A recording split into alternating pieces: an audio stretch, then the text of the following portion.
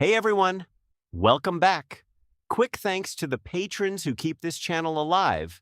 Your requests are what I narrate next. If you want to join them, you can try Patreon free for 7 days, then it's starting with just $3 a month. Links in the description. Now, let's get into the story. See Circle Calendar, year 1492. Approximately 30 years before the Summit War. North Blue. The sun shone brightly over the open sea, while a cool breeze swept across the water, creating gentle ripples across its surface. A marine warship sailed steadily through the waves. A snow-white flag bearing the symbol of a seagull fluttered above it, while a massive sail marked with the word "Justice" in bold black letters hung from the towering mast. Guion, my beloved Guion. I love you. Please accept my feelings.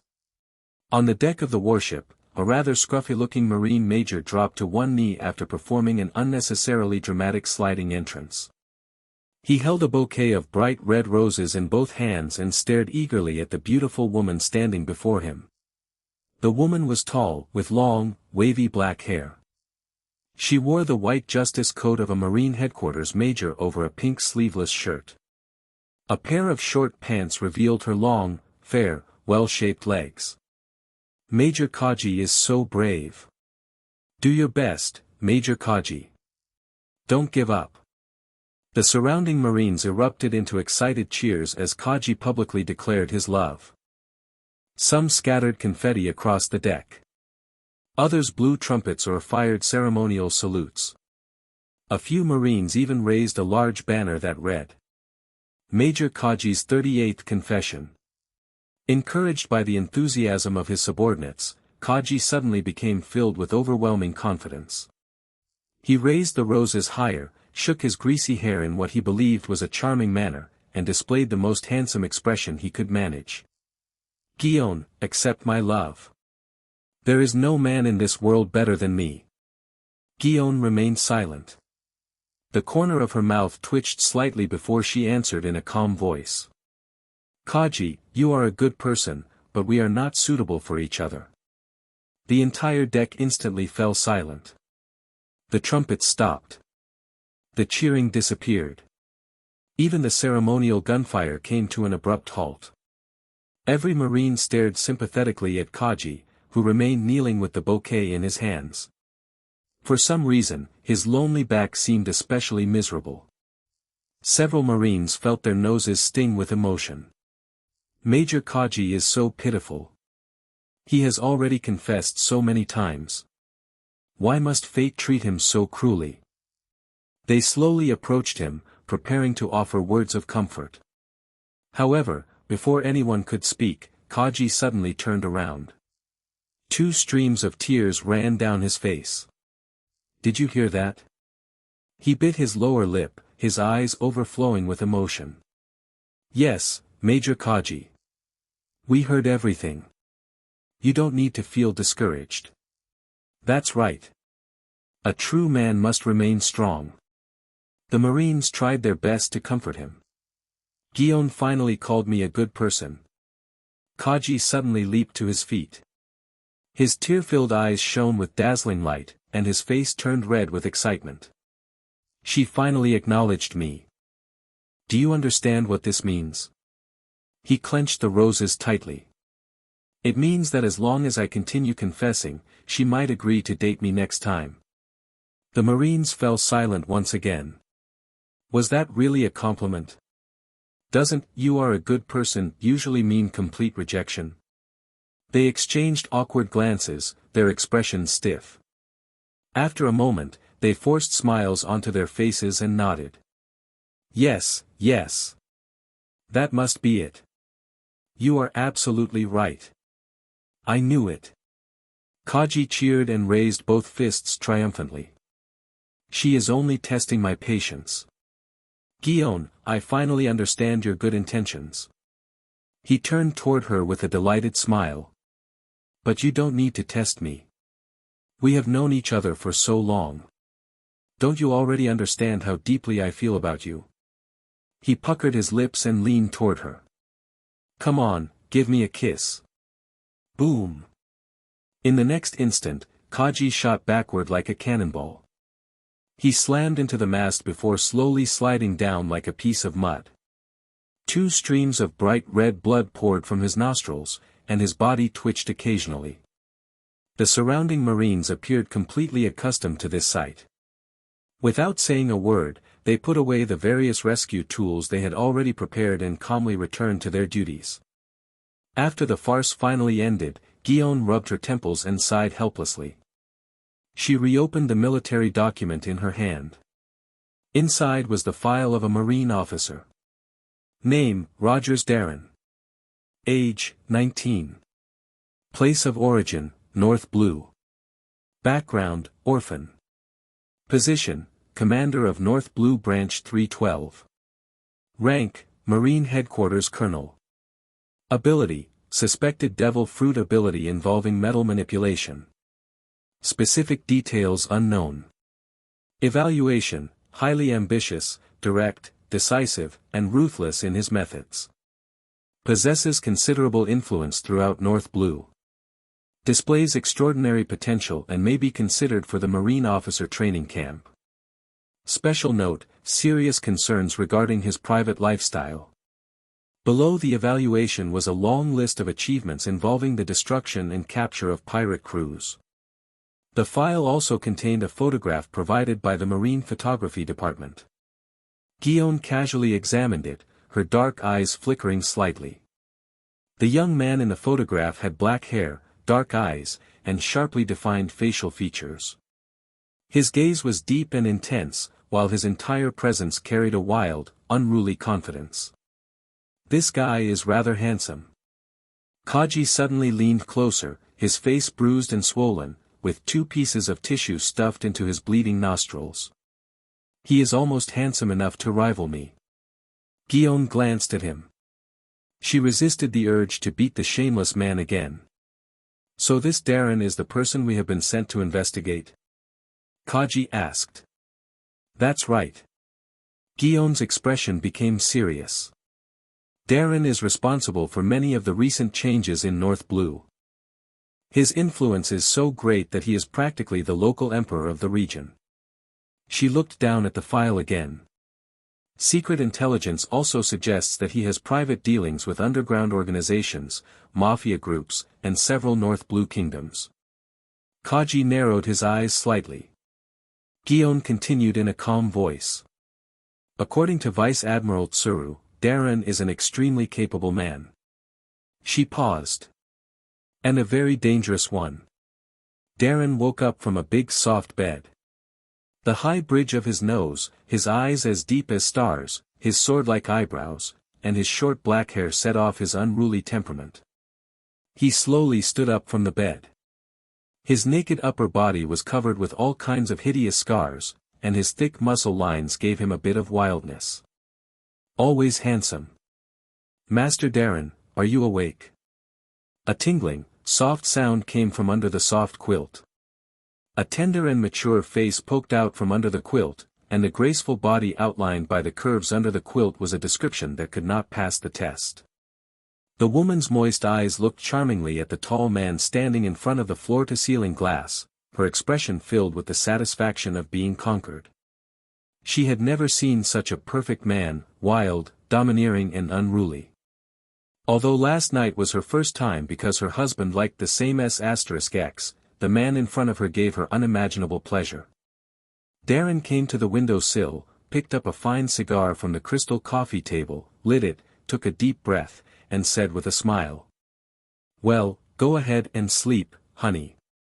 Although I say honey, this woman is just a passerby in Darren's lust-hunting career. Soon he will forget. Although this noble lady tastes really good. Darren put on a loose white shirt, opened his chest, brought himself a glass of whiskey, picked up the latest newspaper, and read it while drinking the whiskey. The great pirate, world destroyer, Berndy Waldo sank the official ship of the world government. The world noble celestial dragons were furious, and offered a high reward of 200 million Baileys. The ward pirates may become the biggest threat to the government. The great pirate Roger set sail again. The latest whereabouts are in the weakest East Blue. The great pirate Golden Lion Shiki is recruiting soldiers in the New World, trying to build the largest pirate fleet in the world. The big pirate Kaido and Charlotte Lin Lin had a war in the New World, causing a small island to be razed to the ground. Shocking news headlines appeared in front of Darren's eyes, causing him to narrow his eyes subconsciously. It's really lively, in this era. He slowly closed the newspaper, took a sip of whiskey, and lit a high-end cigar with gold gilt patterns. The strong smell of tobacco irritated his throat, lifting his spirits and causing him to fall into deep thought. Yes, Darren is a time traveler. It's just that other time travelers are different. He doesn't have any chosen sun system or cheats. His only advantage is that after soul fusion, his perception and control of himself is much more accurate than ordinary people. He traveled to this world of pirates 5 years ago. From a low-level marine private, he managed to climb to where he is today. Although North Blue is outside the Grand Line, it is the most chaotic, barbaric, and most filthy sea area among the 4 seas of the East, South, West, and North. There is no peace in the weakest sea, East Blue. Without the prosperity of trade and the wealth of West Blue. Not sparsely populated South Blue's stability. North Blue is full of mafia fighting, underground forces fighting, endless wars between kingdoms, rampant pirates. All in all, North Blue has become a governance nightmare for countless Marines. From an ordinary sailor to the base commander of Branch 321, and even about to receive a medal from the branch, Darren has experienced so many close calls and intrigues. I'm afraid even he himself can't remember clearly. Only this injury on his body is enough to prove everything. It is precisely because he is well aware of the difficulties along the way that Darren adopts an extremely indulgent attitude towards life. After all, his timeline is C-Circle Calendar 1492. In this era, the Valley of the Gods War has ended for several years, and the entire world order is in chaos. Roger has not completed the great voyage to become the legendary One Piece. Golden Lion has not gone to Marineford to give away his head, and is still dreaming of his dream of ruling the sea. Whitebeard is still accepting his son in a big way, and his blonde hair like a golden crown is still vigorous. Kaido has not yet become the famous, cute teacher, in later generations, and now he still finds Marine to commit suicide from time to time.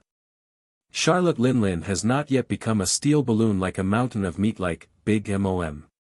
She still maintains a good figure and is looking for a suitable stallion on the sea. Redhead is still an intern, Buggy isn't king yet, King Luffy isn't even born yet. In this era, there is no balance pattern where the 4 emperors ruled the New World, and there is no 7 warlords of the sea system, and there is only chaos and fighting. In this era when the whole world is ravaged by pirates.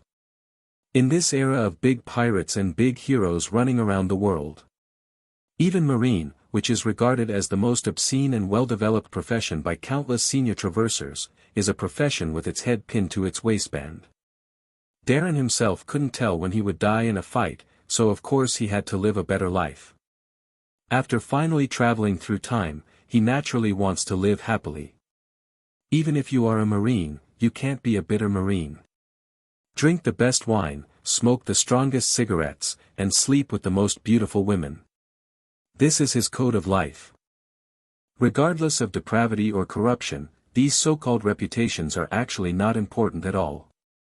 He's not a pirate, so why does he need fame? North Blue Marine has never relied on a good reputation to advance. Among other things, his former bosses, Porcellino and Sakazuki, were also from North Blue. Their reputation isn't that good either. But now they have gone to the headquarters, and after graduating from the officer training camp, they have been promoted step by step, becoming the future Marine Admiral that everyone in Marine has identified. Of course, when it comes to having fun, Darren's standards for improving his cultivation and strength are as strict as when he chooses women. Thinking this way, he adjusted his breath, gradually concentrated, and immersed himself in the perception of his body.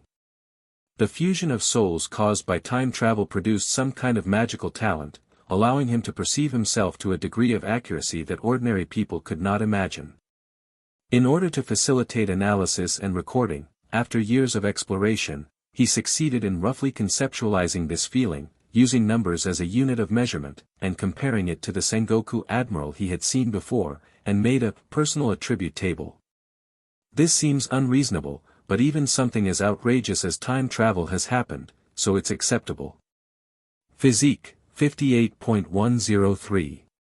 Strength, 53.831. Velocity, 57.539. Fruit, 71.345. Physique represents the body's defense, vitality and endurance. Strength is pure arm strength, body strength, and instant explosive power. Speed means movement speed and short-distance sprint burst. As for the fruit, it's the degree of control that devil fruit has. The reference for this data has a specific example, and the full value is 100. For example, for physical fitness, the reference is naturally the strongest creature on land, sea, and air, in the original plot, Kaido of the Beasts. Kaido's terrifying defense is unable to cause damage without advanced emission. Darren estimates that his physical strength should be around 90 points. Well, my physical strength has indeed increased by 0.03. Darren felt his body carefully, and a smile appeared on his lips.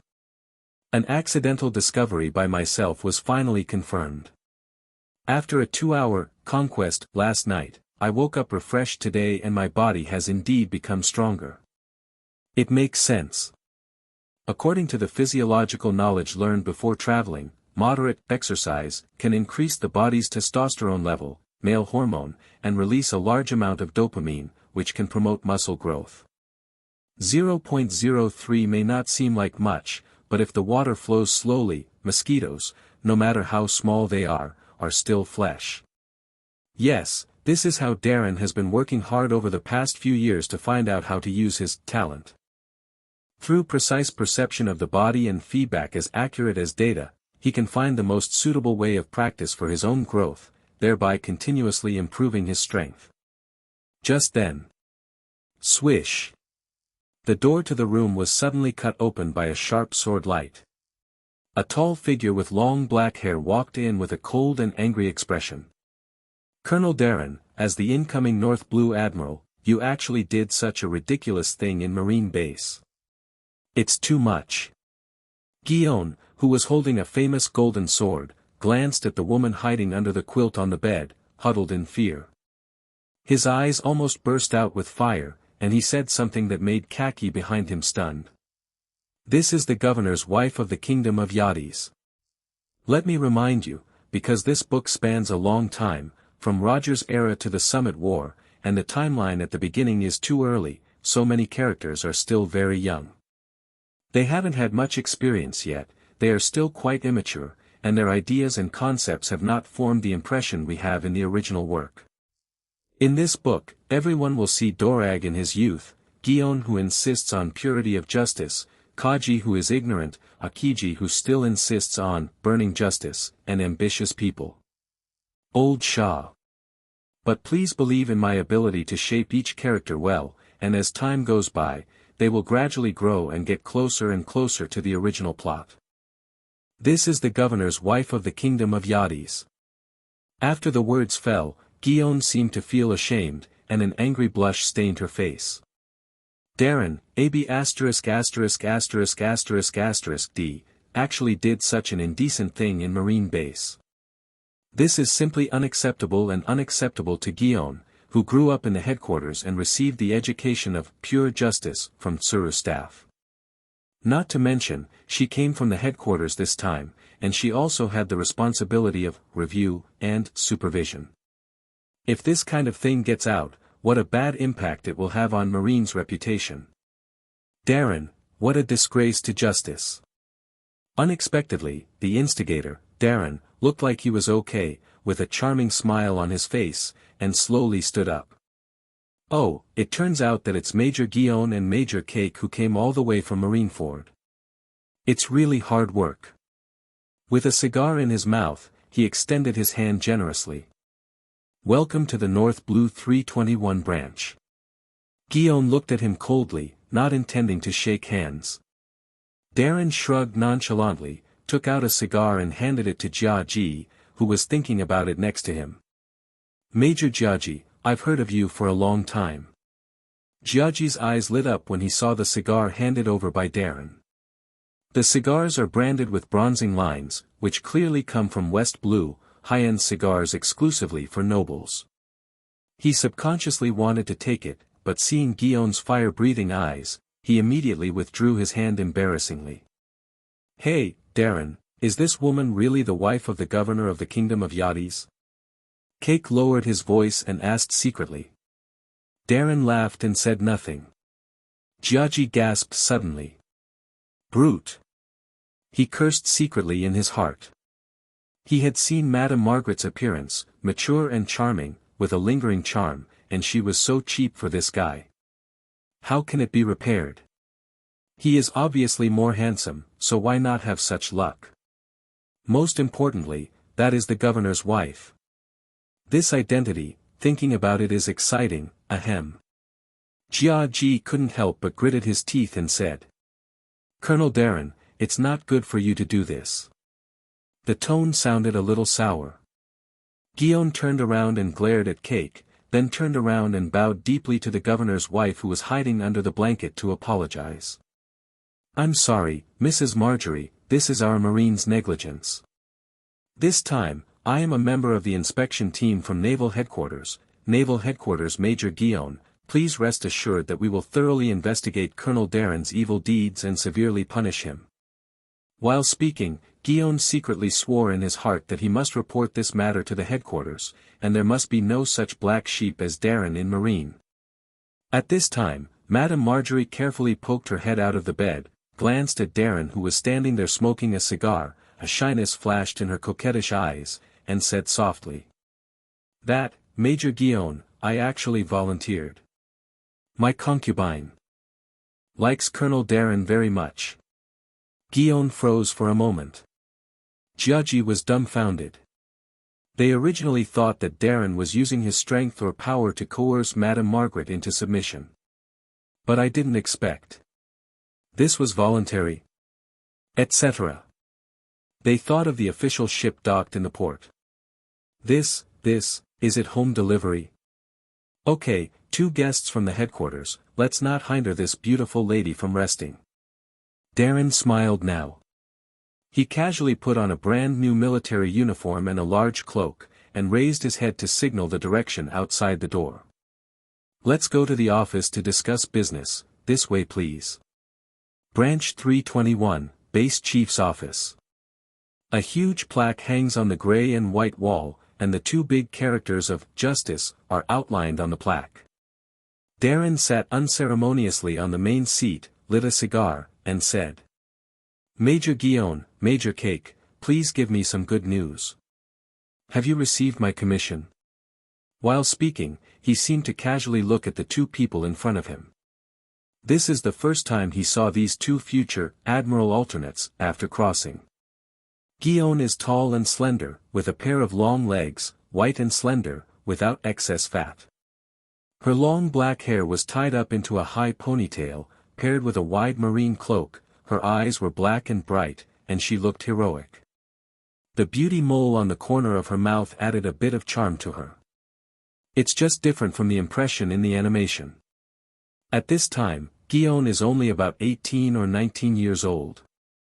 He still looks quite young, but he has already begun to have charm.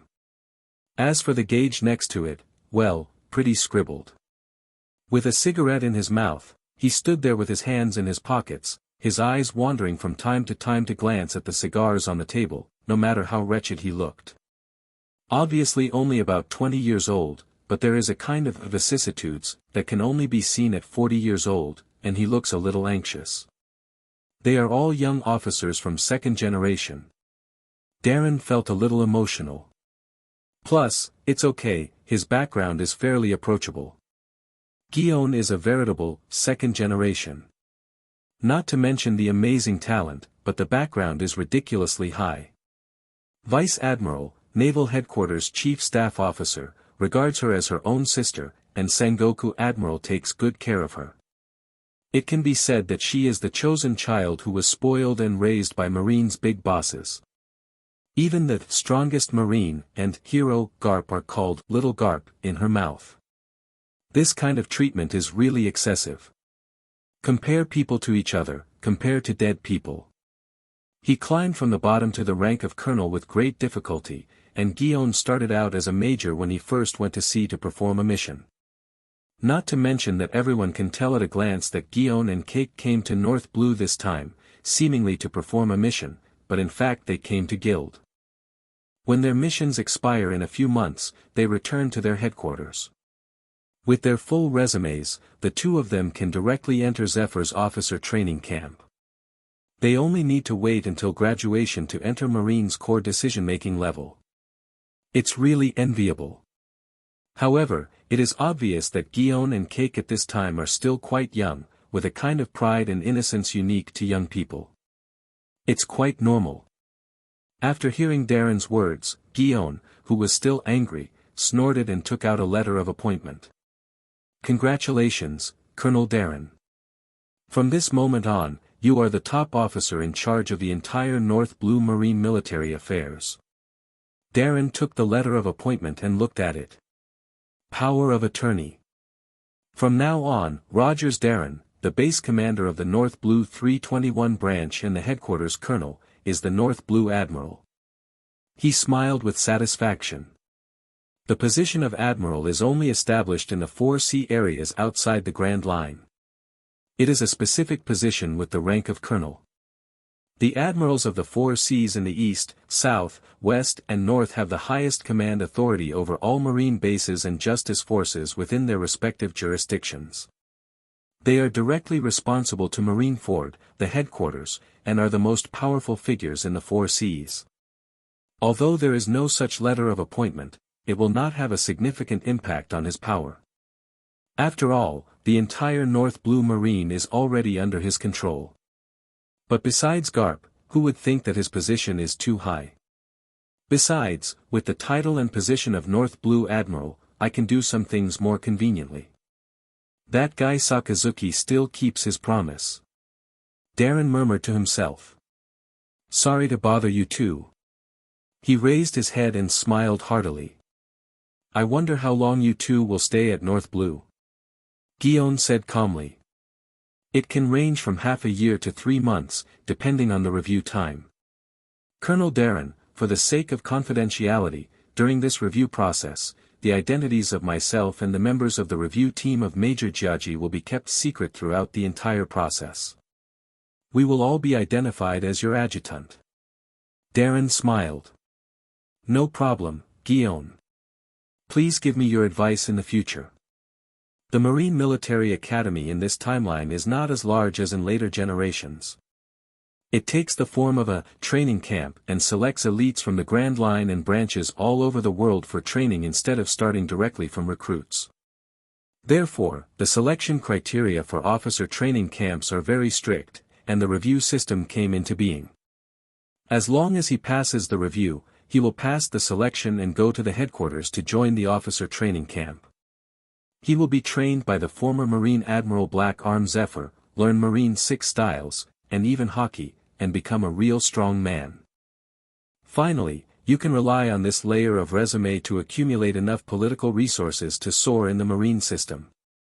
Darren then turned to look at Giaggi and handed him a cigar. Then, please give me some advice. Giaggi glanced at the gold-plated special cigar. Even in the headquarters, he had never smoked such a good product. For a moment, he felt that the flue-cured tobacco in his mouth was tasteless. That. Guillaume. He looked at Guillaume longingly. Guillaume rolled his eyes angrily. Smoke it, smoke it. Okay. Giaggi took the cigar with joy, couldn't wait to light it, and started smoking happily like Yu Qian. At this time, Guillaume suddenly asked in a cold voice. So Colonel Darren, you still owe us an explanation for what happened just now. Even if Mrs. Marjorie is voluntary, your actions will have a bad impact on Marine's reputation and ethos. And considering Mrs. Marjorie's status as the wife of the governor of the Kingdom of Yachties, your behavior may also cause a serious diplomatic incident. When Jiaji heard this, he also pricked up his ears and stared at Darren as if he was watching a good show. Humph, lousy, it depends on how you explain it. He has known Guillaume for many years and naturally knows the latter's character very well. Under the influence of Councillor Tsuru's pure justice, Guillaume could not tolerate any sand in his eyes. You kid, you are so arrogant. And he smokes such good cigars. Well, I have to say that this cigar is indeed quite tasty. Guillaume, this question doesn't need to be explained, right? Isn't this very reasonable? Darren had an innocent expression on his face. I care about the people, military-civilian cooperation. Cough cough cough. Jiaji, who was smoking a cigar in Mimi, almost choked to death and his face turned red. He raised his head and stared at Darren, dumbfounded. Care for the people. Military-civilian cooperation. This actually seems to make sense. Why didn't I think of such a perfect excuse before? No, the reason. Darren. Guillaume stared furiously at the new Admiral of North Blue with crossed legs and frivolous eyes in front of him, almost biting his silver teeth, his towering chest heaved violently with anger. Before coming to North Blue, although she had heard all sorts of unbearable rumors about this man. Lust, depravity, corruption, abuse of power, corruption of life, cronyism, even with North Blue's political and business circles, and even the mafia and underground forces are inextricably colluded and connected. And she has already made some psychological preparations in advance. But she couldn't imagine that a Marine who was supposed to be just could degenerate to such a degree. That kind of vulgar, indecent things fell into Darren's mouth and turned into caring for the people and military-civilian cooperation. Guillaume has almost begun to be unable to look directly at these two words that should be beautiful and enjoyable. What about your concept of justice? Can you live up to the Marine cloak you wear behind you? Is military discipline meaningless to you? She angrily came to a one-key 3-in-1. If you do this, it will not only affect your personal image, but also shame the entire Marine. As if to prove her point of view, she turned her head to confirm with Jaka. Am I right, Gage? I really didn't expect to be able to care for the people so much, what a genius. Ah, Guillaume, you are right. Jia Ji, who was still muttering to himself in a daze, was shocked suddenly, and his erratic eyes immediately became righteous, and he slammed the table angrily, staring at Darren. Yes, Darren, you are a disgrace to the Marine. Darren glanced at him with a half-smile. So you don't want to, Major Gage? Of course I want to, no, I mean, of course I care about people. Jiaji stiffened his neck, his face flushed red. Darren smiled, and exhaled a stream of smoke like a dragon, his eyes fell on Guillaume's pretty angry face again, and he said slowly. This kind of thing is what you want. Madame Marjorie is very happy, and I am also very happy. This is a win-win situation. Win ****. Guillaume couldn't accept this kind of absurd reasoning at all, and said through gritted teeth. The governor of the Kingdom of Coyotes will definitely not be happy. If this matter is discovered by him, what kind of political impact will it cause? Who said Lord Governor Tyrell wouldn't be happy? Darren suddenly smiled. Guillaume froze for a moment, then seemed to realize something, and stayed there. Jia Ji also opened his mouth with a dazed look on his face.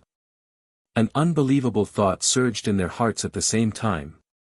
Could it be? Could it be? Darren flicked the ash lightly, and continued. Besides, this kind of thing is actually not a big problem, and I won't hide it. Since you know it, the headquarters will know it too. But why has no one in the headquarters ever launched an impeachment against me? Sengoku Admiral has never held me accountable. Maybe you have thought about such a question. He stood up slowly, pressed his broad palms on the conference table, and leaned forward slightly, extremely aggressive. A domineering, disdainful and icy aura gradually emanated from his body. Seeing the gradually shrinking smile on Darren's face, somehow Guillaume and Cake felt a chill in their hearts. Darren looked down at the two, second generation, from the headquarters in front of him, and said lightly. Because I can do things. You say that I affect the image of Marine, but you can tell me that you are from the headquarters, the Marine generals in Marineford, do they have a good image? As soon as this remark came out, Guillaume and Cake were immediately speechless. They thought of Vice Admiral Garp who picked his nose and slept late. I think of the big Senbei, Sengoku Admiral who talks to goats and talks. Also reminded of the two monsters of the younger generation, Sakazuki and Pagliusolino. One uses the most cruel means to deal with pirates, and even does not hesitate to harm civilians in order to complete the task.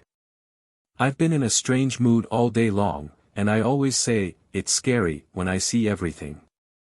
Thinking about it this way, they suddenly realized that Marine's image is not very good. No, not right. Guillaume suddenly realized that he couldn't just be bypassed by this guy.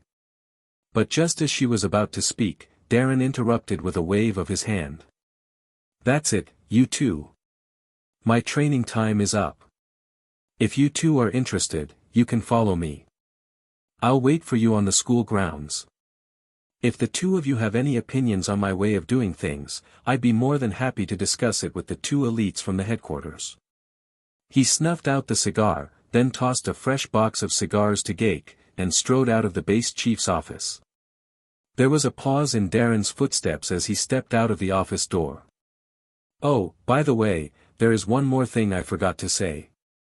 He turned his head and said with a half-smile. Although I smoke, drink, greedy, lustful, murderous, and powerful, I think I'm a good Marine. Compared to those good-for-nothing, incompetent trash, I'm much better. He beckoned, with a big smile on his face. After walking out of the office, the door slowly closed. Guillaume and Cake sat there blankly, and it took a while for Guillaume to suddenly come back to his senses. That be ************* D. I don't believe in such nonsense. She gritted her teeth, took out the military phone bug, and dialed the signal of the headquarters. Guillaume, this is. Cake asked curiously while hiding the box of cigars. I want to report Darren's problem to the headquarters. Guillaume's eyes were fixed on Blubber's ringing phone bug. Soon, the phone bug communication was connected. Brew. Ha ha ha little Guillaume, have you arrived at North Blue? How's the environment there? There was a hearty laugh, and the phone bug vividly imitated Admiral of Headquarters Sengoku in a seagull hat and round black-rimmed glasses. Report to Sengoku Admiral, I have arrived at Branch 321. Guillaume solemnly said. But in the process of performing the review task, I discovered that Colonel Darren's private style has extremely serious problems that can affect Marine's image and even cause political disputes. During the process of performing the review task, I discovered that Colonel Darren's private style has extremely serious problems that can affect Marine's image and even cause political disputes. There was anger in Guillaume's voice. Oh. Sengoku's puzzled voice came from the phone bug. What's the problem? In my impression, Darren is quite capable. Quite capable. I don't know if I was taken away by Darren's phrase, caring for the people. Guillaume always felt a little bit wrong when he heard this sentence. She opened her mouth, her face gradually turned red, and she faltered. He. It was too embarrassing for her to say it. Jiaji next to him grabbed the phone bug and said angrily. He actually slept with the governor's wife of Yadi's kingdom. Sengoku. The other side of the phone bug. Naval Headquarters Marineford, Admiral Office. Sengoku looked at the outraged Jiaji on the phone bug with black lines all over his head, angrily reprimanding. Sengoku Admiral, I strongly recommend that Darren be fired. That's the wife of the governor of the kingdom. She still looks charming, very beautiful. Sengoku's head was full of black lines. No, dismissal and investigation will be dismissed and investigated. We can discuss this matter. Why are you always talking about Madame Marjorie's looks? Well, that's what happened. Sengoku muttered.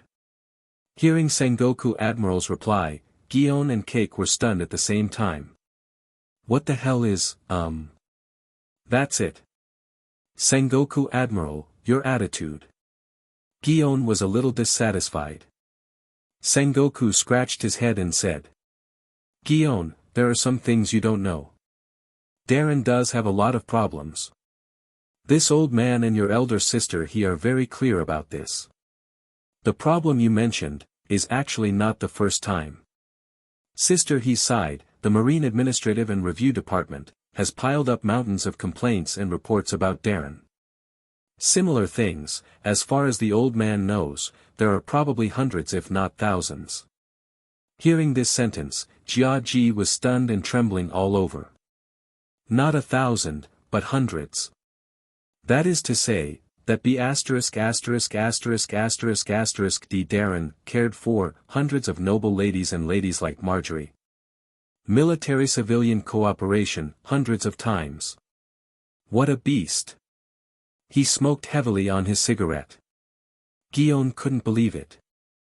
Then why is he still able to be promoted to Admiral of North Blue? If he continues to mess around like this, the whole North Blue will be messed up by him. Hearing this, Sengoku sighed in his heart that Gion was still too young and immature. It seems that it is really necessary to let her go to North Blue to experience it this time. Gion, is there a fax machine next to you? Gion took a glance and found a fax machine in a corner of the office. Some. I'll send you a document and destroy it in time after you read it. Soon, with the sound of the fax machine, a document from the military department appeared in front of Gion and Cake. This is the work report that Darren submitted to the headquarters when he applied for promotion to the position of North Blue Admiral. It contains his experience as the base chief of the 321 branch in the past 2 years.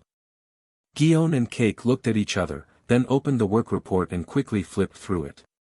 But the more they looked closely, their eyes gradually widened, and their faces were full of astonishment. Do you understand now? There was something intriguing in Sengoku's voice. The North Blue is very chaotic, the most chaotic sea area among the 4 seas.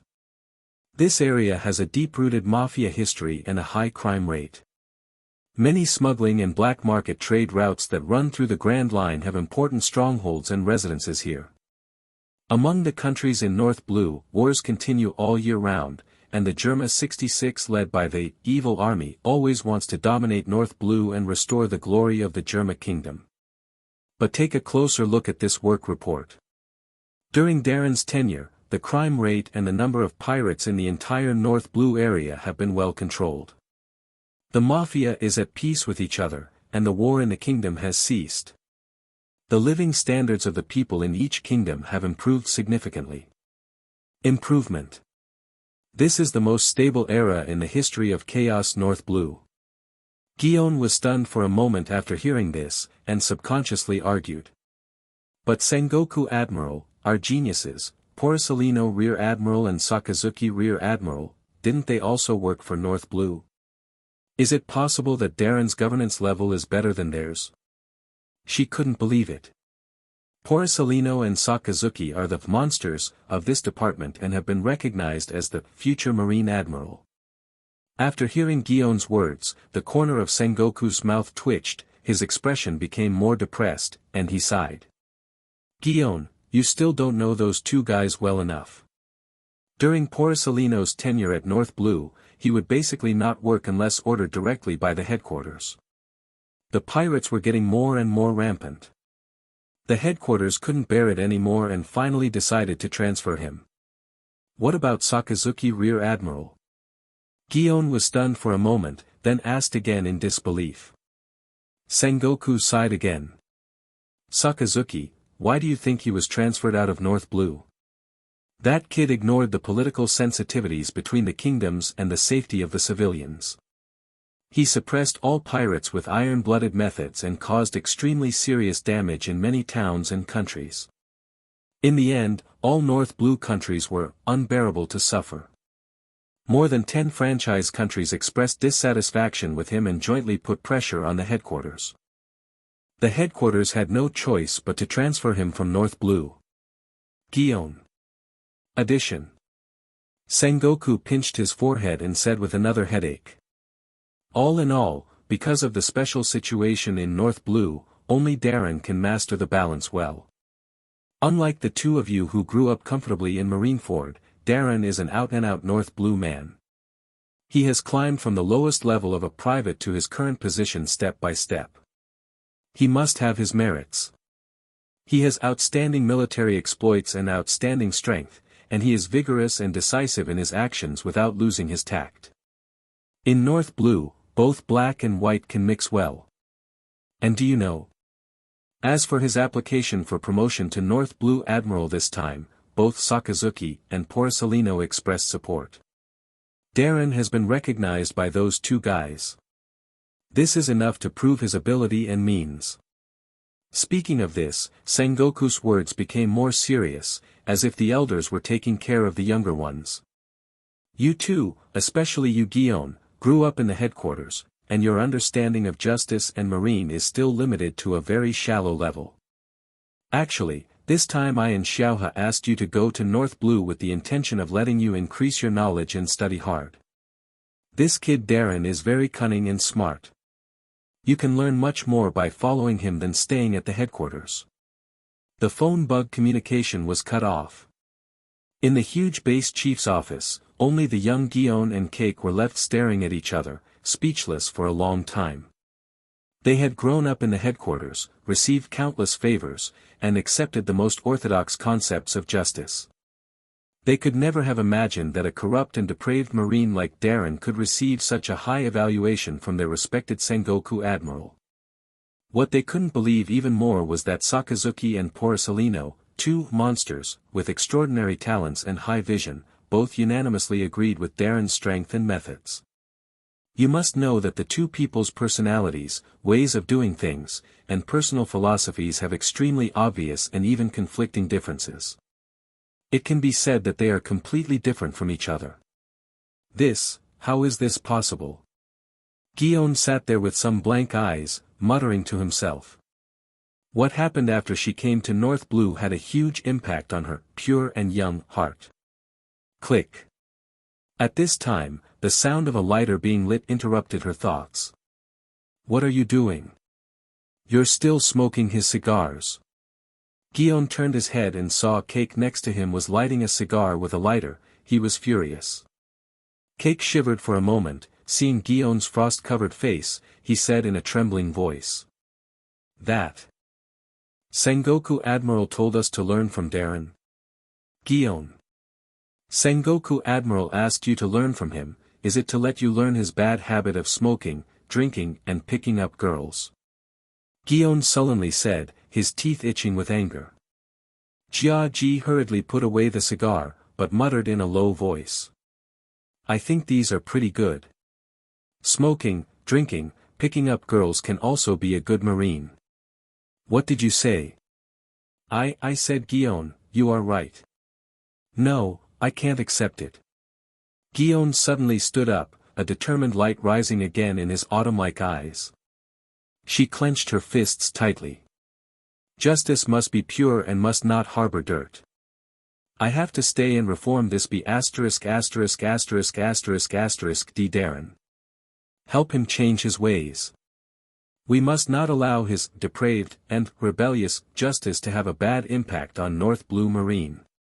Cake sat aside and looked at Gion, who was full of fighting spirit, and couldn't help but cover his face in silence. But in his heart, he was thinking about Feifei. Military-civilian cooperation, caring for the people. Hey. He didn't know what he thought of, but he couldn't help but laugh obscenely. Stop giggling. Go to the school grounds quickly. Gion glared at him and said coldly. Jiaji was confused. Going to the school field? What are you going to the school field for? Training. We have just arrived at North Blue, and the road is bumpy and bumpy. Isn't this too tiring? Guillaume stretched out his hand to hold down the golden sword at his waist, his eyes flashing with sharp light. Don't that be ************* D Darren want to spar with us? Her face was full of competitiveness. I would like to see if he, the North Blue Admiral, truly deserves his title.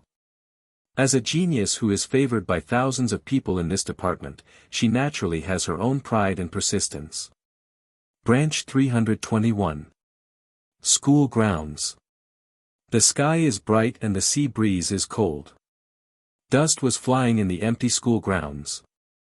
Rows of weapon racks are placed on the edge of the school grounds, displaying various weapons such as maces, sambos, and naginata. Not far away are dozens of human-shaped stone targets, and even further away is a row of artillery used for drills. There is also a dilapidated abandoned warship on the other side. Many Marines from Branch 321 have already started regular training here, but from time to time they glance at the figure in the center of the school field. Darren was naked from the waist up, only wearing black military pants, and was doing one-finger push-ups in the middle of the school field. 1997, 1998, 1999, 2000. After doing 2,000 one-finger push-ups with his right hand, Darren switched to his left hand. 1, 2, 3, 4. The rhythm is stable, and every movement is transferred to ultimate, which seems to have a unique rhythm. The sharp-edged and explosive muscles, combined with his wild and uninhibited temperament, make him look like an aggressive cheetah in the wilderness from a distance. This is what Guillaume and Cake saw when they first arrived at the school grounds. I didn't expect this guy to train quite hard. Guillaume, who rushed to the school grounds in a hurry, saw this scene. Although he was still quite angry, he still had to admit it. Generally speaking, Marines stationed all over the world have relatively loose military discipline because they are far away from their headquarters, so they are naturally opportunistic in their training. Except for the period of surprise inspections by the headquarters, most Marines from all over the world are relatively slack in daily training. But she didn't expect that Darren, a guy with a corrupt life, would have such strict requirements for her in training. TCH, that's it. Giaggi put his hands in his pockets, his face full of disdain, but his tone was a little sour. In fact, he was a little shocked inside. After they observed for a while, Darren had completed 2,000 one-finger push-ups again. You're here, do you want to train together? He dusted off his hands and smiled at the two of them. In the sun. Sweat flowed down the deep lines of Darren's jaw and the ravines of the muscle lines on his body. Coupled with his handsome face, he had an extremely impactful beauty. The female Marine who was watching secretly from a distance had stars and red hearts in her eyes. Guillaume was also dazzled by this, and thought to himself, no wonder Mrs. Marjorie is so obsessed with him. Of course she is not so superficial that she can be easily seduced by men. Mainly the Darren model, which is so rare in Marine. She thought of Sakazuki and Porcelino, and then looked at Kaji next to him who looked like a gangster with his pocket in his pocket. By comparison, Darren, a dirty and shameless B******************, seemed a lot more pleasing to the eye. However, she did not forget her purpose of coming here. He must be taught a lesson so that this B****************** who knows nothing about heaven and earth will stop being so arrogant. No need, Colonel Darren. We came here because we want to experience your strength, right? Guillaume said solemnly, and turned to look at Cake. Ah. I don't want to, it's so tiring. Cake blurted out, and he could sense the murderous intent that suddenly rose in Guillaume's eyes. He immediately straightened his chest, put his hands on his hips and changed his words. That's right. Colonel Darren. Let's see what you, the North Blue Admiral, are really capable of, right? Oh. Are you sure? The corner of Darren's mouth gradually curved into a smile that was not a smile. After all, you two are elites from this headquarters.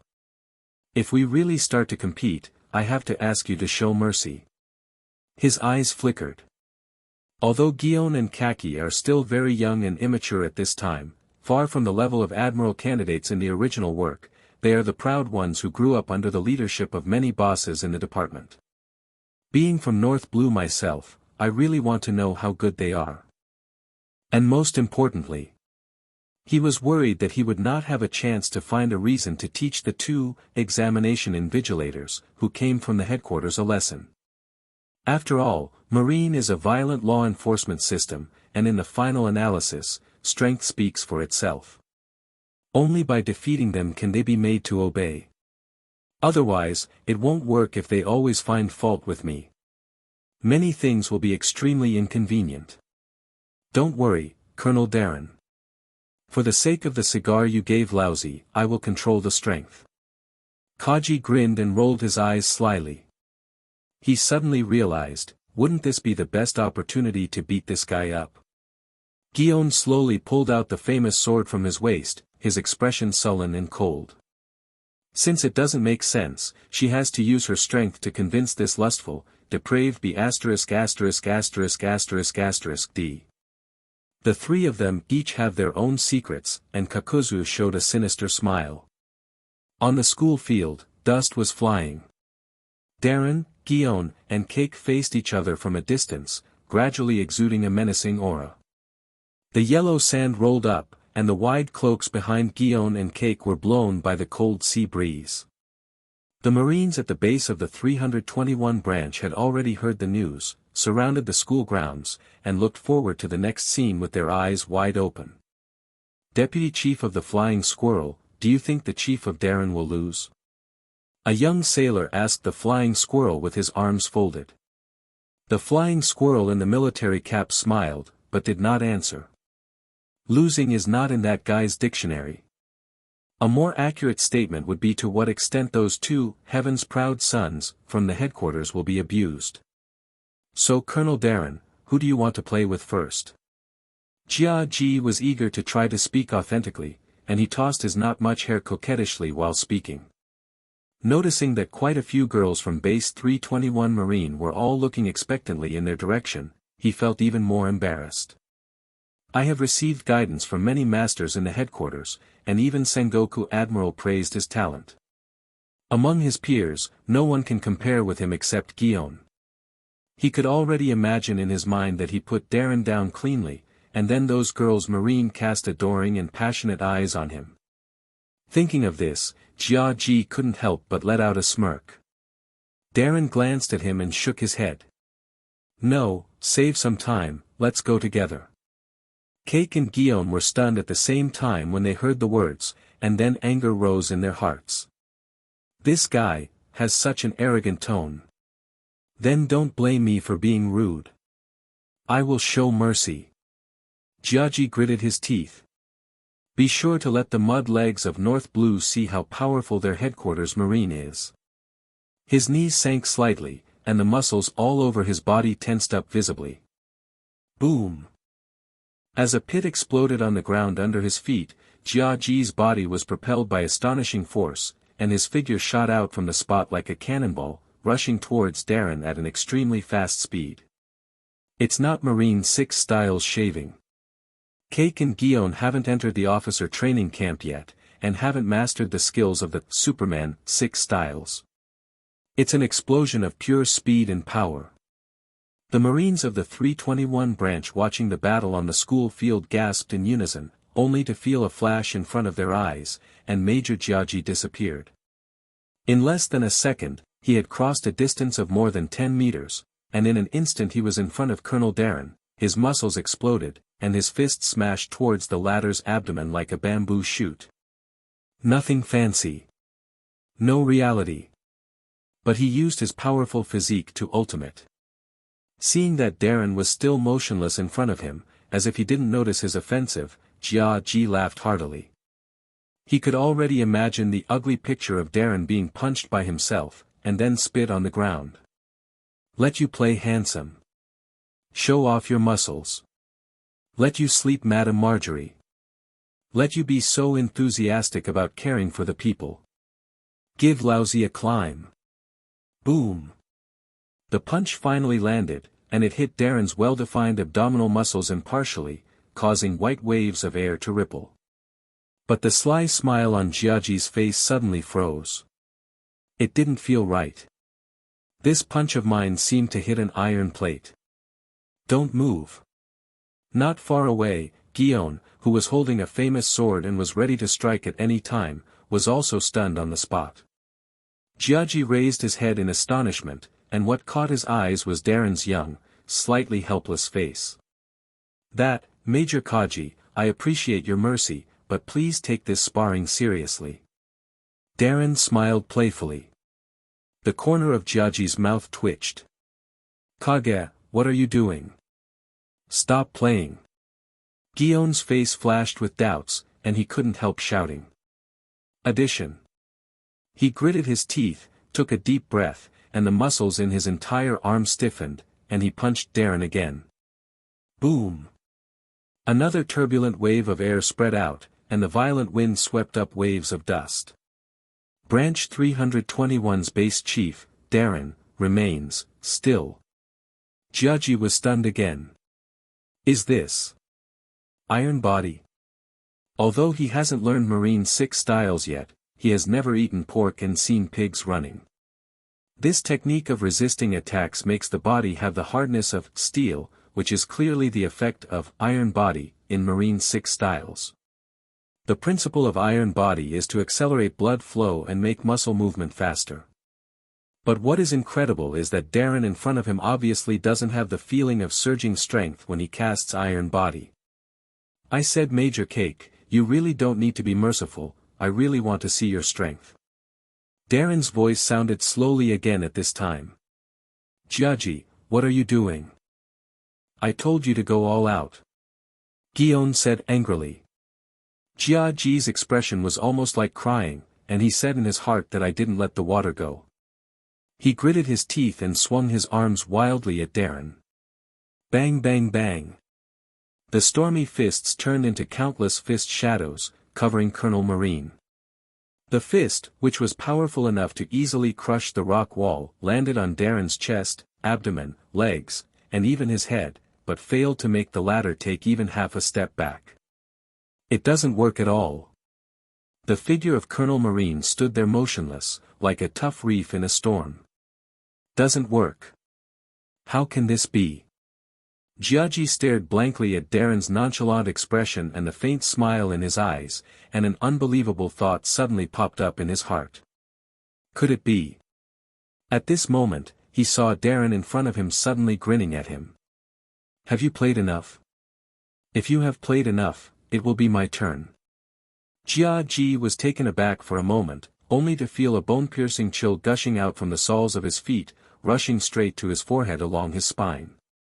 A big rough hand approached him with lightning speed, and it magnified crazily in the reflection of his pupils. The speed is so fast, there is nowhere to escape. Jiaji's face suddenly changed, and the faint speculation in his heart finally evolved into reality with Darren's shot. This guy possesses such a powerful strength that he can easily crush himself. Don't slap your face. Jiaji screamed strangely, but the next moment the big hand directly covered his face. Under Guillaume's incredulous eyes. Under the sluggish expressions of the 321 branch Marines who gasped. In the helpless sight of the flying squirrel. Amidst the wailing of Jiaji himself screaming like killing a pig. Darren, who held the face of Jiaji with one hand. Smiling and stepping forward. Then. Slammed Jiaji's head into the ground hard. Boom. The ground within a radius of 20 meters shook violently, and a shocking crater was formed immediately, and dense cracks continued to spread in it. Jiaji's whole head submerged into the ground of the deep pit, and his 2 legs wearing wooden clogs hung upside down in the air, twitching from time to time. The dust billowed like a dragon. At this moment, everyone present grinned at this scene, their eyes twitching and twitching. It hurts just to look at it. Damn. Seeing this scene, Guillaume's expression changed drastically, and he finally realized that Darren clearly possesses great strength. This is teasing them. Jia Ji is good at physical combat in close combat, and his physical strength is extremely amazing. But his attack landed on Darren, but failed to cause him the slightest damage. Looking at Darren's naked upper body covered with hideous scars, a thought suddenly popped up in Guillaume's heart. This guy's physical defense may have been cultivated to an inhuman level. Even under normal circumstances, the hardness is already comparable to iron body. When thoughts flashed, Guillaume didn't hesitate anymore, and his figure shot out from the spot like a pink phantom. There was a strong fighting intent in her eyes, and the famous golden knife in her hand shone with a dazzling cold light. Things have developed to such a point that it is impossible for her to back down. She and Jiaji came here on behalf of the headquarters, and there are so many Marines watching around, they have to save face no matter what. Be careful, Colonel Darren. The moment the voice sounded, Guillaume's figure appeared in front of Darren's eyes. The famous golden knife in his hand cut through the air, causing a sharp explosion. Draw out the knife, peach smoke. Cut off with one blow. Laugh. The famous golden knife slashed down fiercely, and blood shot out. A ferocious bloodstain bloomed on Darren's chest, and a large amount of blood gushed out. The pupils in Guillaume's eyes shrank suddenly. No hiding. She looked at Colonel Marine in front of her with a face full of astonishment, and she couldn't react for a while. The blade of the famous knife in his hand was firmly stuck in Darren's chest muscles, unable to penetrate an inch. Then she saw a smile. A cruel, joyful, even faintly crazy smile gradually rose from the corner of Darren's mouth, opening an unscrupulous arc. Feel the breath of all things, the realm of cutting iron. Darren licked the salty blood that splattered on his mouth, and looked at Guillaume with admiration in his eyes. As expected of a genius in the headquarters, he is only one step away from the sword master. As soon as the words fell, Guillaume felt a violent wind blowing towards his face, tearing his cheeks so painfully. The explosion of air exploded in front of him. So fast. Her complexion changed drastically, and she subconsciously held the famous knife in front of her to block it. Bang! A black military boot kicked heavily on Mingdao's body. Guillaume only felt a surge of immense power, as if he had been hit head-on by a high-speed sea train, and flew out like a cannonball. Circles of air ripples spread in the void. Boom! Boom! Boom! After Guillaume's figure knocked down several heavy stone targets one after another, he rolled a few times and fell to the ground. Countless gravels rolled down. A bloodstain spilled from the corner of Guillaume's mouth, the hand holding the sword kept shaking, the tiger's mouth was dripping with blood, and there were bursts of burning pain. She stared at the man in the distance with a face full of disbelief, and a storm arose in her heart. This guy, not only has a monster-like physical defense, but also possesses the strength close to that of an adult giant.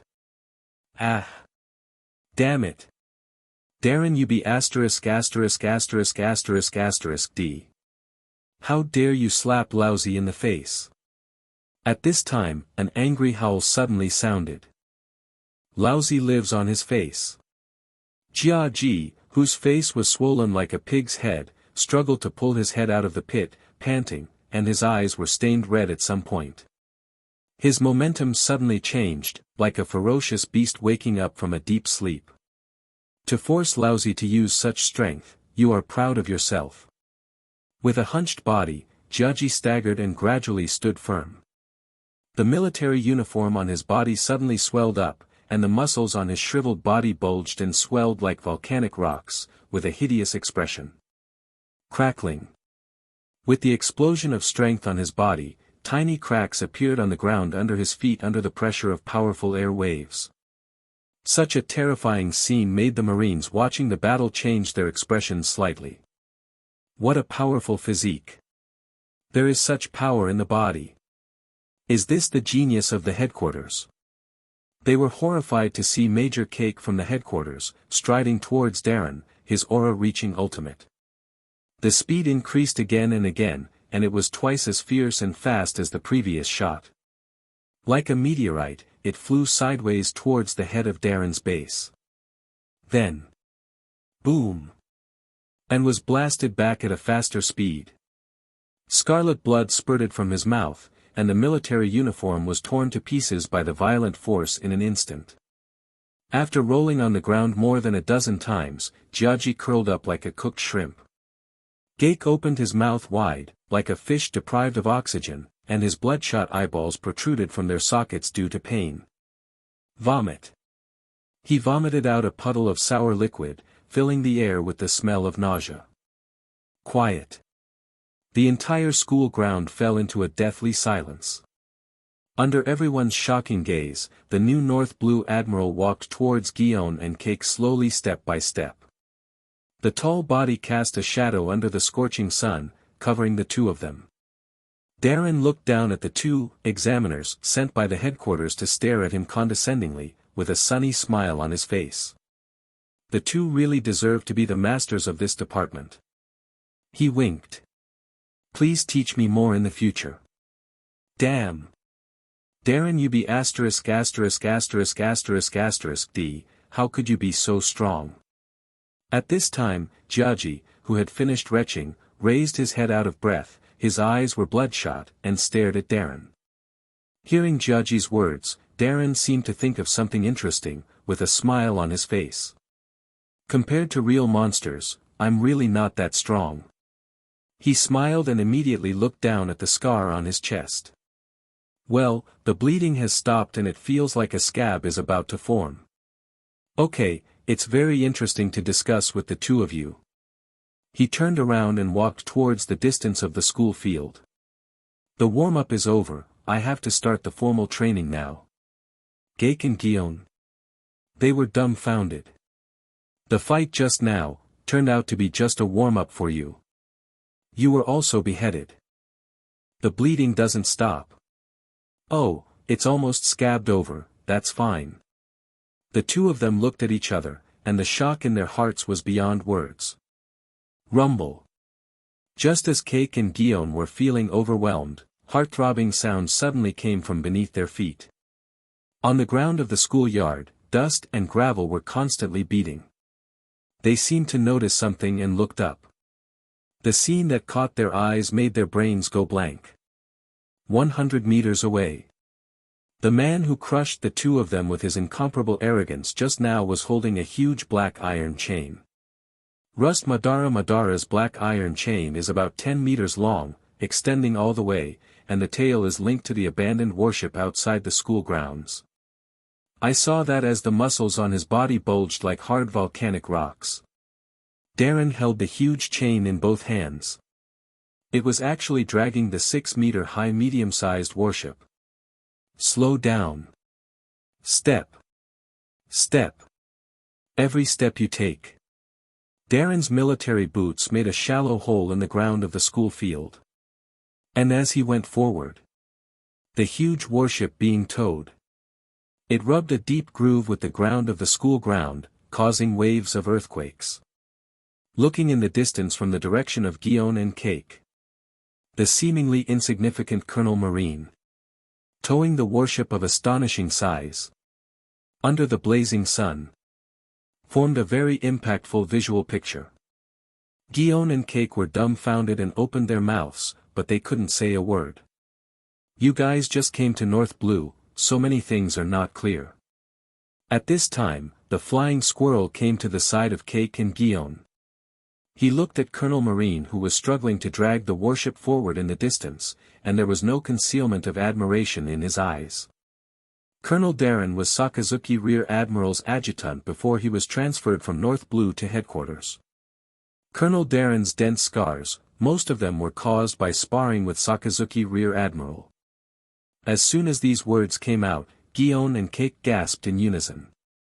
That horrible scar was caused by sparring. How is this a sparring? This is clearly a beastly fight. A man who can fight Sakazuki's monster. Thinking of the discussion just now, Cake and Guillaume blushed.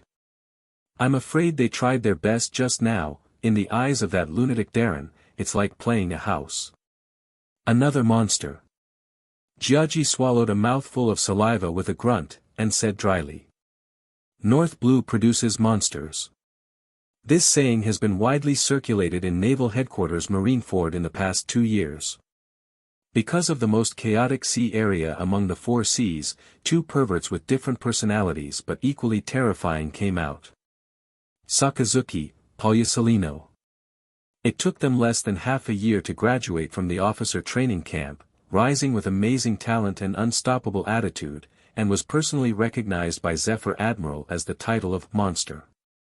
But now, maybe it won't take long. Another monster will be born in this chaotic sea. His name is Rogers Darren. Hearing what Jiaji said, the flying squirrel couldn't help but smiled and said, "A monster? Maybe." I joined the 321 branch at the same time as Colonel Darren. I clearly remember that on his first day of training 5 years ago. A trace of nostalgia flickered in the flying squirrel's always cold and resolute eyes. At that time, he was very thin and weak. After running 10 laps on the school field, his physical strength was completely exhausted. He had to rest for half an hour before he recovered and stood up again. Among the recruits in the same period, his physical fitness is the weakest one. But he didn't give up because of it. I insist on training every day, and I challenge my physical limit almost every day. At first, it was walking with a gun barrel, and then a canoe. It took 3 years for Colonel Darren to barely drag this abandoned warship by 1 meter.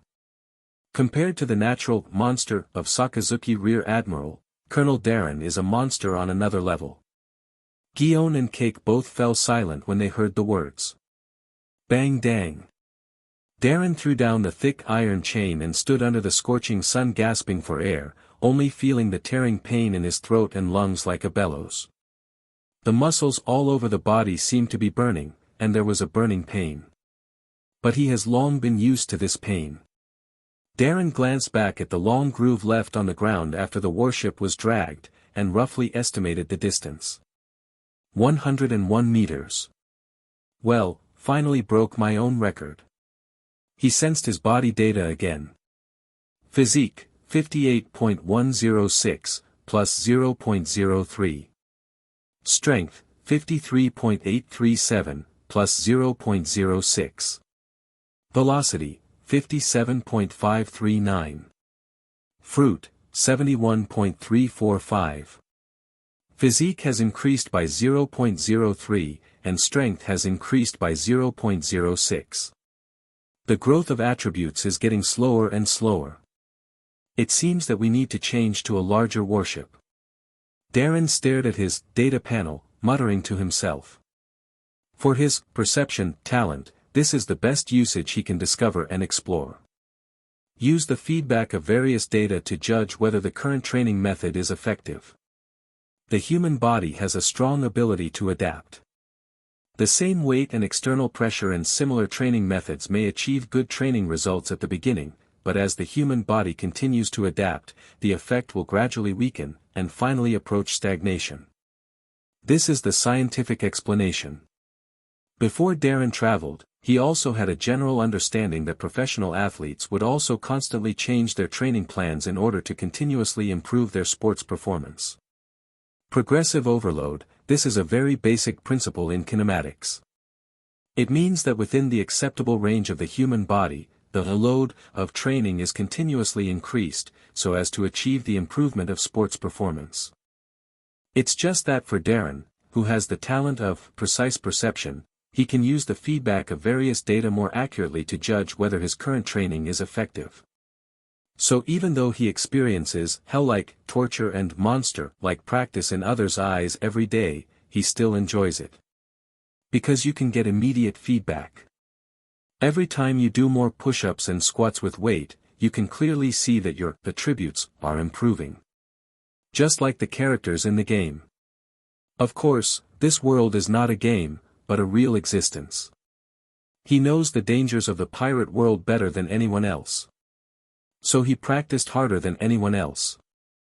Because only in this way can he compete with the real monsters in this sea.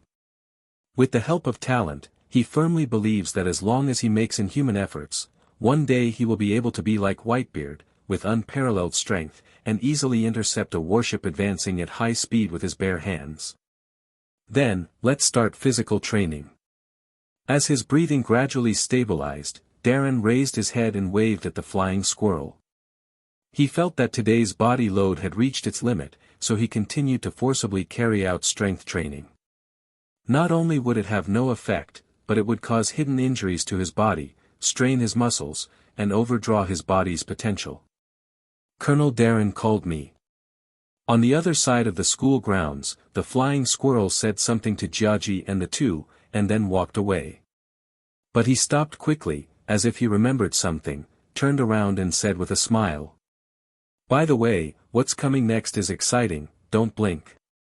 Cake and Guillaume were stunned. The flying squirrel didn't explain much, just smiled mysteriously. Although it is not his character to have a bad taste, I don't know why. Seeing these two proud men of heaven in this department look like they have never seen the world and are shocked, I always feel inexplicably happy. Gather. The flying squirrel drank coldly. In less than 20 seconds, dozens of Marine soldiers from around the school grounds had quickly gathered in the center of the school grounds. They seemed to have been prepared a long time ago and divided into two queues. Bang! With a crisp buzzing sound, the Marines in the front row all drew out their sabers. Swish! At the same time, the Marines in the rear queue also raised their flintlock guns in unison. All of them held their breath. The target, whose eyes were locked, turned out to be Darren in the middle of the school field. Hey, this is a joke. Jiaji seemed to realize something, his face was full of astonishment, and the corners of his mouth twitched uncontrollably. Guillaume swallowed a mouthful of saliva and said in a harsh voice. "This kind of training method can really kill people." Before they could suppress their shock, the flying squirrel over there had already issued an order in a stern tone. "Attack!" The voice fell.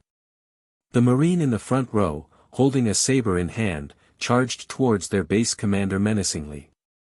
The sharp and cold saber showed no mercy, slashing at various parts of Darren's body crazily. Head, face, neck, chest, back, arms, thighs, throat. Every part is taken care of properly. Clang, clang, clang, clang. However, it was as if they were cutting on steel, with large sparks popping out from the blade, and then a gap opened. After a round of cutting, the sabers were scrapped one after another, and the Marines in the front row quickly dispersed. Marine, who was in the back row and was ready to go, immediately pulled the trigger of his flintlock gun. Bang, bang, bang.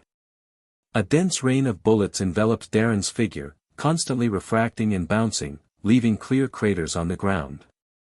After firing a round of bullets, Marine in the back row immediately drew out the saber from his waist and rushed towards Darren. At this time, the Marines in the front row once again gathered at the Marine position in the back row and began to load bullets into the flintlock gun. Back and forth, sword. Shooting. From time to time, I even saw Flying Squirrel dragging out a heavy cannon from the nearby armory, and taking advantage of the gap between the rotation of the two Marine teams, to fire a shot at Darren. Swords broke, bullets fired, and shells exploded. Rolling black smoke and fire rose up in the school grounds, kicking up vast amounts of smoke, dust, and yellow sand. From a distance, it looked like a small war was taking place. Cake and Guillaume on the edge of the school grounds stared dumbly at this horrific scene of self-mutilation. Transfixed. No iron body, no dodging, no blocking. That madman. He was just relying on his body's defense to resist such a ferocious attack. Is this something humans can do? Cake and Guillaume looked at the man who was still standing despite the hail of bullets, and murmured with pale faces. That evening. The residence of the head of the 321 branch base. After completing his training, Darren simply rinsed his body and walked out of the steamy shower. Looking at the body in the mirror that was full of scars and as explosive as a cheetah, he was in a trance for a moment. Physique, 58.418. Strength, 53.890. Velocity, 57.548. Fruit, 71.345. After the final anti-blow training, I also had a lot of wounds on my body, but they have basically scabbed and it is estimated that they will be completely healed after a night's sleep. This is reflected in the body perception data, which is that the physical fitness has successfully improved by 0.312, reaching 58.418, one step closer to the 60-point mark. It is true that the progress is getting slower and slower. It seems that we will have to find time to transport several heavy guns from the warships to the school grounds. Darren looked at the dense scars on his body and frowned. As his physical defense becomes stronger and stronger, ordinary swords and guns are basically ineffective against him. The slashes of the saber and the bullets of the flintlocks could only leave a shallow red mark on the surface of the body's skin.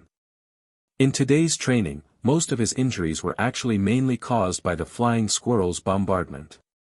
If he wanted to continue to improve his physical resilience and ability to withstand blows, Darren knew he had to increase his intensity. This is the benefit of the perception talent. With accurate feedback from the data, he can well control the intensity of training. It will not cause injuries that cannot be healed, let alone fatal, but the training intensity will be controlled within a reasonable range. Compared with the beginning, the improvement of my physical fitness data has become slower and slower, but it is still improving. Although Darren has been promoted to the governor of North Blue and controls the marine military power in the entire North Blue Sea area. But power is one thing. Darren knows better than anyone else that personal strength is the foundation for settling down on this ocean.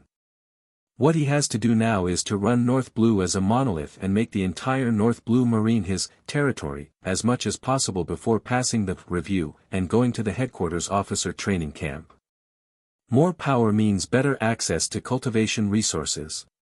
On this basis, improve personal strength as much as possible. Before mastering hockey, improving strength, speed and physique is the best way to improve your strength. Darren thinks that he is not a penultimate monster like Sakazuki, so he practices harder than anyone else. According to Darren's judgment, the strength of an adult giant is about 60 points. And when his physique reaches 60 points, even under normal conditions, his physical strength will reach the strength of the 6th position, iron body.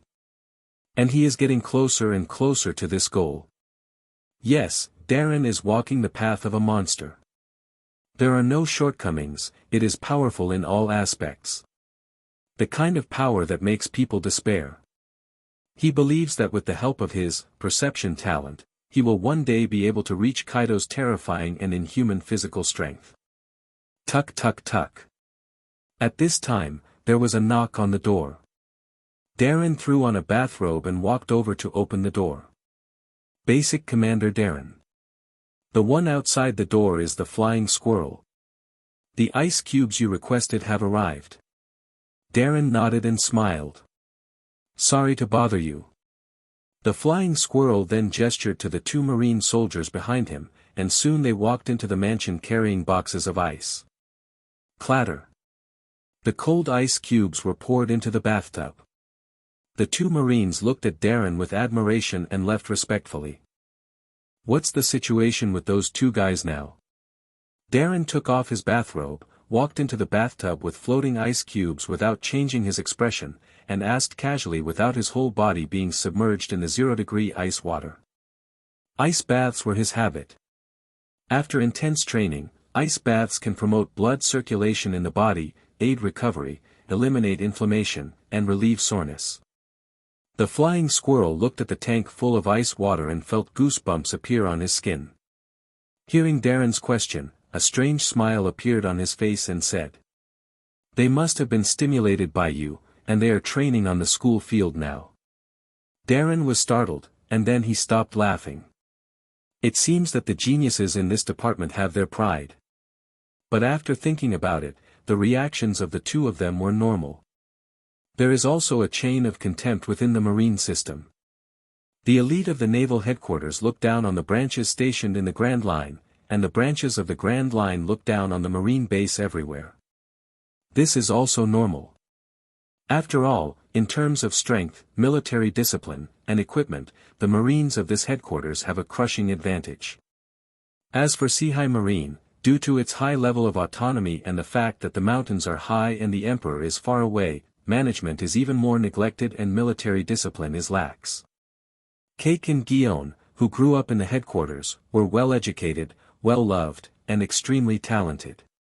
How could they have imagined that when they came to a place like North Blue, they would be easily tortured and killed by Darren? No, I was suddenly aroused by myself to be competitive. But Darren, are you sure their arrival won't affect anything? When there is no one else around, Flying Squirrel serves as Darren's right-hand man and usually calls him by his first name. Darren half squinted his eyes. My actions here cannot be hidden from the headquarters. The so-called review this time is actually just a superficial effort to go through the motions. That shrewd old man Sengoku sent Guillaume and Cake here, in fact, largely because he wanted me to lead them. The third officer training camp is about to begin. Although they have already been selected as candidates, they still have to put on a show and accumulate some resume and meritorious deeds. If the headquarters wants to move me, I'm afraid it won't be the two of them who are stunned, but I will have to be baptized by Vice Admiral He. The Flying Squirrel was silent for a moment. I always feel that your situation is too dangerous. I think the headquarters will find something soon. Darren smiled and shook his head. North Blue is too small and the headquarters will look down upon it. And even if the headquarters find something, what can we do? If they want to investigate, let them investigate, and let them see the situation in North Blue clearly. Darren paused, then changed the topic. I heard that Vinsmoke Judge has been causing a lot of trouble recently. The Flying Squirrel replied. Yes, he flaunted his power everywhere, expanded his troops aggressively, led his troops to conquer the east and west and threatened to behead the kings of 4 countries, including the kingdom of Yadis, in order to dominate North Blue again. Darren sneered. That guy seems to have acquired a lot of advanced weapon technology, and he is probably levitating.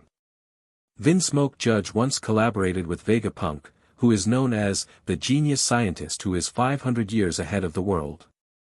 In the original plot, after Vegapunk was taken away by the world government, he fled back to North Blue with part of Vegapunk's technology.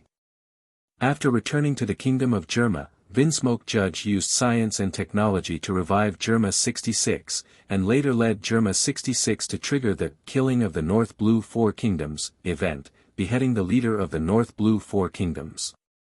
A giant painting was drawn to commemorate this event. Send someone to deliver a message to him. North Blue can't help but let Germa 66 mess around. Although the review of this department is just a show, if Vinsmoke Judge really turns North Blue upside down under my rule, that's not okay. He tapped his fingers gently on the edge of the bathtub. The overlord of North Blue is not Germa 66. The Flying Squirrel nodded, then hesitated and stopped talking. Anything else? Darren glanced at him. The Flying Squirrel considered his tone and said slowly. Recently, a new power group has arrived in North Blue. It is very powerful and its methods are extremely cruel.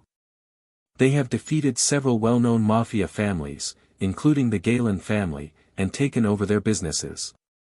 I sent people to check the background of this gang and found that something is not simple. He took a deep breath, his face solemn. The leader of this gang is a kid less than 10 years old. His name is... The Flying Squirrel exhaled slowly. Don Quixote da Flamingo. Don Quixote da Flamingo. Hearing the name, Darren was taken aback for a moment, and then a strange expression appeared on his face.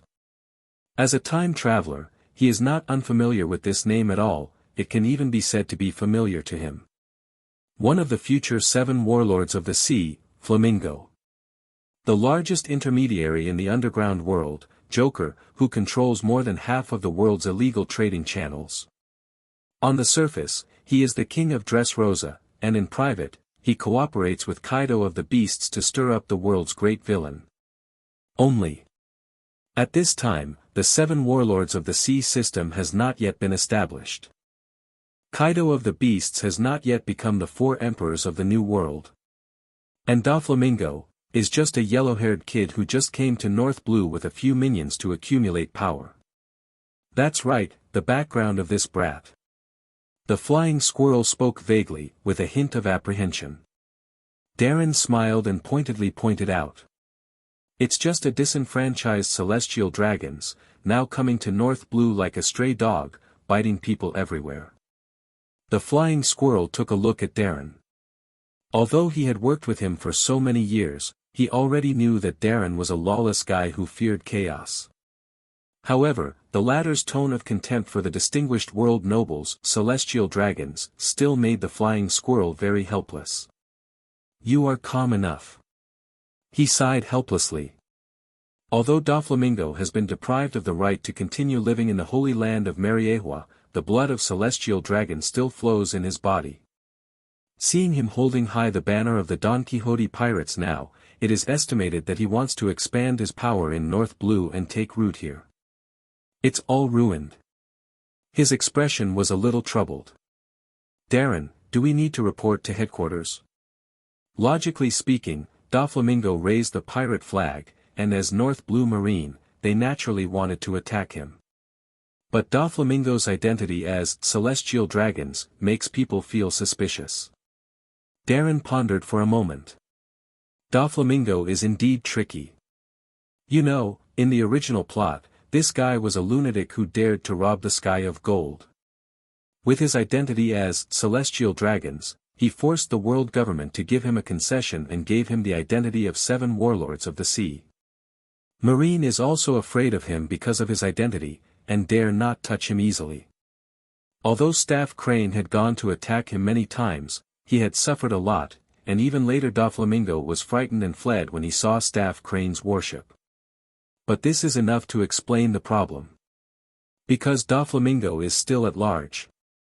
With the formidable strength of Marine's veteran, the Crane staff officer, even if she is not as good as Garp and Sengoku at the same time, she wants to crusade and arrest a Doflamingo who has not yet grown up, and it is effortless.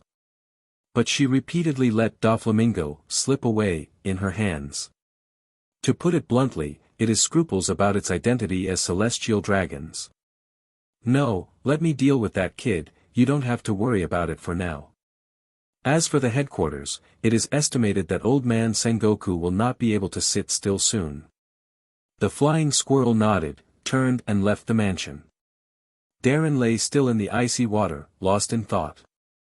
At a certain moment, he suddenly beckoned. It was as if a faint electric arc flickered between the fingers, and an invisible and strange force field suddenly spread out. The next moment, an incredible picture appeared. I saw a coin flying out of the trouser pocket of the military uniform hanging beside it, floating flexibly and steadily over Darren's palm, and suspended there quietly, as if controlled by some strange force. If someone here sees it, I'm afraid it will be a big surprise. Because with the movement of Darren's fingers, the metallic coins flipped and flew around his palm like a dexterous butterfly. Paramecia magnetic fruit. In the original storyline, it belongs to the devil fruit ability of Supernova Eustace Kid in The Evil Age. Creates a magnetic field, magnetizes metal objects, can control magnetic force and the ability to electrically manipulate all metal objects such as iron. This was the loot captured by Darren in a mafia cleaning operation. After confirming that it was the magnetic fruit from Eustace Kid, he ate it without hesitation. The magnetic fruit is essentially a devil fruit with great development potential and an infinite upper limit, but it was developed into shit by that idiot kid. Obviously he can be an elegant scene man, Magneto, but he just wants to play Lego and be a Gundam. A bug-like god-level fruit was wasted in vain. At least in Darren's view, as long as it is developed properly, the power of magnetic fruit is definitely no less than that of the top Logia.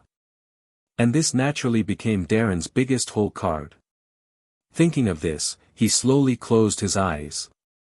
He lay like this in the extremely cold ice water, the invisible magnetic field shrouding the surroundings strangely, the metal coins fluttering dexterously, and sometimes there were weak purple arcs dancing and flashing. Under the influence of the biomagnetic field, the injuries on his body's surface healed quickly, and the muscles all over his body heaved and contracted rhythmically. "Morning." Giaggi responded in a daze, and then he seemed to hear the owner of the voice clearly. He suddenly trembled and jumped up from the sofa. "Don't slap me in the face." He took a defensive stance, his hand stretched out in front of his eyes, mainly covering his face. "This is a psychological shadow." Darren laughed and shook his head. "Don't worry, I know you rely on your reputation to make a living." Giaggi glanced at Darren suspiciously, then slowly put down his hand. As if he felt that he was losing face, he stiffened his neck and snorted coldly. "You know the truth." He paused and added. "Yesterday's sparring session, well, I didn't use my full strength. After all, you are the leader of North Blue. If I beat you up in front of so many of your subordinates, the impact will not be good." Darren smiled, sensible, and said. "Yes, Major Giaggi is a genius in this department. How can I be your opponent?" He took out a box of cigars and handed one to Giaggi. "Of course."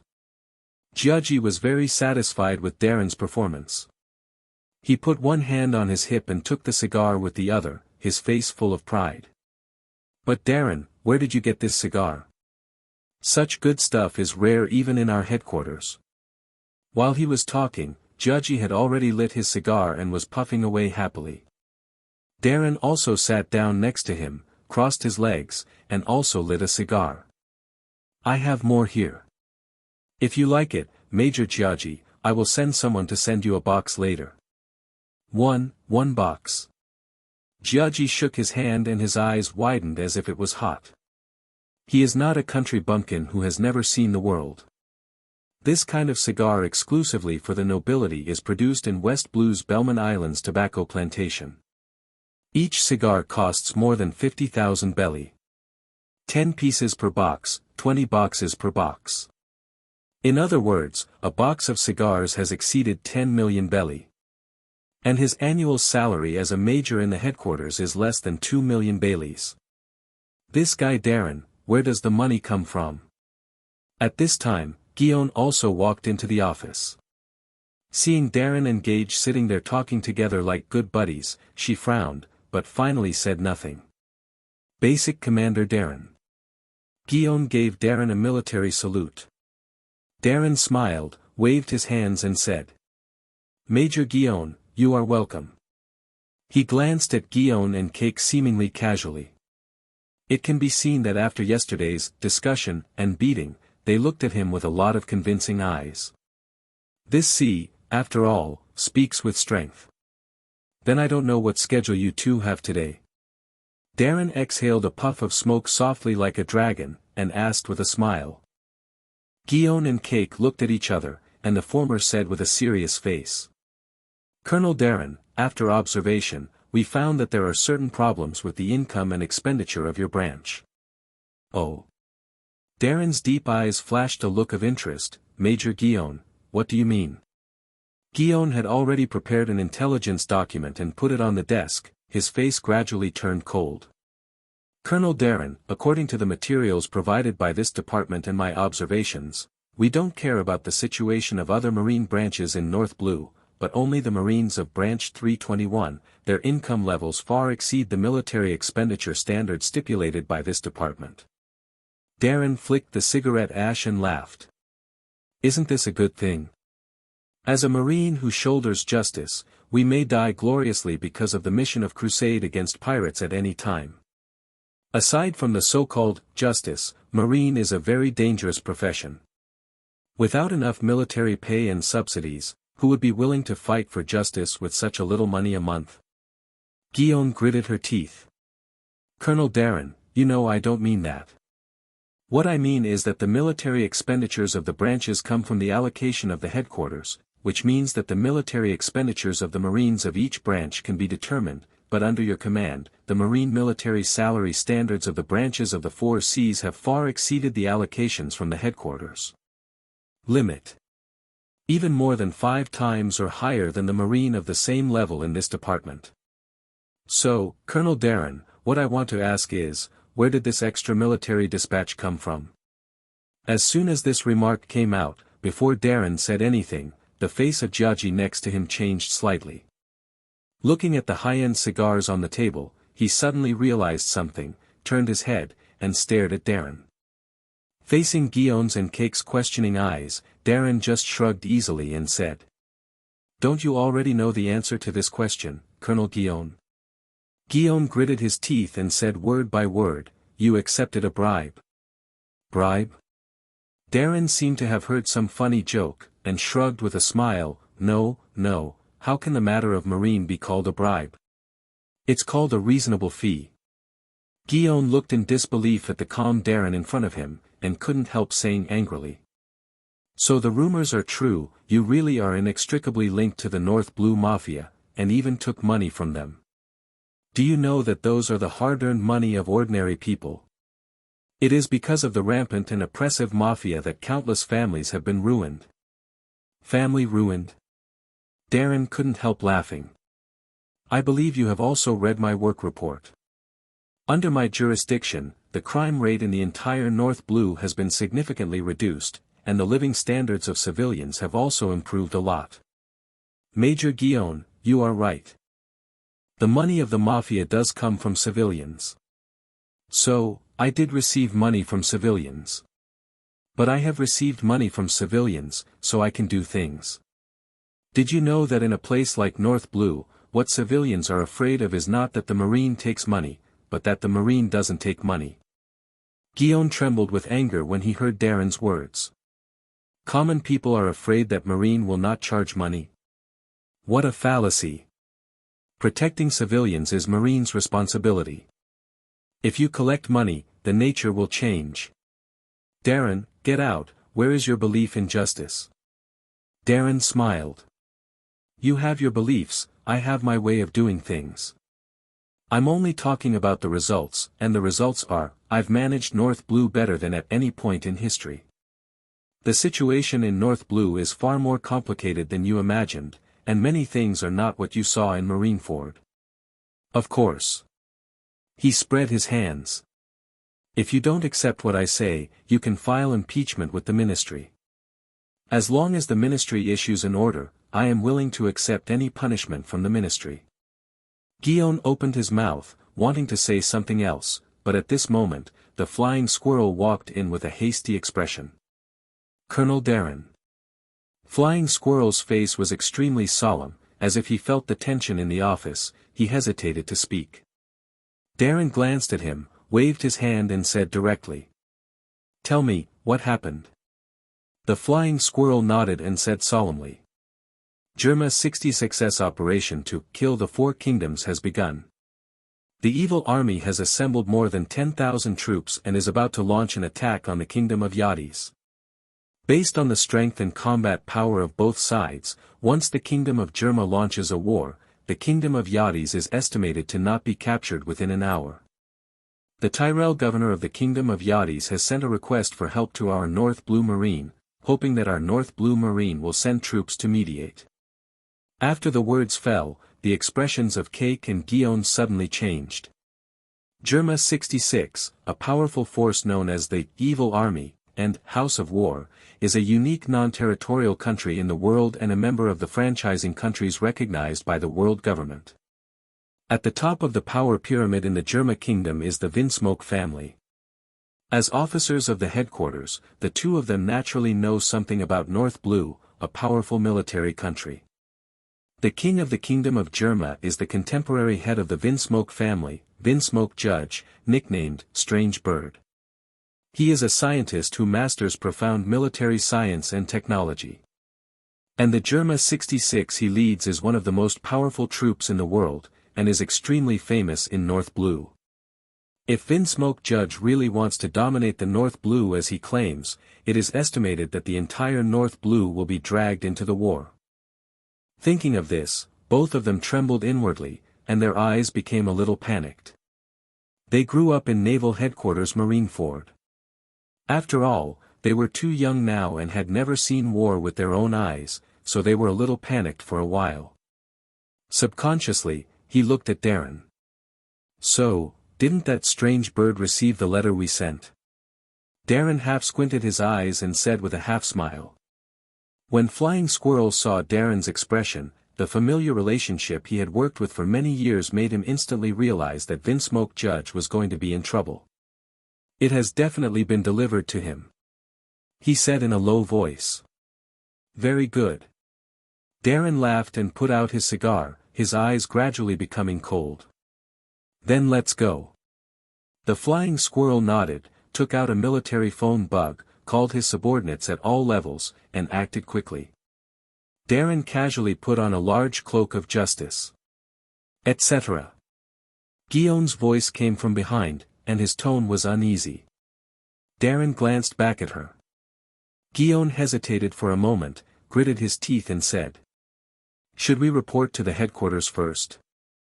We at Marine do not have the right to interfere in disputes between countries. Rashly interfering in other countries' internal affairs, if not careful, will cause political disputes." What an innocent girl. A thought flashed through Darren's mind.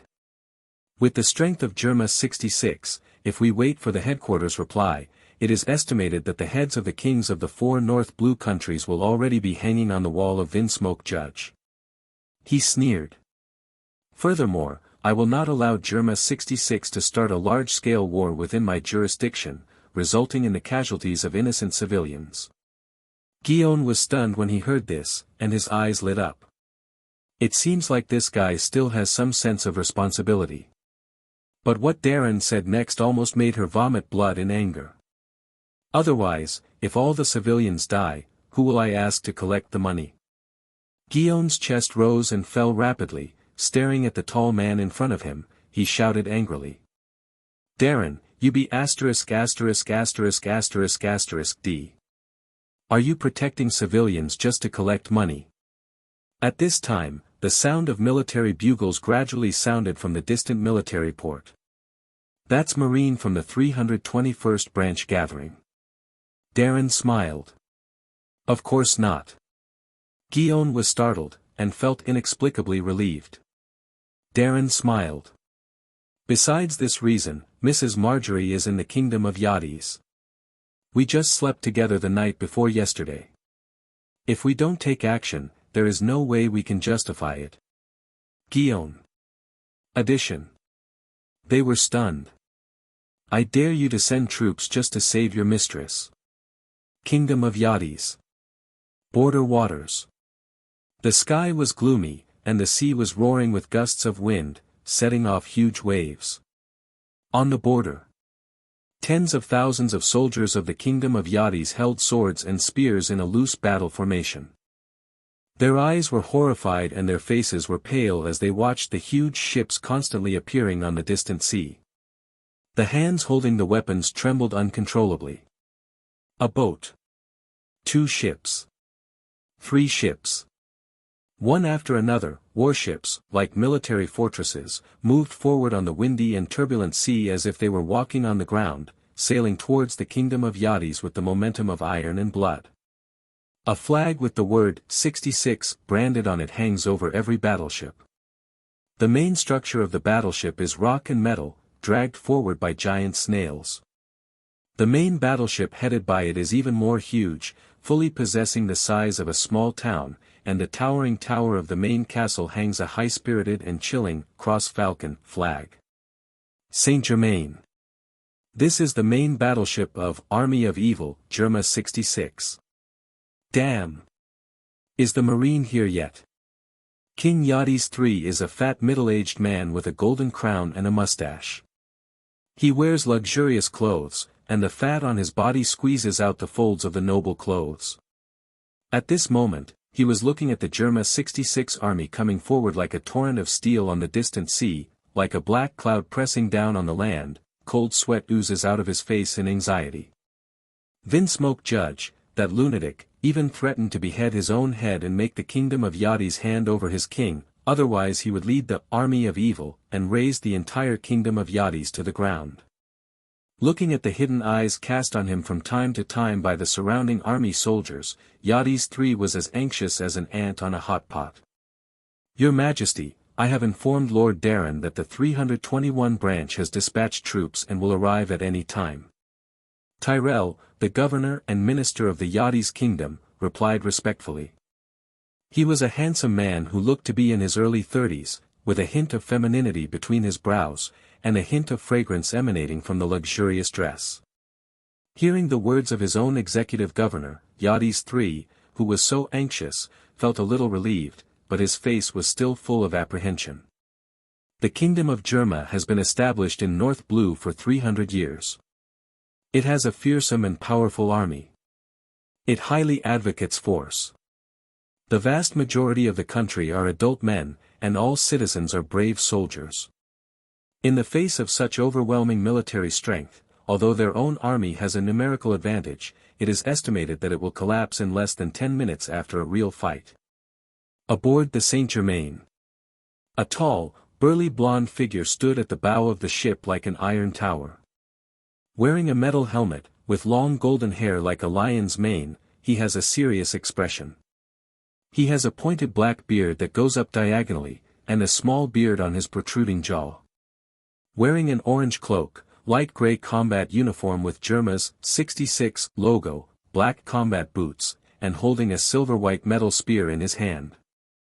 Vinsmoke Judge, the head of the Vinsmoke family, the commander of Germa 66, and the current king of Germa Kingdom.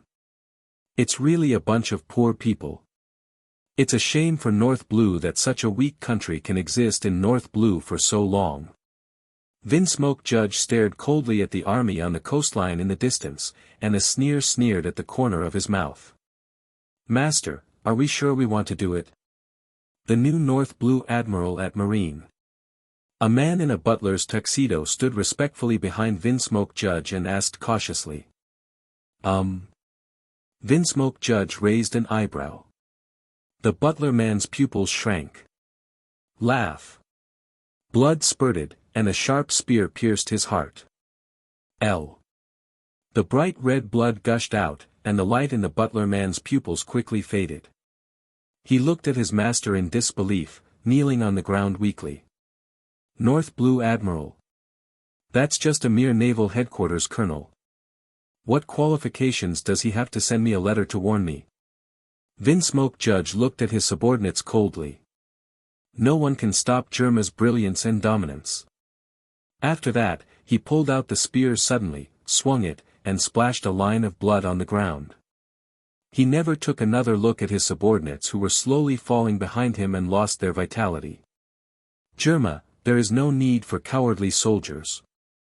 As for the letter sent by the so-called Admiral of North Blue named Darren, he had already thrown it directly into the trash can. Such a thought flashed in Vinsmoke Judge's mind, and he looked around. On one battleship after another of Germa 66, there were dense figures standing there. Muscular and tall, every soldier wears sunglasses, with a dull and indifferent expression. Even if they were about to usher in a war, the expressions on the faces of these soldiers did not have the slightest emotional fluctuation.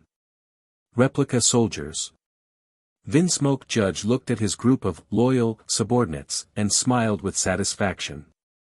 The cooperation with Vegapunk allowed him to obtain part of the bloodline factor technology. Through the transformation of the baby's blood factor, he mastered the cloning technology, and used it to create replica soldiers for Germa 66. The clone soldiers have a strong physique and absolutely obey orders, and their bloodlines have added the concept of no fear of death, no betrayal. According to Vinsmoke Judge, this is the best and most powerful army in the world. A mere marine, in front of his own war army that is not afraid of pain and death, is simply vulnerable. The most important point is that with the current technology one have, it only takes 5 years to manufacture a 20-year-old soldier. In other words, as long as there are enough funds, I can copy soldiers infinitely and create the largest army in the world. As long as he conquers the 4 North Blue countries including Yachty's, and then takes advantage of the situation to capture the entire North Blue, with the help of the entire North Blue's resources, his number of troops will be endless, and he will even dominate the world. Thinking of this, Vinsmoke Judge raised his hand with a sneer and made a gesture. Accompanied by his actions, the originally scattered battleship camp quickly adjusted. Driven by giant snails. Dozens of warships approached quickly and methodically, bordering each other. In the terrified and shocking eyes of tens of thousands of soldiers in the Yadi's kingdom, Germa 66's originally scattered dozens of warships were combined into a giant floating on the sea. Towering military fortress. Huge black barrel. There are also tens of thousands of dense army of replicant soldiers holding knives and guns. Looking from afar, the entire Germa 66 fleet has turned into a giant war beast armed to the teeth, exuding a fierce and terrifying aura. This is the kingdom of Germa. For the glory of Germa. Dominate the North Blue. Vinsmoke Judge smirked and raised the spear in his hand, shouting loudly. The voice fell. Tens of thousands of clone soldiers raised their weapons neatly and their voices shook the world.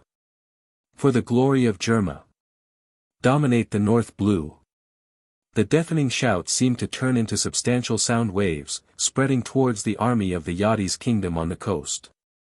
The overwhelming killing intent almost made them suffocate, and even many young soldiers fell to the ground directly, and the weapons in their hands fell with a clang.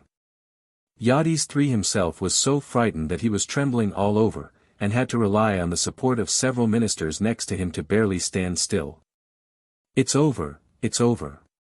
He murmured pale. On board the Saint-Germain. Vinsmoke Judge laughed wildly when he saw how miserable the army of the Yadi's kingdom was. Kneel down and surrender. Germa is the overlord of North Blue. He held up the metal spear in his hand, and flickering blue lightning flashed from the spear. Following his movements, the entire fortified and iron-blooded military fortress of the Germa kingdom was advancing towards the coastline at full speed. The huge scale and volume set off turbulent waves several meters high on the sea. Vinsmoke Judge took a deep breath and said with a grin. All ready, to attack. Before he could finish speaking, a pitch-black cannonball suddenly fell from the sky and landed heavily beside him. Vinsmoke Judge's pupils shrank. Boom! A violent explosion rose immediately, and billowing flames and pitch-black smoke spread out. The sudden change caused the army of clone soldiers who were about to charge to stand still. Coastline. The nobles and army of the Yadi's kingdom were also stunned on the spot, watching this scene with blank faces. Damn! Who the hell? The strong wind blew away the thick smoke, and in the flames, the ashen-faced figure of Vinsmoke Judge climbed out of a deep pit, gnashing his teeth and roaring. As if aware of something, he turned his head and looked in a certain direction. At the same time, the ministers and soldiers of Yadi's kingdom also looked at that position. I saw the howling wind and the surging waves on the sea. A huge warship slowly emerged. On the towering mast, the word "Justice" in black is dancing in dragons and phoenixes. A tall, imposing young figure stood on the bow of the warship. Behind him was a wide white cloak fluttering in the strong wind, making a sound of hunting. It's Darren. Marine is here. We are saved. Yadi's III burst into tears of joy, his face flushed with excitement. In contrast, Vinsmoke Judge's face was extremely livid. Under the watchful eyes of tens of thousands of people from Yadi's kingdom and Germa kingdom, that warship sailed into the confronting sea at a steady and fast speed. Like an insurmountable moat, the armies of the two countries were separated from each other. In an instant, the atmosphere on the sea became dead silent and tense. Everyone involuntarily turned their eyes to the figure on the bow of the warship. Short black hair, sword eyebrows and star eyes, deep and stern facial features. Colonel Marine's mouth gradually curled into a smile. Looked up. Fierce eyes. Looking at Vinsmoke Judge, who looked extremely pale in the distance. In the name of justice. His voice echoed across the empty sea. I'm here to end this war. I'm here to end this war. Colonel Marine's deep voice gradually echoed on the dead sea, causing everyone's eyes to widen. On the deck of the warship, North Blue's Marines looked at Hockey's stern admiral on the bow, with admiration in their eyes, and the eyes of many young female Marines directly turned into red hearts. Damn it! He pretended it again. Why can't I think of such a line? Jia Ji glanced left and right at the reactions of the others, belatedly cursed in a low voice, his face flushed. Guillaume's eyes flashed slightly. At this time, Vinsmoke Judge's furious voice came from Germa Kingdom. Darren, what are you doing? Are you trying to shoot me? Germa is a member country of the world government, and a powerful country that is qualified to attend the World Summit. If you attack me, you are provoking the member country. And you Marines don't have the right to interfere in disputes between countries. Darren narrowed his eyes, the cloak of justice behind him fluttered with the wind, and sneered. Vinsmoke Judge. It is true that the Kingdom of Germa is a member of the government, but the Kingdom of Yachties is also a member of the government. The most important thing is that I will not tolerate such a serious war under my jurisdiction. Vinsmoke Judge laughed angrily and said. So do you think you can stop my Germa 66 army with just a colonel marine and a few hundred people on a warship? Naive marine brat, stop talking big here. He raised his hand heavily. No one can stop Germa's ambition to dominate North Blue. A flash of madness and violence flashed in his eyes. Fire. Sink that warship for me directly. With Germa's status as a member of the world government, even if this so-called bullshit North Blue Admiral was killed on the spot, he would not receive the slightest censure from the world government. And this can also send a signal and a warning to naval headquarters. Even their Marines must not hinder Germa's road to domination. Trembling under Germa's gunfire, surrender. The voice fell. Boom boom boom. The deafening sound of gunfire shattered the dead silence on the sea. Everyone in the Kingdom of Yachties was horrified to see. On board Germa's battleship, countless fires bloomed and vomited crazily. As streaks of fiery red light jumped into the sky, they only felt that the ever-changing sky suddenly became gray, as if it was covered with a thick layer of dark clouds. No. That's not a cloud. Those were almost countless cannonballs and bullets, densely packed like locusts cutting through the air, making sharp explosive noises, drawing dense parabolas high in the sky, covering the area where the warship was located. The dark expanse formed a terrifying and oppressive death net. There is no escape. In an instant, a scorching gust of wind rushed in from the sky overhead, hundreds of shells. At this moment it seemed to be pouring rain, and even the sea was filled with a strong smell of gunpowder. It is even vaguely visible that the shape of the artillery shell is not a regular ball, but similar to a rocket launcher and a missile. This is the powerful military technology of Germa 66 that can dominate North Blue. On the warship, Cake and Guillaume's expressions changed drastically. Damn it! Germa 66 actually dares to attack Marine. Vinsmoke Judge crazy. Judgy was so anxious that a thin layer of sweat broke out on his forehead. Guillaume suddenly pulled out the famous sword from his waist, but his expression was extremely serious. A dense shelling of this scale was enough to easily flatten a small mountain range in an instant, and it was impossible for them to intercept it. The most important thing is that they are in the middle of the sea now. Once the warship under their feet is sunk, even if they survive this terrible bombardment, they will not be able to resist the second round of bombardment after falling into the sea. However, when the two of them were anxious, they were suddenly shocked to find that the other Marines on the warship had strange expressions on their faces. Could it be? Guillaume and Cake suddenly realized that they both turned their heads to look at Darren on the bow of the warship. At this moment, the Supreme Military Commander of the North Blue Marine moved. There was a sneer at the corner of his mouth. He looked up at the rain of shells falling all over the sky, and slowly raised his hand. Push lightly in the void. That feeling, as if the movement gently pushed the air. Then, suddenly, a faint purple arc flickered across the void. The invisible force field spread silently. Cake and Guillaume froze, their eyes gradually widened, as if seeing some incredible scene. On the coastline, tens of thousands of soldiers of Yadi's kingdom, including the king, were even more dumbfounded, their eyes almost popping out of their eyeballs. I saw the dense fire net pouring down like locusts all over the sky. Innumerable shells and bullets. As if suddenly hit an invisible film. The speed of the fall suddenly decreased. Finally, it froze in midair strangely. Dense shells. Suspended silently in midair 5 meters above the warship, motionless. At such a close distance, even Kaji and Guillaume could clearly see the lines on the shells and smell the pungent smell of gunpowder. Quiet. The world suddenly fell into a deathly silence. Ultimate's dead silence descended, even giving everyone an illusion. In the world before my eyes, all the air seemed to be buzzing and vibrating.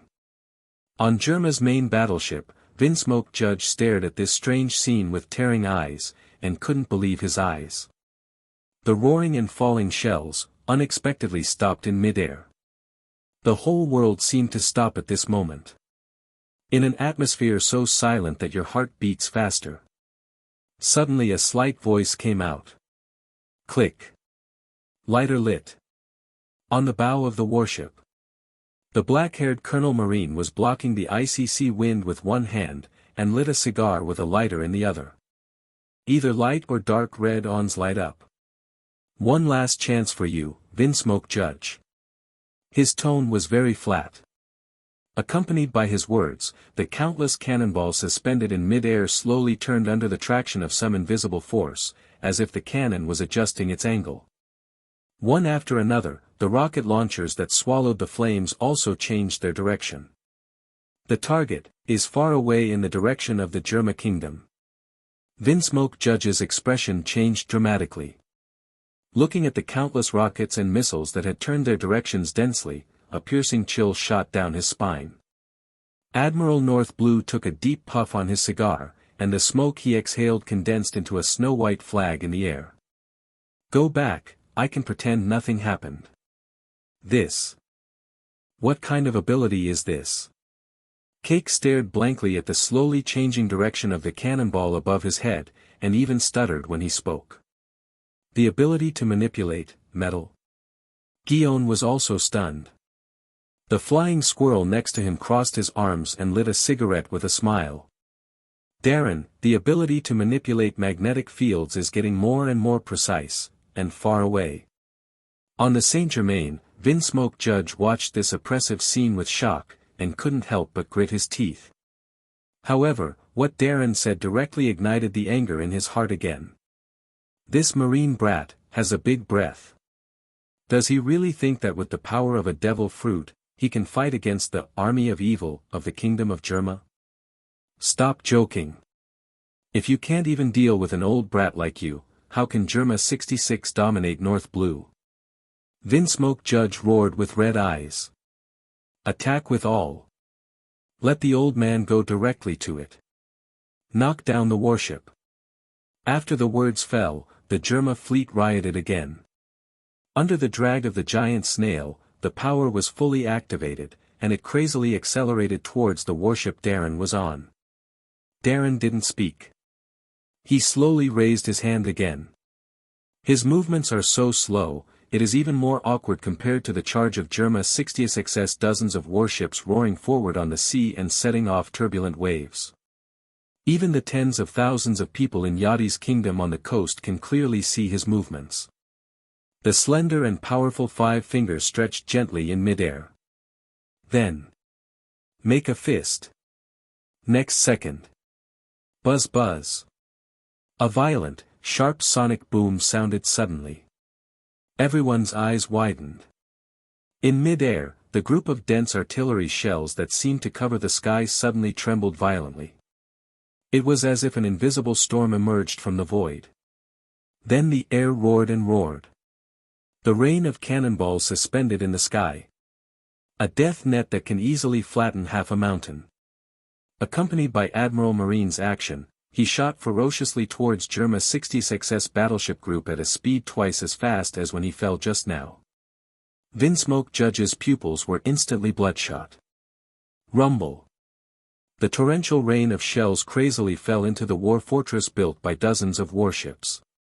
Earth-shattering huge explosions, followed by flowers blooming all over the land of Germa Kingdom, constantly bursting into fiery red mushroom clouds. Under such a violent bombardment, the army of replicant soldiers had no time to react. They could only watch their cutting-edge technological weapons explode beside them, and then were mercilessly swallowed and submerged by the flames and shock waves. The raging flames soared into the sky, and the island-like kingdom of Germa shivered under the indiscriminate bombardment. The vast explosion swelled out horizontal air waves, which spread out round after round towards the sea in all directions, setting off waves of turbulent waves. Thick black smoke billowed into the sky, and the distant vibrations and wind waves made the soldiers of the kingdom of Yachties on the coast turn pale. On the warship that was shaken by the storm, everyone including Guion and Cake, Marine firmly grasped the mast and other fixed objects to avoid being thrown out. Guion and the two couldn't help looking at the figure standing still in the storm like a rock on the bow. Against the backdrop of the explosion of the kingdom of Germa in the distance. Admiral North Blue was smoking a cigar, with his usual calm smile still hanging from the corner of his mouth.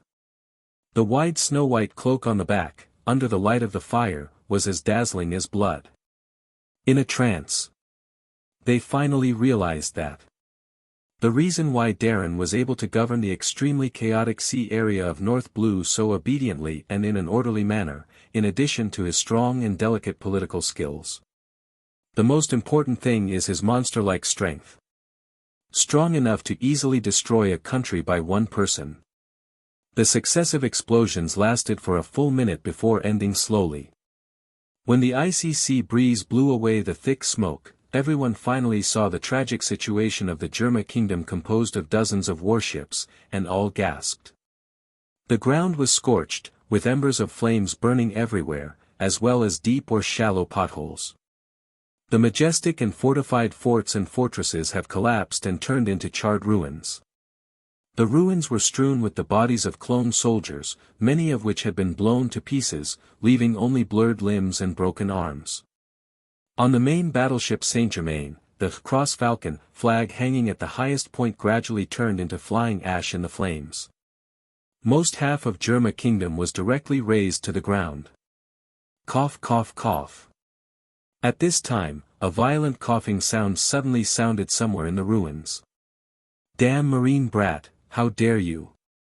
With the scorched rock walls and rocks shaking off, the figure of Vinsmoke Judge struggled to stand up from the ruins. At this time, he was no longer as arrogant as he was at the beginning, his body was covered with blood, and he looked extremely embarrassed. The cloak with the 66 logo branded on his back spread out from his body like a living thing. It seems that you have developed the first generation of battle suits. Darren raised his eyebrows and murmured with interest. Germa 66S battle suit is a high-tech product made by Vinsmoke Judge. This powerful battle suit is made of special shape memory armor, which is very strong. Its cloak acts as a shield which cannot be burned even by fire. It was also the defensive function of the cloak that helped him block the impact of the explosion. In that case, then let me try the power of this battle suit. Darren murmured softly, his eyes twinkling brightly. He turned his head and said something to the Marines. Hold on tight. Guion and Cake were taken aback. But before they could react, they saw other Marines, including the flying squirrel, tightly hugging the railings on the hull. Before they had time to think, they imitated and hugged the fixtures on the warship. Then I saw Darren take a deep breath. Hiss. Accompanied by his breath, the cigar he was biting in his mouth burned a lot visible to the naked eye. Colonel Marine stared disdainfully at the Saint-Germain 100 meters away. Knees slightly bent. The body sinks. The cloak flutters behind him. The body muscles are tense and compressed like a spring. The posture is like a cheetah ready to go. Hey, hey, hey, it shouldn't be. Jia Ji seemed to have guessed something, and the corners of his eyes twitched. As if to confirm his idea. The corners of Darren's mouth, tensed and sinking, curled up. Compressed like a spring, Ultimate's body suddenly exerted force. Boom! A dull loud noise came from the hull of the warship. Cake and Guillaume felt that the world in front of them suddenly turned upside down. Terrible centrifugal force surged out, and their bodies were almost thrown upside down. The entire huge warship was unexpectedly tilted by Darren's foot. The bow of the ship plunged into the sea, the tail of the warship was raised high, and the deck's inclination angle reached almost 45 degrees. Boom! Darren's feet exploded with unparalleled force, and the huge tilting warship moved sideways for several meters. With the help of this recoil force, Darren's figure also shot out from the bow of the ship like a sharp arrow off the string, and broke through the sound barrier in an instant, blasting the air into a sharp explosion.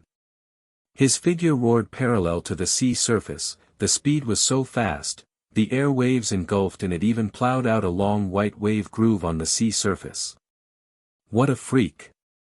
Seeing the figure that shot out like a sharp white arrow towards the Saint-Germain, Guillaume, who firmly grasped the railing of the warship with both hands, looked like he had seen a ghost. Boom! At this time, the highly tilted tail of the warship fell into the sea again under the action of gravity, and the waves rushed down, drenching all the Marines on the warship. Giaggi, however, didn't care about this at all and stared at Darren's figure in shock, his eyes almost popping out of his sockets in shock. This exaggerated explosive power, that B****************** D actually wanted to use his own power to directly cross a distance of nearly 100 meters and enter the Germa kingdom. Hey! Does that B*********** D always like to be so crazy? Giaggi looked at the flying squirrel not far away with a twitching corner of his mouth, and couldn't help but ask. A helpless smile appeared on the flying squirrel's face. This is Darren's way of fighting. In the past year alone, more than 5 warships have been scrapped by him in various ways. If it weren't for North Blue Marines' strong financial resources, and just relying on the little military expenditure allocated by the headquarters, the North Blue Fleet would have gone bankrupt long ago. Flying Squirrel Harttunen couldn't help but complain. It's too late, it's too late. The warship here once again regained stability on the sea, and Darren over there had already smashed into the land of the Kingdom of Germa like a cannonball fired horizontally with overwhelming force. Boom! A deafening roar sounded, a large amount of dust flew up, and the entire ground seemed to shake slightly. Next second. With a cigar in his mouth, Darren slowly stood up from a 5-meter diameter pit, with an unruly smile hanging on his lips. Smooth landing. He smiled and said, the cloak behind him dancing wildly in the vast dust and strong wind. Kill. Kill him for me. When Vinsmoke Judge saw the brutal Admiral Marine, his pupils shrank, and then he gave the order with a ferocious expression. The voice fell. Countless clone soldiers rushed out from the ruins of surrounding forts and fortresses. The clone soldiers, wearing uniforms and sunglasses, moved neatly and uniformly, exuding a cold aura, as if there were no human emotions. Swish! They all raised their spears, hundreds of guns pointed at Colonel Marine. Pull the trigger. Bang bang bang. Large swaths of fire were swallowing in the muzzle of the gun, and countless bullets roared out from the muzzle, leaving traces in the void. Haven't you learned your lesson yet? Darren grinned, a look of madness flashed in his eyes. Without using the ability of magnetic fruit, he just walked forward leisurely in the face of the dense rain of bullets. Vinsmoke Judge's eyes suddenly widened, as if he had seen some incredible scene. Ding ding ding ding ding. Densely packed bullets landed on Darren's body one after another, shattering and exploding his suits and military uniforms one after another, but they made a crisp sound as if they had hit steel. Sparks flew up, and bullets ricocheted off Colonel Marine's body like raindrops hitting the ground, leaving fine craters on the surrounding ground, fortresses, and building walls. From a distance, Colonel Marine looks like a traveler facing a violent storm. So tough. How is this possible? How can humans have such a physique? Vinsmoke Judge roared with tearing eyes. Seeing that the shooting was ineffective, a clone soldier took out a small rocket launcher from the military fortress, carried it on his shoulder, aimed it, and pulled the trigger.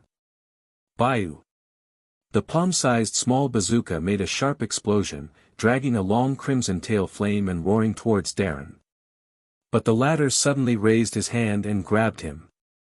Brand new technology. This is much better than Marine's shells. Darren looked at the trembling bazooka in his hand with great interest, said something casually, and then threw it heavily. Bayou. The bazooka returned the same way, and exploded in front of the clone soldiers carrying the bazooka barrel, and the raging flames instantly engulfed a range within 5 meters in diameter. It's as powerful as a small heavy artillery, but it's more portable. Darren squinted to observe the power of the rocket launcher, and gave an intuitive evaluation. He already had an idea in his heart. He has worked so hard to harvest wealth from the mafia and support the North Blue Marine with military expenditures several times higher than the headquarters. Of course, his goal is extremely clear. He wants to make North Blue Marine his private plot. The entire North Blue fleet will become his personal armed force. As a time traveler, he is well aware of the biggest constraint of being a Marine. That is, no matter how you try to whitewash it, the justice of Marine always overrides the power of the world government. This is a real issue that cannot be ignored. Marine, the largest violent law enforcement agency in the world, is an agency under the world government and also the face of the government. And the most critical point in this is military spending. The world government collects gold from the sky, from the members of the world's major alliance countries, and then directly or indirectly controls Marine's financial lifeline through the transfer of military expenditures. Marine, which has no independent financial power and lacks additional channels to obtain military expenditures, can only be restricted everywhere, and finally has to bow its head in reality. The ultimate goal of Darren's money-making is to control an independent military force that can be used by himself and is not subject to the government. At least for the moment, after the hard work and planning in the past few years, North Blue Marine's military expenditure has been completely self-sufficient, and even the military expenditure standard far exceeds the level of the headquarters. But this is not enough. Darren is deeply aware of the weakness of the 4 Seas Marine, and its combat power is far inferior to the elite of the headquarters. Compared with the level of New World's manpower hockey, there is still an extremely long distance. Although I have strengthened training and scientifically implemented various means of training methods, I have already improved the overall strength of North Blue Marine by a large margin. But this is still far from enough. But back to reality, things like improving the combat effectiveness of the army cannot be accomplished overnight, and it cannot be achieved overnight. But Germa 66 in front of him opened up a whole new way of thinking for him. Germa 66 controls one of the most advanced and cutting-edge military technologies in the world. Whether it is a variety of new weapons, humanoid technology, or even combat uniforms, it can quickly improve the combat effectiveness of the North Blue Marine. If you can obtain the technology of Germa 66 and use it to equip your North Blue Marine, Darren believes he will have a formidable North Blue fleet in short order. That being the case, the corner of Darren's mouth cracked an arc, and the figure quickened his pace. The target, the commander of Germa 66, Vinsmoke Judge. As Darren began to charge, striding forward, the ground where he was standing shook violently, blasting a hole, as if he had been hit by an invisible sledgehammer. He sank directly, and the mud flew. Under the eruption of this inhuman force, Darren's whole body was like a roaring cannonball, wrapped in a violent hurricane, and was thrown out in the blink of an eye. In an instant, Vinsmoke Judge only felt a sense of suffocation and oppression rushing towards his face, and a biting chill came down his back, as if he was being targeted by a giant Sea King's beast. The murderous intent emanating from Colonel Marine is like a demon killed from a mountain of corpses and a sea of blood, as if the sea breeze that blows is filled with the smell of iron and blood. Kill. Get rid of him for the old man. Recalling the cruel methods Marine used to suppress pirates in his mind, Vinsmoke Judge screamed with bloodshot eyes. As soon as the words fell, dozens of clone soldiers around picked up their weapons and rushed towards Darren. Two gleaming long knives slashed head-on, the corners of Darren's mouth curled up, and his figure turned slightly. The sharp blade brushed past his body. The moment of passing by. Colonel Marine's hands were like steel-poured spears, turning his palms into knives, and pierced the throats of the two replicant soldiers at an incomparable speed. Laugh. The bright red blood spurted up, and the pupils of the clone soldiers quickly dimmed. Without the slightest lingering. After easily eliminating the two people in front of him, Darren's figure rushed out again like a tiger out of its cage. With a physical defense comparable to that of an iron body, he slammed into the camp of replicant soldiers, as if a tiger was in a herd of sheep, with overwhelming momentum. Looking from afar, Colonel Marine was surrounded by a dense army of clone soldiers, and the sound of blood and bones being torn from the center of the encirclement continued to be heard. The warm corpses of the clone soldiers flew out of the crowd and fell down, accompanied by splashes of blood. In just 10 seconds, the ground was already stained red with blood, and fragments of corpses were everywhere. Guion and Cake on the warship looked at this scene with shock, their faces were shocked. At this moment, Darren seemed to have become an efficient and precise killing machine. Wherever he went, none of those clone soldiers whose physique surpassed that of ordinary people could persist for a moment under his pervert physique in fierce close combat, and would die at the touch of a finger. Destroying. Every part of Darren's body turned into a sharp weapon for killing, harvesting life at an alarming speed like a gust of wind sweeping fallen leaves. Bullets, steel knives, tomahawks, long swords. All kinds of weapons fell on his body, but as if they were chopped on steel, sparks splashed out, leaving only a faint red mark. Colonel Marine, who was covered in blood, laughed wantonly, and the snow-white cloak of justice behind him was dyed blood red. That guy is enjoying the fun of fighting. Guion stared blankly at Colonel Marine, who was full of presumptuous grins, and couldn't help but recall the scene on the school ground yesterday in his mind. Facing his slashing iron swordsmanship, Darren chose to resist.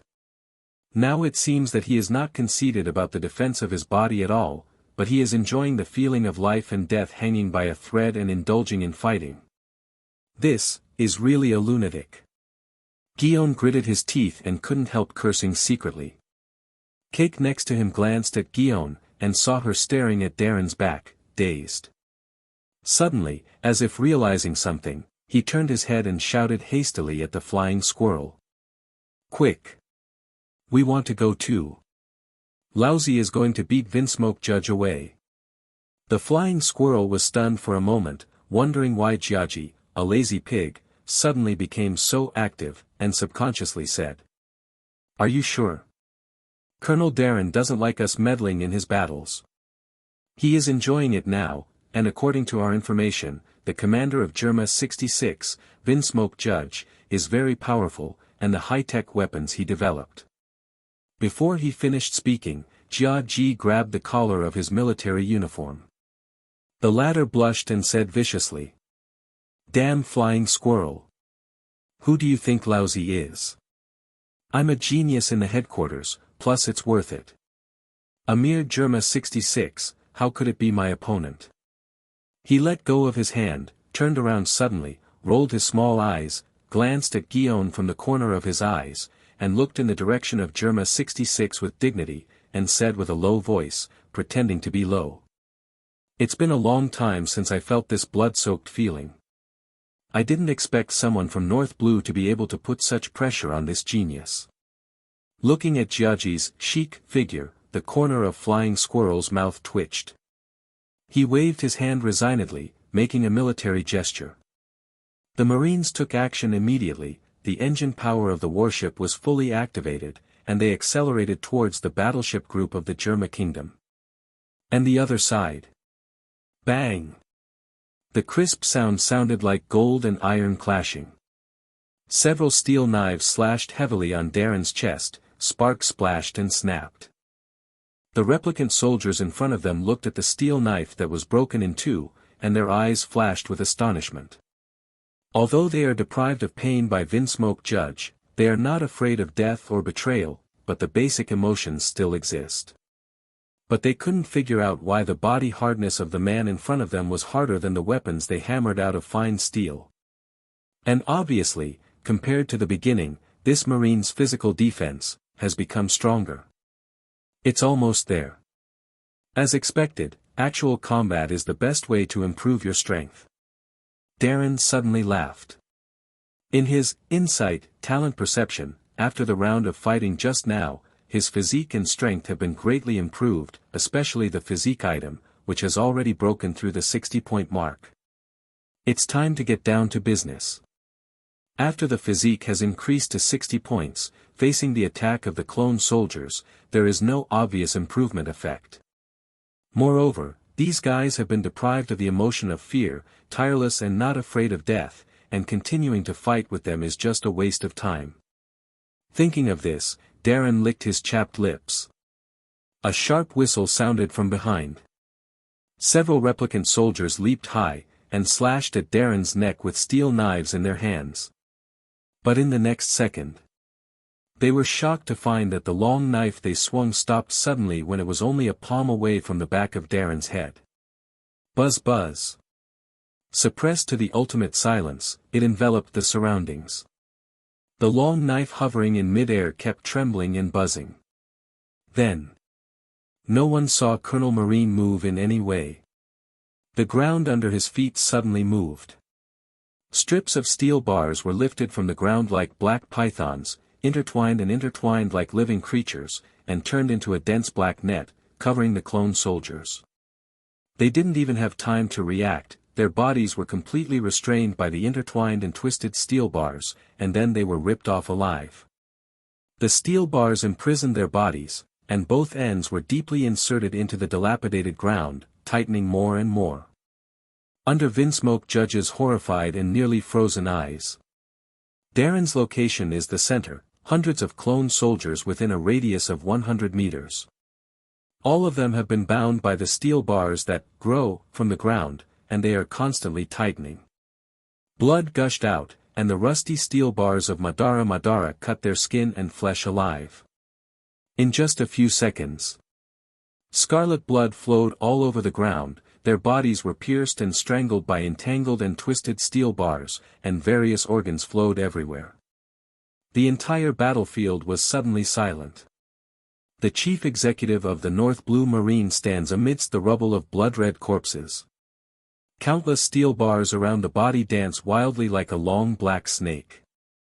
Like a devil coming out of hell. Dust billows. The cold steel is dancing wildly. Vinsmoke Judge looked at the Germa kingdom, which was mostly in ruins, his eyes were tearing apart. Damn it! This old man is the man who wants to lead Germa to dominate North Blue. Darren squinted and smiled. Marine is the overlord of this sea. As for the title of King of North Blue, I will not give it to you. He raised his hand and waved forward.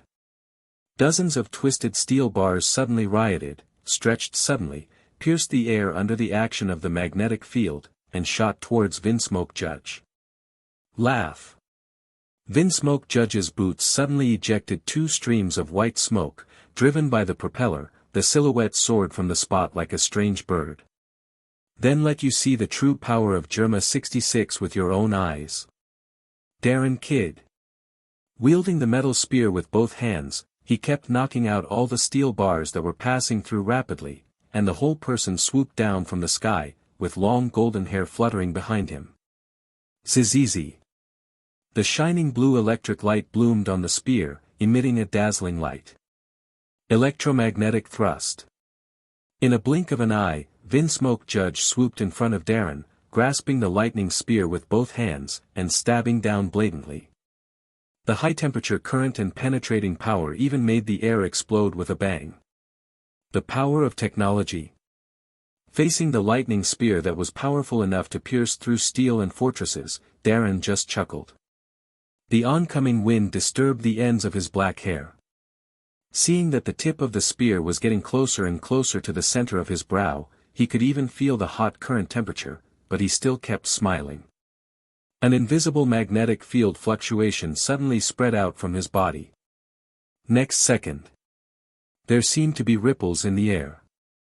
The exploding spear seemed to have pierced into a mass of transparent paste, and the penetration speed slowed down at an astonishing speed, and finally stagnated. Vinsmoke Judge's pupils shrank. No matter how hard he drives the spear, the omnipotent high-tech weapon in his hand remains motionless, as if tightly held by a big hand. Using the power of technology against me is your greatest stupidity. Darren said lightly. Damn. I don't believe it. Vinsmoke Judge let out a hysterical roar, and simply gave up the spear in his hand. His body spun in mid-air, his boots burst out with dazzling lightning, and he volleyed towards Darren's head sideways. Electromagnetic shatter. However, the same scene happened again. The combat boots, which constantly sprayed out white-eyed air waves, were also frozen and imprisoned in mid-air by that strange force, and could no longer move. Vinsmoke Judge's expression flashed with astonishment. My own high-tech weapon was completely restrained by this guy's devil fruit ability. Before he could react, Vinsmoke Judge only felt a blur in front of his eyes, and Colonel Marine in front of him had disappeared. So fast. The bursting wind blew by his side, Vinsmoke Judge gritted his teeth, and a chill came down his spine. Behind him, the fluttering cloak suddenly squirmed like a living thing, wrapping his body. Boom! A military boot volleyed forcefully into his stomach. Under the explosion of majestic power, the commander of Germa 66 flew upside down like a cannonball, shooting towards a military fortress in the distance. Rumbling. The entire castle was pierced through in an instant, dense cracks filled the wall, and then collapsed. Countless rocks fell, and the earth groaned unbearably. Darren landed firmly. Damn! This is impossible. My technology is clearly invincible. Seeing the figure of Vinsmoke Judge staggering out of the rubble, Darren smiled with satisfaction. He is testing the power of this battle suit. Vinsmoke Judge is different from his future children. His body has not been genetically modified by technology, and he does not have that invulnerable monster body. Most of his strength comes from his high-tech weapon battle suit. Without the combat uniform, his strength would not exceed that of a Marine officer. Although this is only the first generation of battle suits, its power is far inferior to that in the Cake Island plot, but it is objective enough.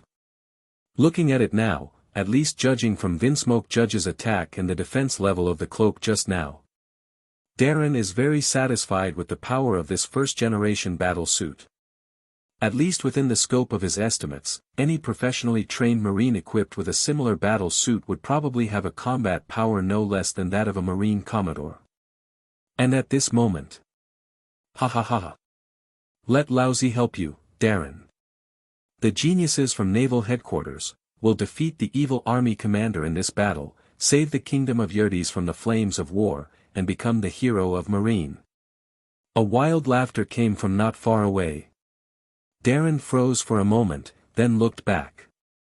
I saw that my own warship had landed at some time, and Guion and Flying Squirrel were leading the Marines to engage in a fierce battle with the remnants of the clone soldiers. The figure of Jia Ji rushed out of the crowd with great momentum, kicked up billows of dust all the way, and rushed towards Vinsmoke Judge like a broken bamboo. Several black lines floated up Darren's forehead. This guy wants to show off again. He subconsciously wanted to speak, but unexpectedly Jia Ji laughed proudly and said, Darren, don't make a move. Darren thought for a moment before stopping in his tracks. Jia Ji was ecstatic when he saw this. Looking at the panting Vinsmoke Judge, the corner of his mouth couldn't help but a smug smile. From the fight just now, he has already seen that this guy's strength is not strong. As long as he gets him down, Guion will definitely look at him differently. Even if it doesn't work, I can become the hero who saves the kingdom of Yerdes. How many ladies and ladies will be waiting for me to care for?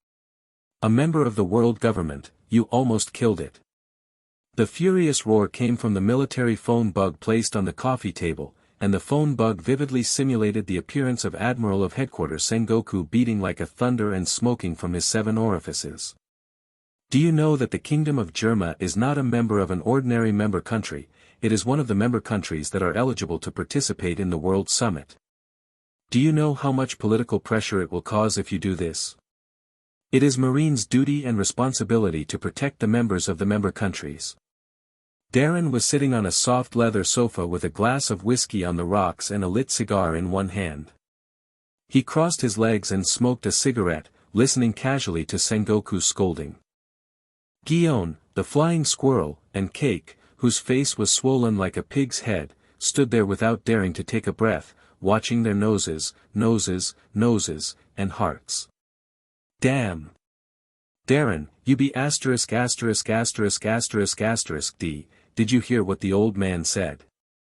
After spraying for 2 minutes, Sengoku was even angrier when he saw that Darren didn't intend to answer. You North Blue Admiral don't want to do it. Darren smiled and said. Then shall I leave? Sengoku. On the other side of the phone bug, Admiral's office. Sengoku suddenly misfired, his old face flushed red.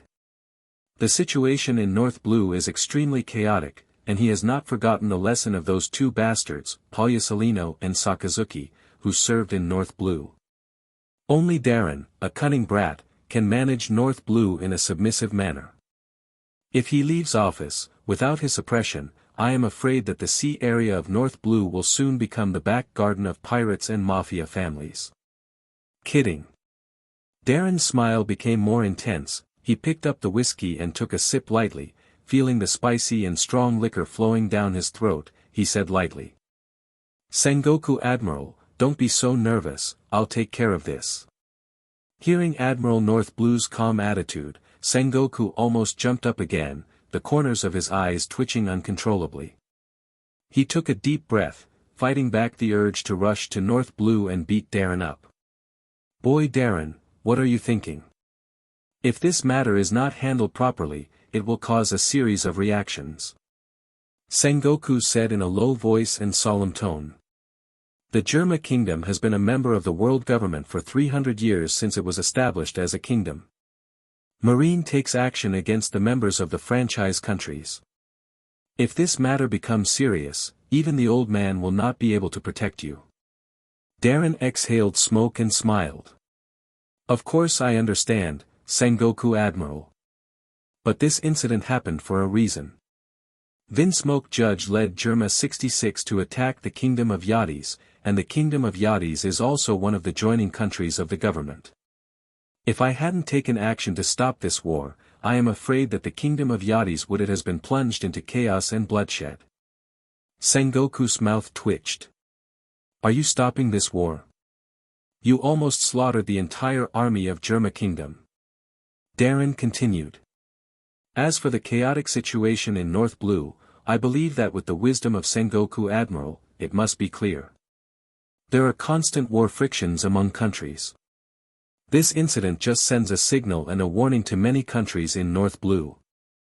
As for the casualties of the Germa Kingdom, Germa 66's army is basically clone soldiers. The product of this cloning technology is essentially a weapon, and naturally it is not a civilian. Based on Vinsmoke Judge's own ambition and unruliness, after studying and judging, I think this is the only way to teach him an impressive lesson.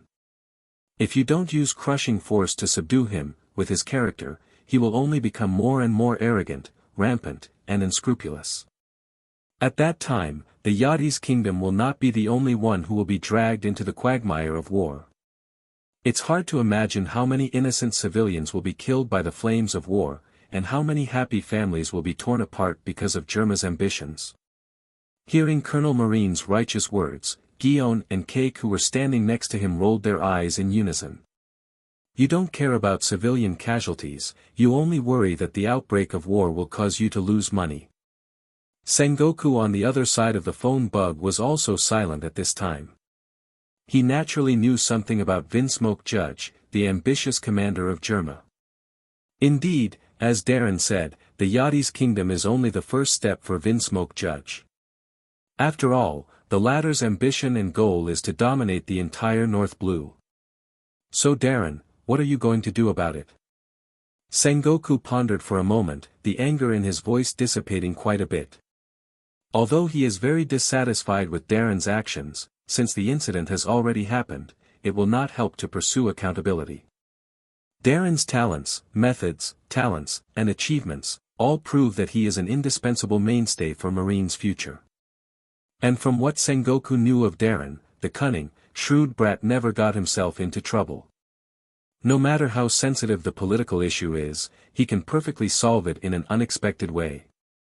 "I don't need Sengoku Admiral to bother you too much about this." Darren flicked the cigarette ash and smiled with interest. "I'll take care of everything and make Vinsmoke Judge an offer he can't refuse. He will not protest to the world government. The Kingdom of Germa will still maintain its status as a member of the member countries.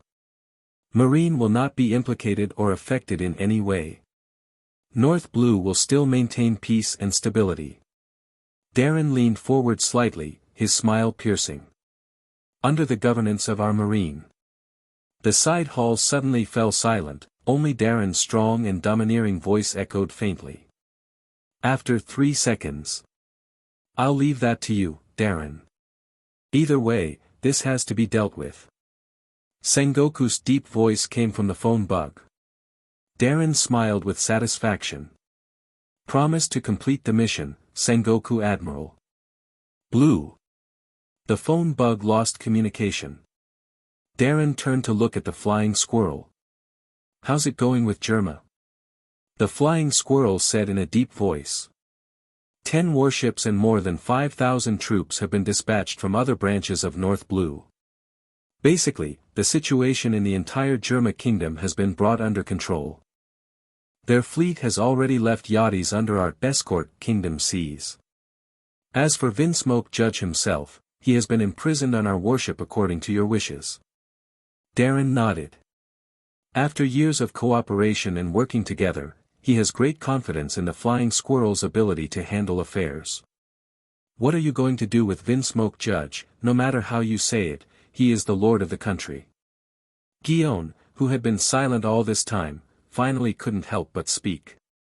Darren glanced at her, suddenly smiled and said, "There is no need for Major Guillaume to worry too much. Now we have more important things to do." "What's the matter?" Guillaume was taken aback.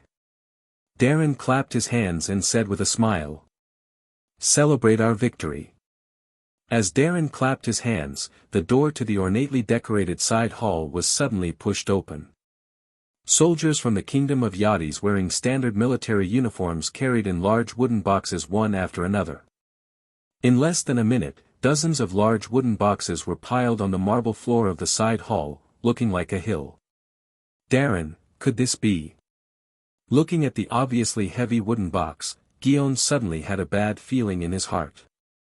At this time, a man dressed as a butler walked in, with a flattering smile on his face, nodded and said, "Admiral Darren, I am the Minister of Finance of the Yachties Kingdom." He pointed to the large wooden box on the ground. "This is a small gift from our Yachties Kingdom, please don't refuse the North Blue Marine Fleet that shoulders justice. As he spoke, he asked his soldiers to open the wooden box. In an instant, Guillaume and Cake's eyes widened, and their mouths opened into an O shape. Dazzling and bright lights emanated from the large wooden boxes that were opened one by one, illuminating the entire side hall of the palace with colorful lights. Clatter. A dazzling array of gold and silver treasures, large piles of colorful banknotes, all kinds of rare treasures, fine cigars, high-end wine. Like flowing mercury, they tilted out of the fully loaded wooden box. The whole side hall is filled with the smell of money and corruption. This. Jia Ji stared dumbfounded at the hills of gold and silver treasures in front of him. He stuttered when he spoke, and the expression on the swollen pig's head was extremely funny. What wealth is this? He couldn't even count them. Growing up in Marineford, he has never seen such a huge wealth in his life. Darren smiled with satisfaction. Your Majesty King Yachties is too polite. It is our duty to Marine to protect the members of the alliance countries from harm. The finance minister laughed and said, "Of course. Who in the entire North Blue doesn't know that our admiral is selfless, honest, and dedicated to protecting the lives and property of our North Blue people without asking for anything in return? North Blue can have Lord Darren's protection, it is really the blessing of North Blue. It's just that we can't let the many soldiers of North Blue Marine come here in vain. Hospitality is the tradition of our Yachties Kingdom. Please don't refuse, Lord Darren. He's pretty good at talking, as expected of the Chancellor of the Exchequer." Darren smiled and was about to nod. Unexpectedly, Guillaume stepped forward suddenly, with an angry look on her pretty face. She gritted her teeth and said, "No. We can't accept this money." She turned back and glared at Darren fiercely, and said angrily, "We Marine will never accept money from other sources. Darren, this is bribery. If you dare to accept the money, I will directly report you to the headquarters." Jiaji next to him also shouted, "Yes. I will report you to the headquarters. It just so happens that there is a piece of fine iron in the treasure house of our kingdom, which can cast a good scabbard for your beloved knife. As for Major Kaji, our side also happens to have a lot of good cigars. Guillaume. Plus, Omega. I said it all, we can't accept anything." Guillaume yelled angrily. The Minister of Finance was taken aback for a moment, then smiled again. "Of course, in addition to the above gifts, we will also compensate you too for your hard work in this battle. There are also many excellent swords in the royal family's treasury, which can be selected by Major Guillaume. As for Major Jiaji, our royal song and dance troupe has prepared a wonderful performance for you. Addition, carrot o carrot." Really? His eyes lit up and he blurted out, "Boom! Before he could finish his sentence, Guillaume kicked his whole body away, his head sank into the wall, and his feet were dangling in midair. Your Excellency the Minister. I seriously refuse, and I don't mean to ask you to add money. Guillaume turned pale with anger, took a deep breath, and clenched his silver teeth. The Chancellor of the Exchequer was stunned for a moment, with a look of embarrassment on his face. If you keep postponing, don't you just want to add money? Isn't not enough? At this time, Darren couldn't stand it anymore, he sighed helplessly, and made a relief. Excuse me, Mr. Minister. We all like these gifts very much. Please tell Lord Yachties, we North Blue Marine are deeply grateful for this. The Minister of Finance breathed a sigh of relief and said with a smile. In fact, this is because the people are too enthusiastic and spontaneously fundraising, thanks to North Blue Marine for their efforts. In addition, the royal family has prepared a banquet for you tonight, please attend. After saying this, he bowed slightly towards Darren and the others, then walked away quickly. When the gate was closed, Guillaume finally couldn't hold back the anger in his heart, and said angrily to Darren, who sat down again and crossed his legs. Darren. Before she finished speaking, Darren interrupted her with a wave of his hand. Guillaume, you have also seen the embarrassment of the Minister of Finance. If you don't accept the money, he will have no way to go back to the business. That's how North Blue works. In their view, if you don't collect the money, they can't feel at ease at all. Justice doesn't work in this sea area. To some extent, this is similar to giving red envelopes to doctors for surgery on Earth. If the doctor does not accept the red envelope, the family members will be worried. This has nothing to do with occupation. This is human nature. Seeing that Guillaume still wanted to refute, Darren shook his head. Okay, that's it, you all go to prepare, and you have to attend the dinner later. Damn Darren. You have betrayed the faith of justice. Shame on you, Marine. Scum of justice. Guillaume's angry curses came from behind him, but Darren laughed and walked out of the side hall of the palace. He doesn't care what other people think of him. If you care too much about your reputation, you will only restrict your actions and be unable to let go. This is a world where the jungle preys on the weak and obeys the most primitive law of the jungle. Darren does not deny that there are indeed some people in Marine who insist on their inner justice from the bottom of their hearts, and he also sincerely respects these people. They are willing to give everything for the ideals and beliefs in their hearts, to protect those things they want to protect, and to sacrifice their youth, energy, and even life. Such people are indeed respectable and great. That's why Darren doesn't dislike Guillaume who gets in the way. Because there must always be a fool like Guillaume, which will make the world full of hope. But Darren didn't think he could do that.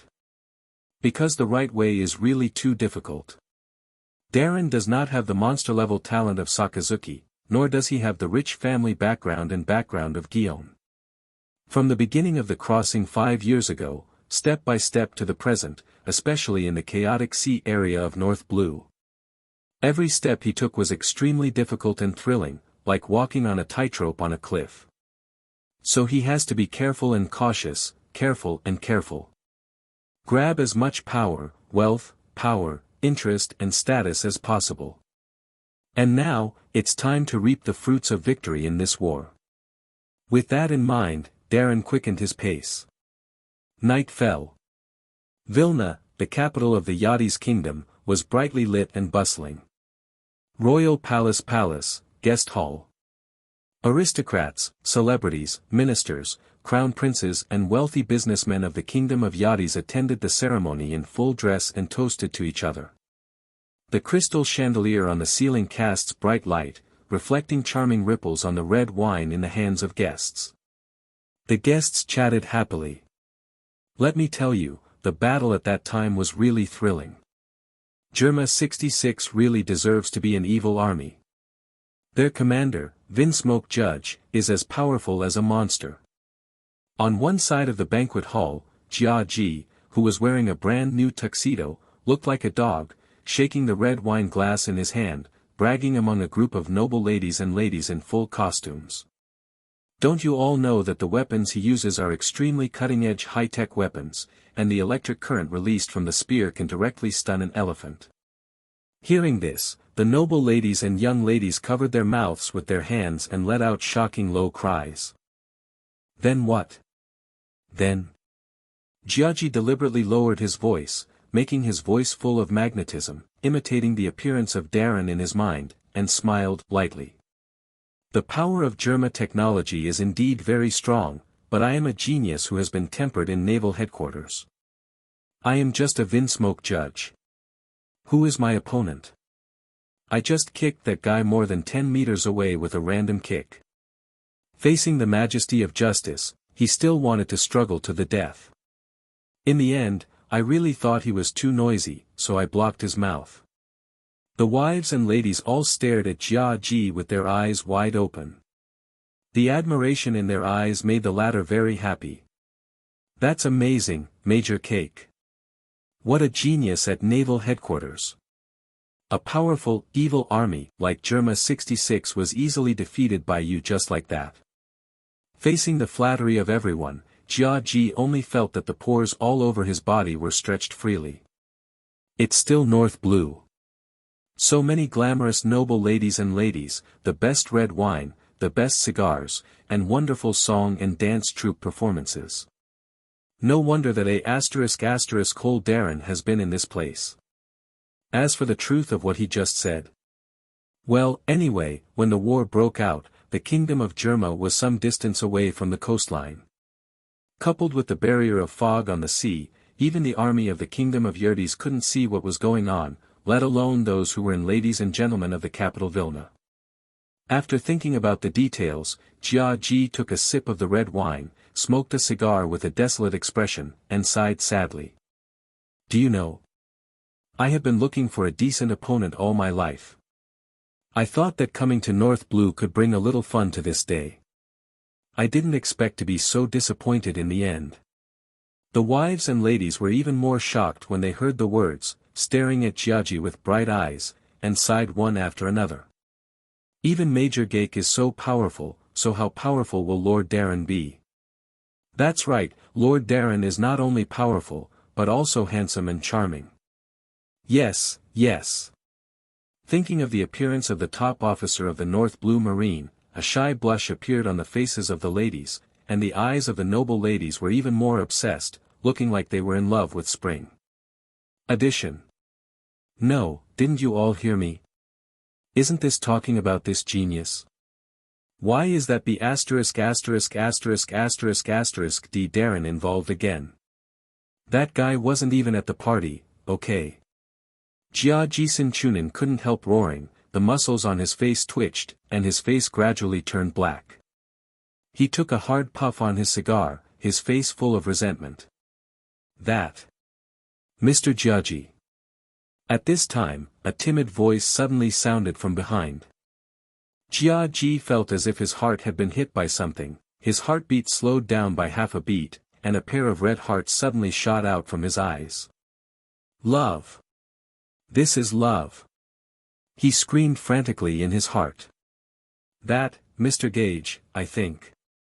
The girl raised her eyes shyly, glanced at Jia Ji timidly, and quickly retracted them in fear, with a naive look like a frightened deer, and said Noa Noa. 2. Phone bug, contact information. She's shy. She wants my phone bug contact info. She must have heard my record. She likes me. As if struck by lightning, Jia Ji nodded vigorously in a panic. No problem, I'll give you my personal phone bug number. The corners of his mouth couldn't stop rising. No. I want to ask if you know Mr. Darren's contact information. The girl shook her head with a slightly red face. Click. Jiaji felt as if his heart had been hit by something, his heart stopped beating, and the red hearts in his eyes suddenly petrified and split open. In the girl's astonished eyes. Like a deflated balloon, he turned around petrified, walked towards the corner of the banquet hall with a bleak back, and squatted there, motionless. 2 lines of tears flowed down his face without disappointment. Not far away, Guillaume, who was wearing a pink evening gown with high crosses, declined the invitation to dance for the 15th time. He glanced at Kaji squatting in the corner and breathing black smoke, and the corners of his mouth twitched. She took a sip of the red wine, as if remembering something. She gritted her teeth and clenched her fists. On the other side, Darren also came to the port and boarded the warship. Darren, base chief. On the deck of the warship, the North Blue Marine soldiers on duty saw Darren's appearance, and immediately raised their hands to salute. Thanks everyone. Darren smiled. Everyone shook their heads, and immediately returned to their posts. The treatment of the North Blue Marine is not known to be much higher than that of Marines of the same level in other sea areas, not to mention that in addition to the basic military salary, they also have fixed paid vacations and are equipped with the most sophisticated arms and weapons. North Blue military training at the highest level. Everyone in the North Blue Marine knows in their hearts that everything they have is due to their admiral. Darren walked into the cabin of the warship slowly, walked down the narrow steps, and came to the bottom of the cabin. At the bottom of the cabin, a makeshift prison has been erected. The commander of Germa 66, Vinsmoke Judge, was imprisoned here. Seeing that damned Marine coming, Vinsmoke Judge, whose whole body was imprisoned by steel shackles and even his mouth was sealed, struggled frantically. Bloodshot eyes appeared in his eyes, and he made an indistinct sound. It is conceivable that if eyes could kill, his violent and vicious eyes at this moment are enough to kill Darren 100 times. Darren waved casually. The steel block blocking Vinsmoke Judge's mouth flew out of nowhere. The former roared angrily immediately. You damn Marine brat! How dare you imprison this old man? You are the North Blue Admiral. The Germa Kingdom is a member of the world government. You are dead. His voice stopped abruptly, and his pupils shrank. A sharp steel bar suddenly twisted out of the prison cell, pierced the air, and hovered firmly between his eyebrows. In the reflection of Vinsmoke Judge's pupils, under the light of the shaking torch, the tip of the steel bar reflects a cold light, like a lion majesty that chooses to eat someone. Have you said enough? Darren smiled. Vinsmoke Judge gritted his teeth.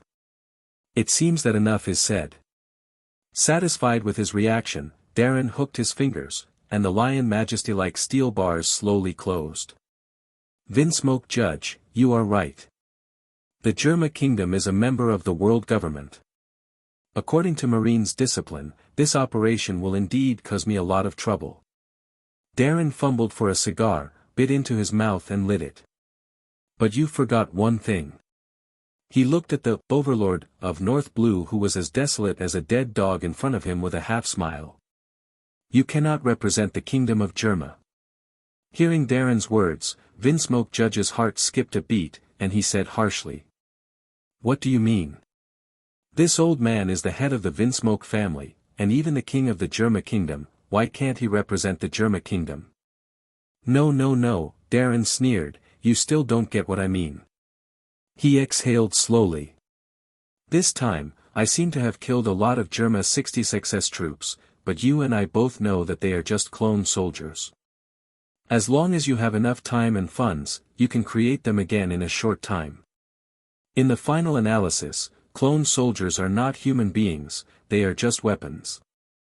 And most importantly, the world government doesn't care about the life and death of the franchise countries, the 5 elders don't care, and the celestial dragons don't care even more.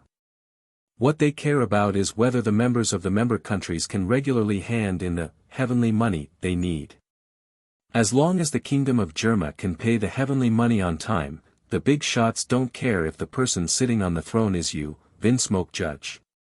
Vinsmoke Judge's face suddenly turned pale. Well, it seems that you are beginning to understand what I mean.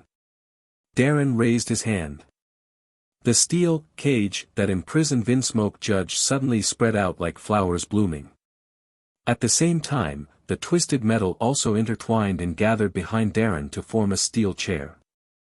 Vinsmoke Judge, who had regained his freedom, did not attack Darren angrily. Instead, he stood there with a livid face. He knew very well that without his combat uniform, he could not be this man's opponent. Darren sat slowly on the steel chair, smoking a cigar and smiling.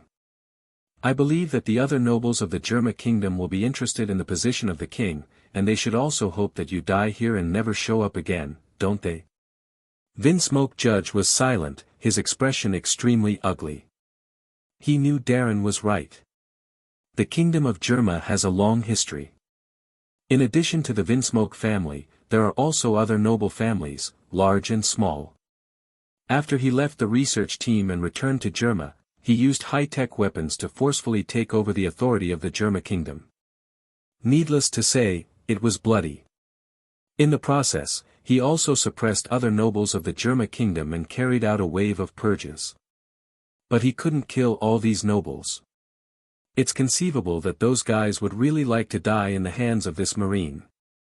Don't you dare kill me. Vinsmoke Judge said hoarsely. Darren laughed. I admit this. After all, you are the king of a franchising country, and I am just a mere colonel marine. It's just that I can hand you over to the world government. As a scientist who has strong scientific research skills and has worked with Vegapunk on the MADS team, I believe the government will be very satisfied with my move. Vinsmoke Judge's face changed drastically. What on earth do you know? He managed to escape from the pursuit of world government agents and avoid falling into the hands of the government and becoming a research tool in their hands. But how on earth did the marine brat in front of me know about such a secret event? Darren smiled and said. What do I know? You don't have to worry about it. You just need to know one thing. By cooperating with me, you can continue to be your king and commander in peace. Maybe when I am in a better mood, I can help you fulfill your ambition to dominate the North Blue. Or trying to resist me. I will hand you over to the world government, and then support another nobleman in Germa to be the king. As long as the amount of heavenly gold in the Germa kingdom increases by 20%, I believe that the government will not hold me accountable, but will also maybe you can give me a public reward. After the words fell, Vinsmoke Judge fell into a long silence, and his expression became uncertain. Darren was not in a hurry. Just minding his own business and smoking a cigar. He knew this guy's character very well. Desire for power, vanity, and arrogance. Do you fight to the death for your own face, or do you lose your freedom and power? Darren believes Vinsmoke Judge will make the right choice. Half a minute later.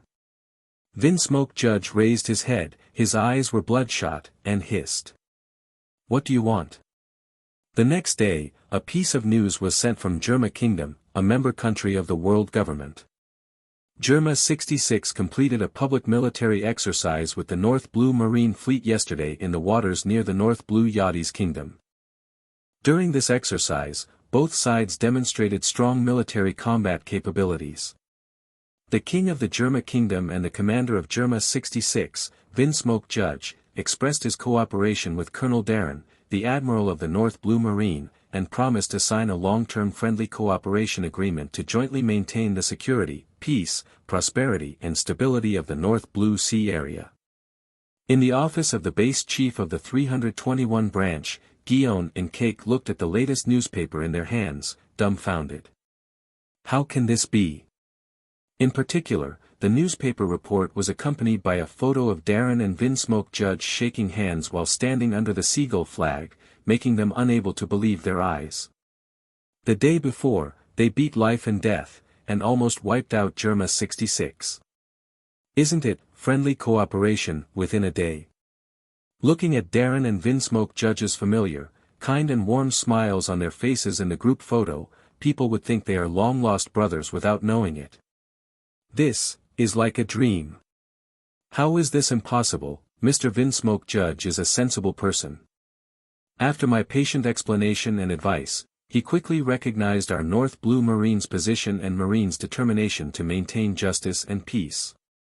Darren glanced at the shocked Guillaume couple with a smile, and lit a cigar slowly.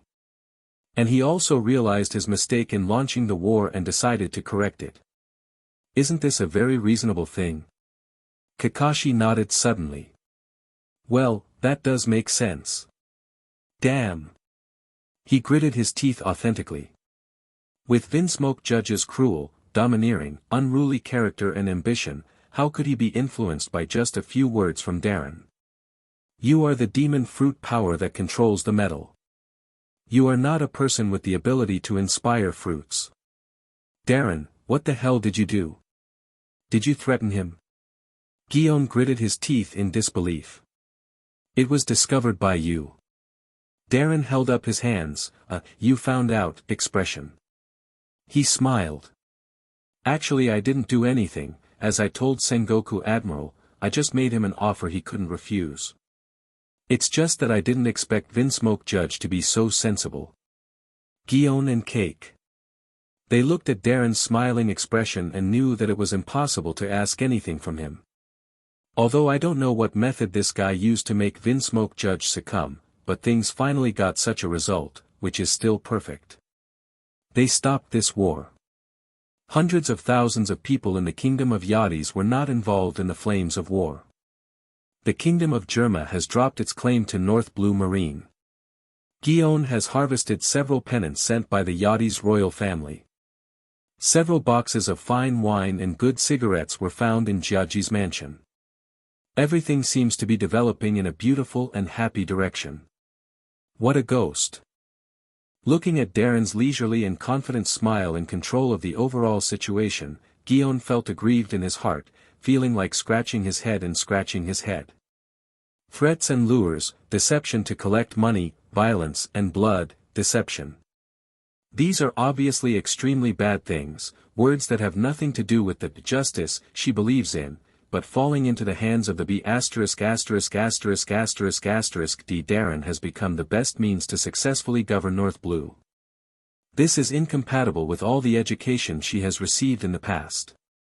It just overturned her 3 views. Blue, blue, blue, blue.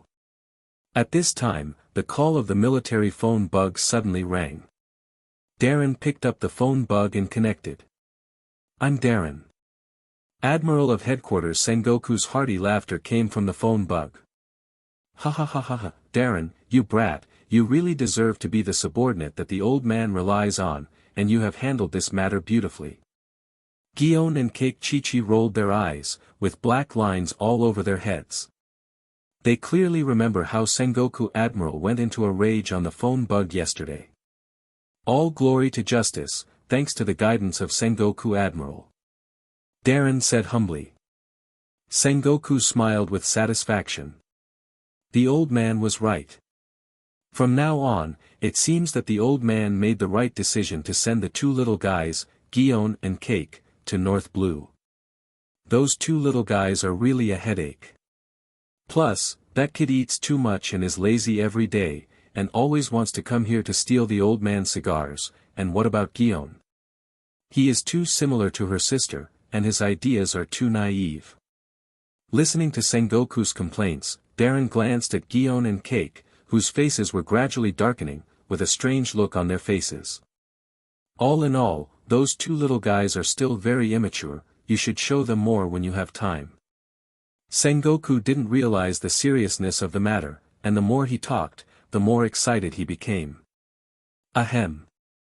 Noticing that Guion's eyes were getting colder and colder, and his body began to exude a chilling killing intent, Cake couldn't help coughing lightly twice. Sengoku. The military phone bug fell silent. Sengoku Admiral, I heard that you are very dissatisfied with me. Guion said to the phone bug with a deadpan face. Sengoku. Hey, hello. Why can't I hear clearly? Hey, the signal doesn't seem very good. Can't hear clearly.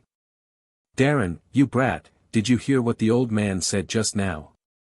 Take good care of Guion and Cake, this old man, they are the future of Marine and the hope of justice. Hello, hello. Signal, how, not, connected. Brew. The phone bug fell asleep. The communication was interrupted. Guion. Addition. Darren. The 3 looked at each other. The flying squirrel, who had been standing beside him silently, covered his forehead in pain. This acting was too clumsy. But within a minute, the military phone bug rang again. Darren connected again. Sengoku Admiral. Well, Darren, I almost forgot to mention that there is a very important task. Sengoku acted as if nothing happened just now, with a serious tone. Sengoku Admiral, you said. Darren said. Sengoku said in a deep voice. Berndi Valdo attacked an official ship of the world government a few days ago. The world aristocrat Celestial Dragon's shield saint on the official ship was shipwrecked and floated to Badia Island in North Blue. The headquarters has received an order from the government, and the old man is already on his way to North Blue. Darren frowned when he heard that. He remembered the news he had read in the newspaper 2 days earlier. The great pirate, world destroyer, Berndi Waldo sank the official ship of the world government. The world aristocrat Celestial Dragons was furious, and offered a high reward of 200 million Baileys. Ward High bandits may become the biggest threat to the government. Sengoku Admiral, what do I need to do? Hunt down, world destroyer, Berndi Waldo. Darren exhaled a dragon-like smoke, his eyes half closed. Sengoku shook his head and said. No, although your strength is good, but compared to Berndi Valdo, there is still a long way to go. Fighting Berndi Valdo is the mission of this old man. And your mission is to set off immediately to Badia Island to protect Shield Saint. The CP department has sent personnel to North Blue to escort, but before they reach Badia Island, the government needs the nearest marine to protect the personal safety of Shield Saint. Blue sky and blue sea, white clouds fluttering. The huge warship sailed at a steady speed on the endless blue sea, dragging a long white trail from its tail. In the dark cabin, Darren sat cross-legged on the deck alone with his eyes closed. The light from the oil lamp cast his figure in a vague shadow on the cabin wall. 3 smooth metal spheres floated in mid-air, moving centripetally around his body. If anyone is here, it is estimated that they will be surprised. Because these 3 metal spheres are flying and moving around Colonel Marine, even during the movement, the relative distance between them has always been absolutely consistent. This requires extreme control. Time passed minute by minute. With the slight movement of Darren's fingers, the 3 metal balls are constantly changing shape like a liquid, sometimes elongated and extended into sharp spikes, twisted and wriggled like sinister iron chains, and sometimes spread out like a solid steel shield. At a certain moment, Darren slowly opened his eyes. The 3 metal spheres gathered together immediately, and finally transformed into a silver metal wristband, solidified on Colonel Marine's right wrist. He exhaled lightly, a satisfied smile curled up on the corner of his mouth. Physique, 60.451. Strength, 55.890. Velocity, 58.048. Fruit, 71.871. Sure enough, real combat and fighting can force myself to grow faster. Darren sensed his physical condition with his insight, talent, and couldn't help saying something with emotion. Over the past few months, in fact, his cultivation progress has basically slowed down a lot, and even the 2 items of speed and fruit ability have almost stagnated. Although as he continued to increase his training intensity, the various data of his body were still slowly improving, but the speed of improvement was not satisfactory. However, after the battle with Germa 66, Darren's physique and strength have improved by more than 1 point. If it is training, it will take at least a month to achieve the same effect. It's a pity that Germa 66 is too weak, and it didn't allow me to really enter the state. Darren smiled and lit a cigar. Germa 66 and Vinsmoke Judge are actually not weak, but their own abilities are too restrained to Germa's technological weapons. Undoubtedly, if it were not for his own appearance, with the military strength of Vinsmoke Judge and Germa 66, it would not be a big problem to kill the kings of the 4 North Blue countries, and even dominate North Blue. I really miss the time when I fought with that lunatic Sakazuki. There was emotion in Darren's eyes. Before Sakazuki left North Blue and went to the headquarters for training, he would often train and compete with the former without using the devil fruit ability. Of course, the discussion between the two of them is terrible in the eyes of others. After all, that guy Sakazuki never holds back. A little carelessness, and it could be killed, and then tragically become an accident. During that time, although he was seriously injured almost every day, Darren was intoxicated by the kind of hearty fighting and the state of constantly pushing himself to break through the limit in the crisis of life and death. That was also the period when his strength leaped the fastest. Unfortunately, that is all in the past. After training in the officer training camp of the headquarters, under the teaching of the former Marine Admiral Black Arm Zephyr, the current Sakazuki is estimated to have mastered hockey. The distance between himself and him has been infinitely widened.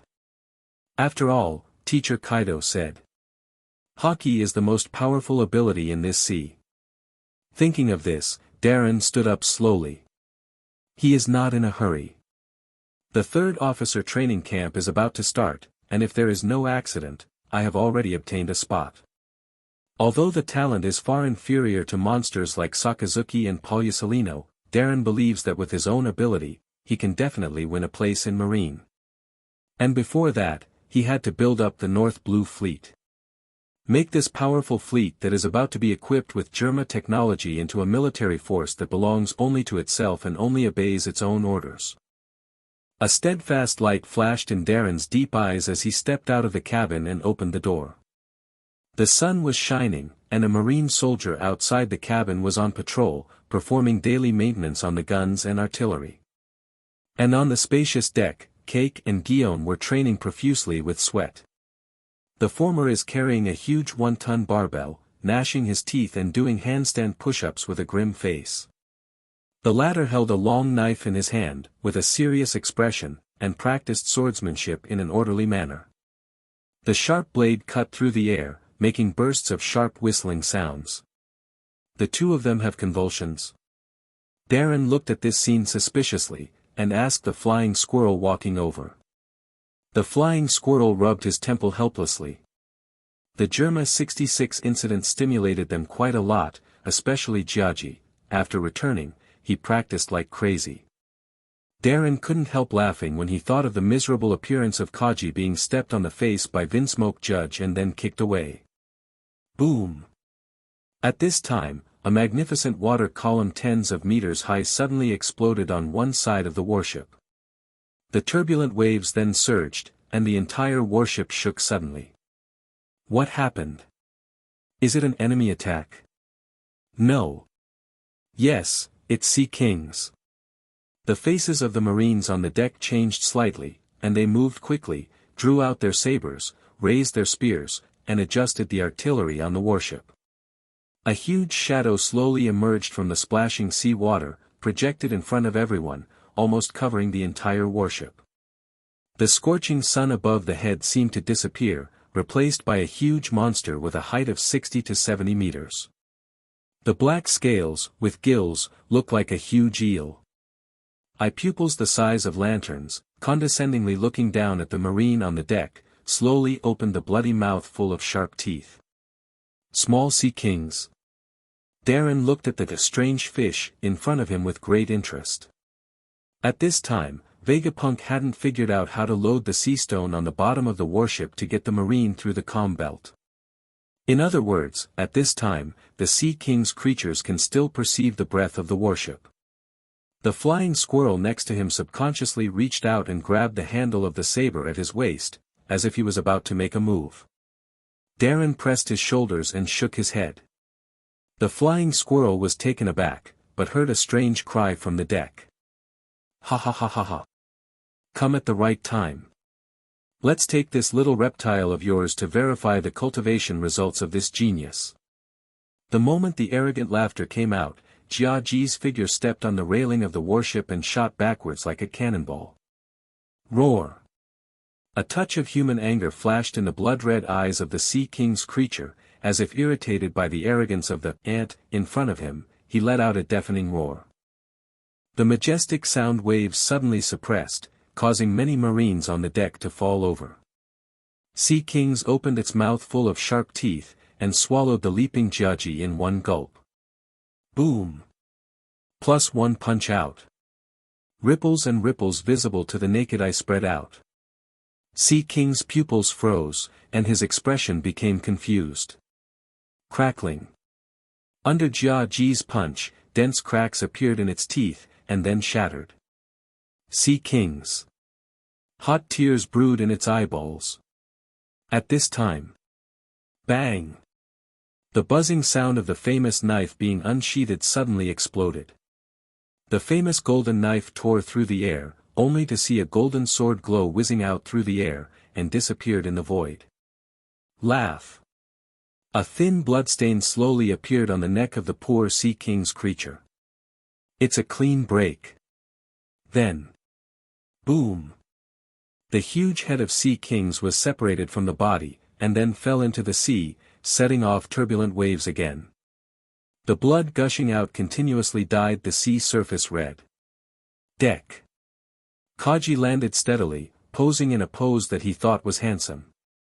Guion put the knife back into its sheath indifferently, with the cloak fluttering wantonly behind him.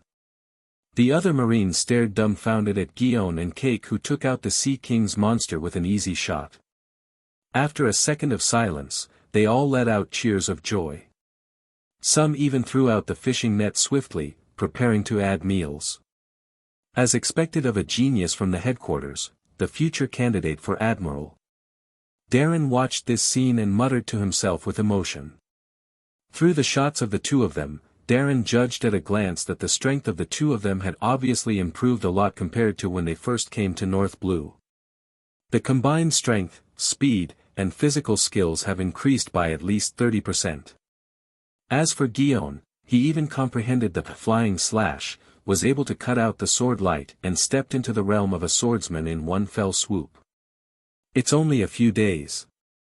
This terrifying talent, even if it is not as good as monsters like Sakazuki and Paulusalino, is not far behind. Ha ha ha ha ha. Darren, did you see that? Jiaji walked over with a full face, raised his arms and flexed his arms, showing off his biceps. A Sea King's that big, he just shattered all his teeth in one punch today, can you? Boom! At this moment, as if attracted by the blood of the Sea Kings, another huge wave exploded on the sea. 1 head. 2 ends. 3 heads. A total of 8 Sea King's creatures with a height of more than 100 meters raised their heads and roared out from the undulating sea, echoing each other and sending out roars that shook the world. When the huge body twisted and rolled, the sea surface was full of turbulent waves, rushing towards the warship. The little warship wobbled and shivered in front of the 8 Sea Kings with larger bodies. Darren beckoned. The metal wristband on the arm suddenly fell off, and then twisted and stretched like a living thing into a sharp spear, which suddenly shot out through the air. The sharp explosions continued to explode, and under the force of the terrifying magnetic field, where the metal spear passed, white ripples continuously bloomed in the surrounding void. The speed climbed to ultimate in an instant. No one can see its trajectory. Everyone on the deck only felt a blur in front of their eyes, as if something was passing back and forth in the void, like a silver phantom. The figures of the 8 roaring Sea King's creatures froze together. Laugh. The surface of their bodies continuously exploded densely packed tiny blood holes, jetting out high-pressure blood flow like a sieve. Rumble. Huge objects collapsed one after another, stirring up water jets that soared into the sky. While Darren recalled the metal spear, he condensed it into a wristband again, and put it on casually. Behind him was the picture of 8 lifeless Sea Kings falling into the sea continuously. He turned his head to look at the dumbfounded Jiaji, and said, "Major Cake, what were you trying to say just now?" The corner of Jiaji's mouth twitched, and he said with a smile, "I said you can definitely do better than me." Darren glanced at him, patted his shoulder, and looked away. The outline of an island gradually emerged on the distant sea. "Let's get ready, we're going to land on the island soon." The corner of his mouth curled up into a sarcastic arc that looked like a smile but not a smile. Our mission this time is to protect the great, sacred and noble celestial dragons. North Blue, Badia Island. The warship sailed slowly into the port. The anchor was lowered, and the Marine members of the North Blue 321 branch headed by Darren walked off the bordering plate slowly. As soon as he set foot on the land of Badia Island, Darren was surprised. It seems to be different from the Badia Island in my memory. Badia Island is one of the transportation hubs of several well-known routes of North Blue. Although the trade throughput is far behind some of the commercial and prosperous islands of the Grand Line, it is also among the best in North Blue. Many merchant ships and trade caravans will pass through Badia Island for supplies, which will also support the economic development of the island. However, where wealth flows, dirty activities will naturally be hidden, which is common sense in the world. Because of the wealth and prosperity of Badia Island and the convenient transportation, this place has naturally become a place for fishing for oil and water and hiding dirt. Mafia, underground forces, illegal trade, and even robbery by pirates have become the norm here. In order to balance the balance of power on Badia Island, Darren also spent a lot of effort and energy before. Even so, Badia Island in Darren's impression is still a bustling and chaotic place. But the scene he saw in front of him was somewhat beyond his expectations. The once crowded, oil-stained port of the island has been refreshed with blooms of flowers. The street looks very neat and tidy, without the slightest pile of garbage, and the street stalls and shops on both sides of the street are now neat and orderly. The old buildings have been painted with new paint, and the house is painted with white walls and blue roofs, which looks quite grand. In front of the entrance to the town, a brand new arch was temporarily built, with a height of 10 meters, and the colorful words, "Welcome to Mr. Shield Saint," are hung on it. Because the celestial dragons were shipwrecked and drifted to Badia Island, the mayor of this island immediately issued a decree to rectify the city appearance, and spent a lot of tax money to renovate some dilapidated buildings. The flying squirrel walked to Darren's side and explained in a low voice. As for the color of this house, it is said that the city government is trying to imitate the decoration style of the Holy Land Mariehua, so that the world's nobles can feel at home here. Guion and Cake on the side were stunned. Darren couldn't help but smile. It seems that no matter which world you are in, there is such a thing as image engineering. But this is also normal. Celestial dragons are self-proclaimed gods in this sea, and they have supreme power. For a small place like North Blue, there are very few opportunities for local consuls to witness the true face of the world's nobles on weekdays. Now it happens that a celestial dragon who encountered an accident came to the area under his jurisdiction. Of course, the mayor has to behave well, even if he tries to make a good impression. Maybe the nobles of the world will be happy in the future, and a casual sentence can make him go. On the pinnacle of life, interesting. Darren nodded with a smile, turned to look at Guion and the others, and ordered. Let's take your troops in first, set up a protective circle around the area where Shields ST is active, and pay attention to checking for suspicious people to ensure that no emergencies occur. While he's not interested in protecting the swine-like celestial dragons, he'd even like to take out one or two if he can. But since this is an order from the headquarters, Darren will naturally do his best. After all, as far as the moment is concerned, the mission this time is likely to determine his political future in Marine. If something happens to celestial dragons under his protection, Sengoku probably won't be able to protect himself. Darren doesn't want to leave Marine. Being a pirate has no future, he doesn't want to be chased by Marine all over the sea. Darren doesn't think he is a good person, but he still has a bottom line in doing things. He can't do things like running to be a pirate and plundering civilians. Not to mention that for a traverser like him without cheats, Marine, which has a relatively complete training system, is undoubtedly the best choice.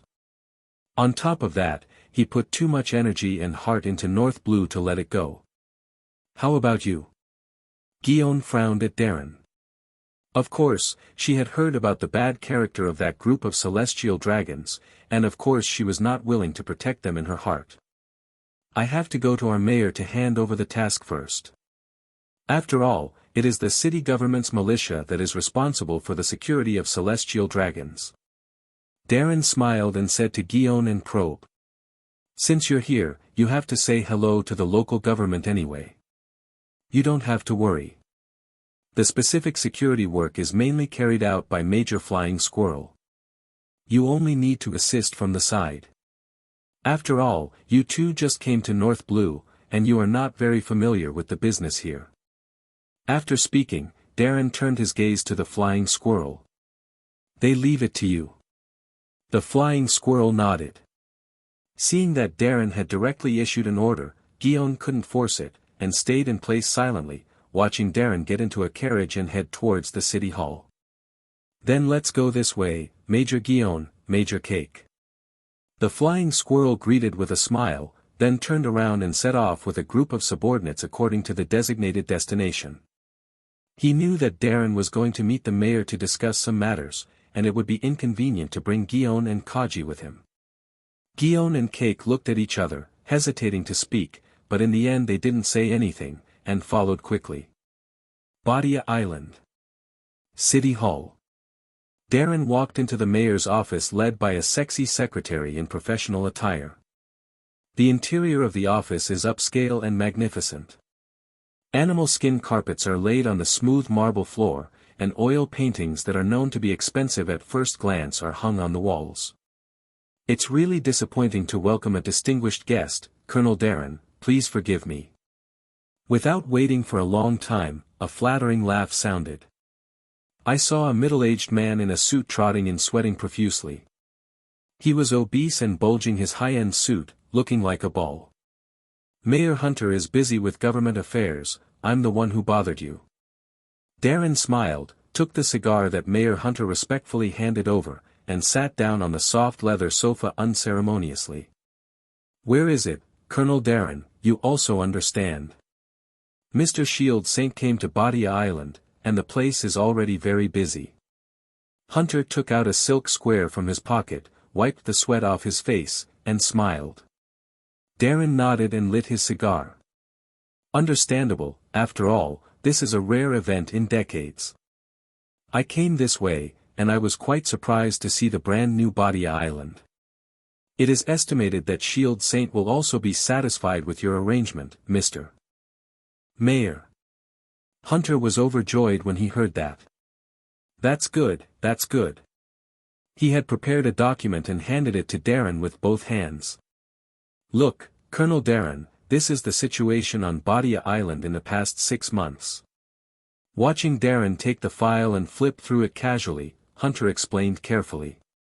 Under your awe, the 2 major mafia families in Badia Island have maintained relative restraint in the past 6 months, and paid the required taxes on time. Darren glanced at the number at the end of the file, and smiled with satisfaction. Well, they're pretty safe. Hunter nodded and bowed. Of course, who in North Blue dare not give you face? He said with trepidation, stooping even lower. Others don't know, how could Hunter, as the mayor, not know what the man in front of him is doing? Badia Island used to be full of mafia gangs fighting each other, and there were constant conflicts due to the competition for territory. Bloodshed was the norm. It wasn't until a year ago that Darren, the newly appointed base chief of Branch 321, came to Badia Island and almost uprooted the mafia with the most powerful and ruthless means. To this day, Hunter still clearly remembers that hellish scene. Rivers of blood flowed in the streets and corpses piled up like mountains. The man in front of him stood there covered in blood, and the only 2 remaining mafia family leaders knelt down before him tremblingly. Since that day, no more gang vendettas and turf wars on Badia. The 2 remaining mafia families have separated each other into a fixed territory, the river does not violate the well water, and they regularly hand over half of their income as taxes.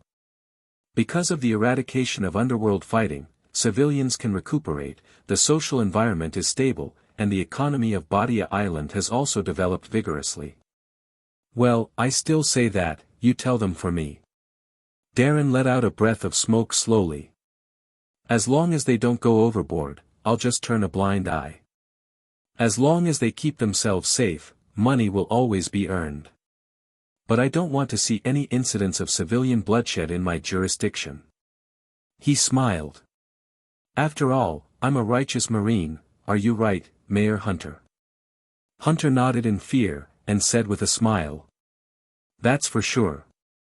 Who in North Blue doesn't know that Colonel Darren is a symbol of justice? The other side.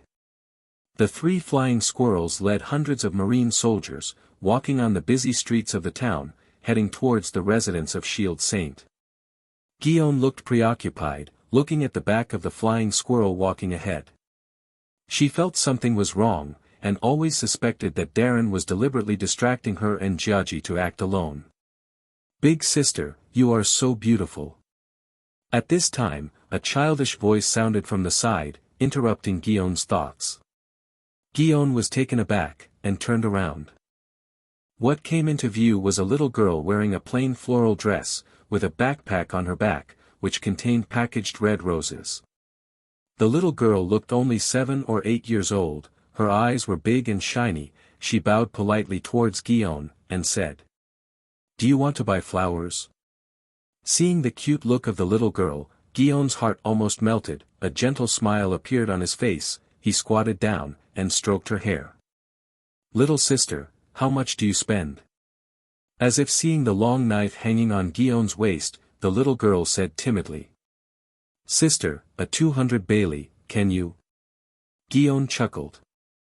"That shouldn't be asking me." Noticing the little girl's eyes, she smiled softly. "Don't worry, my sister is Marine, she's protecting you. My sister's knife is only used to deal with bad guys." "Little girl, really?" Guillaume nodded and smiled. "Of course, that's what we at Marine should do." She looked at the flowers on the little girl's back. "Give me one." As he said that, Guillaume took out 200 Baileys and put them in the hands of the little girl.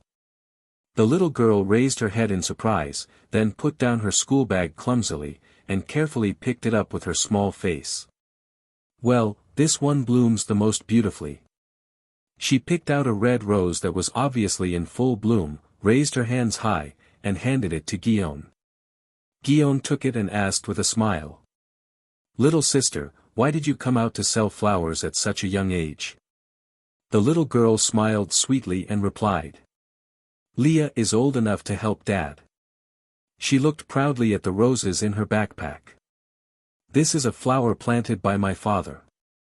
It is as beautiful as my sister." Guillaume laughed. "So that's the case, is Dad a flower farmer? Where's your mother?" "Mom." The little girl's eyes darkened. "Mom is sick, and my father told me that she went to a faraway place for treatment." Guillaume froze for a moment, sadness flashed in his eyes. Then the little girl turned around again, looked at Jiaji next to her, bowed politely and asked. "Uncle, may I ask you to buy flowers?" Jiaji's face darkened. The corners of his eyes twitched, he squatted down, and a self-conscious smile appeared on his face. "Little sister, I'm only under 20 years old, you should call me brother." The little girl opened her eyes wide in surprise, carefully looked at the man wearing a brown hat and biting a cigarette in front of her, and finally shook her head firmly. "No, uncle, you don't look like a brother, you look like an uncle. Addition." He gritted his teeth and squeezed out a smile with a stiff expression. "Little sister, if you call me brother, I will buy all your flowers." The little girl's eyes lit up, but she soon became entangled again, a pair of white and tender hands kept stirring in front of her, her face full of grievances. "Although Leah wanted to sell all the flowers. But Dad told me not to lie." Boom! Gake fell headfirst to the ground. He got up again and said viciously.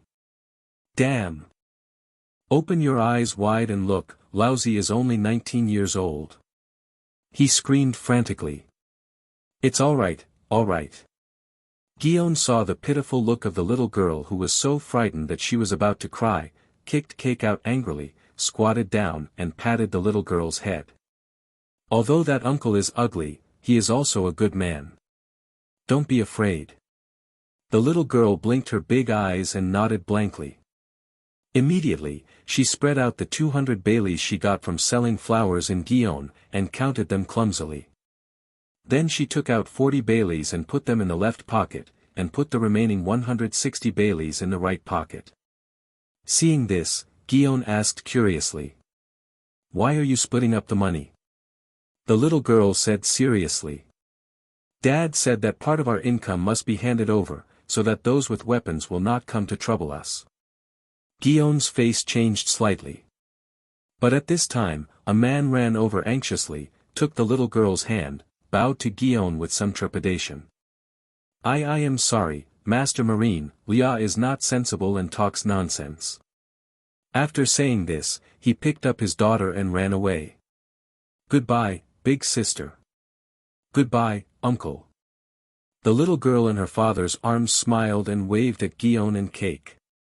"Damn it! Everyone said that I am a brother, not an uncle."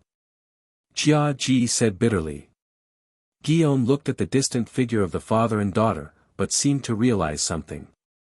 "Turn in part of your income, whoever bears arms, taxes."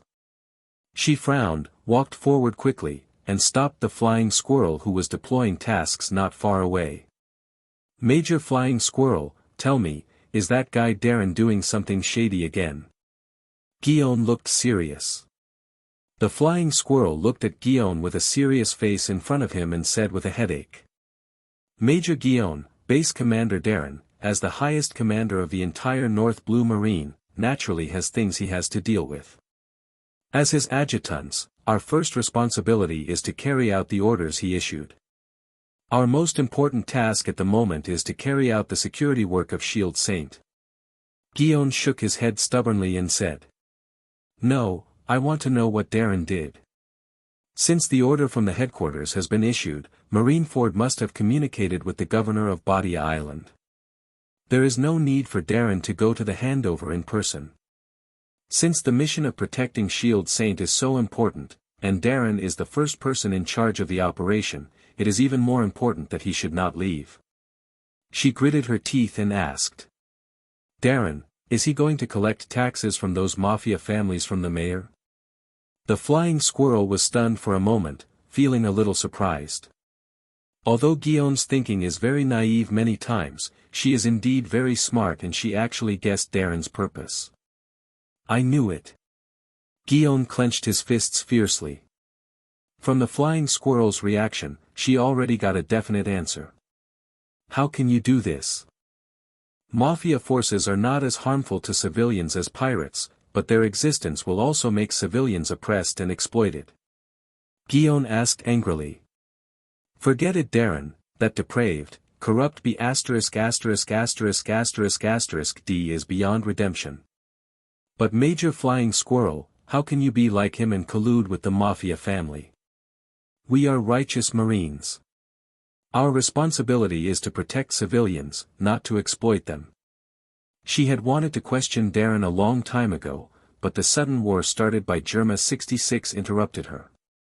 The flying squirrel looked at the anger and determination in Guion's eyes, and suddenly let out a long sigh. What an admirable belief. It's a pity that in a place like North Blue, pure justice is the most useless thing.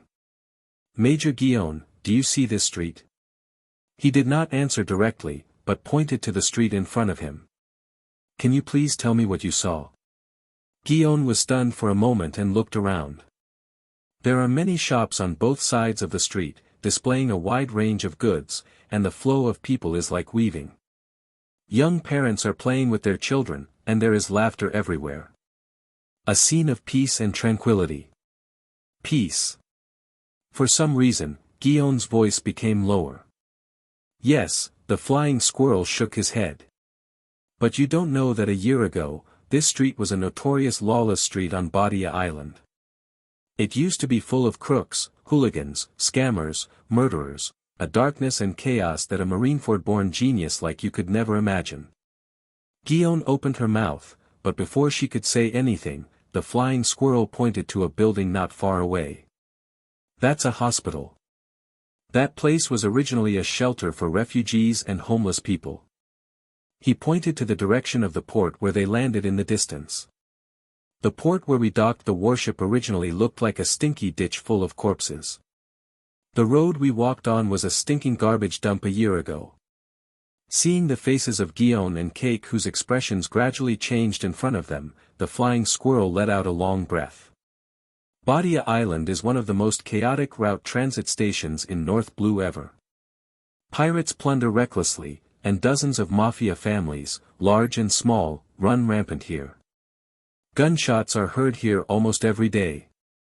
The crime rate on the entire island exceeds 30%. More than half of the children join the ranks of pirates, liars, gangsters and gamblers for various reasons before they reach adulthood. The island of Badia, where trade is flourishing, is to some extent a breeding ground for crime.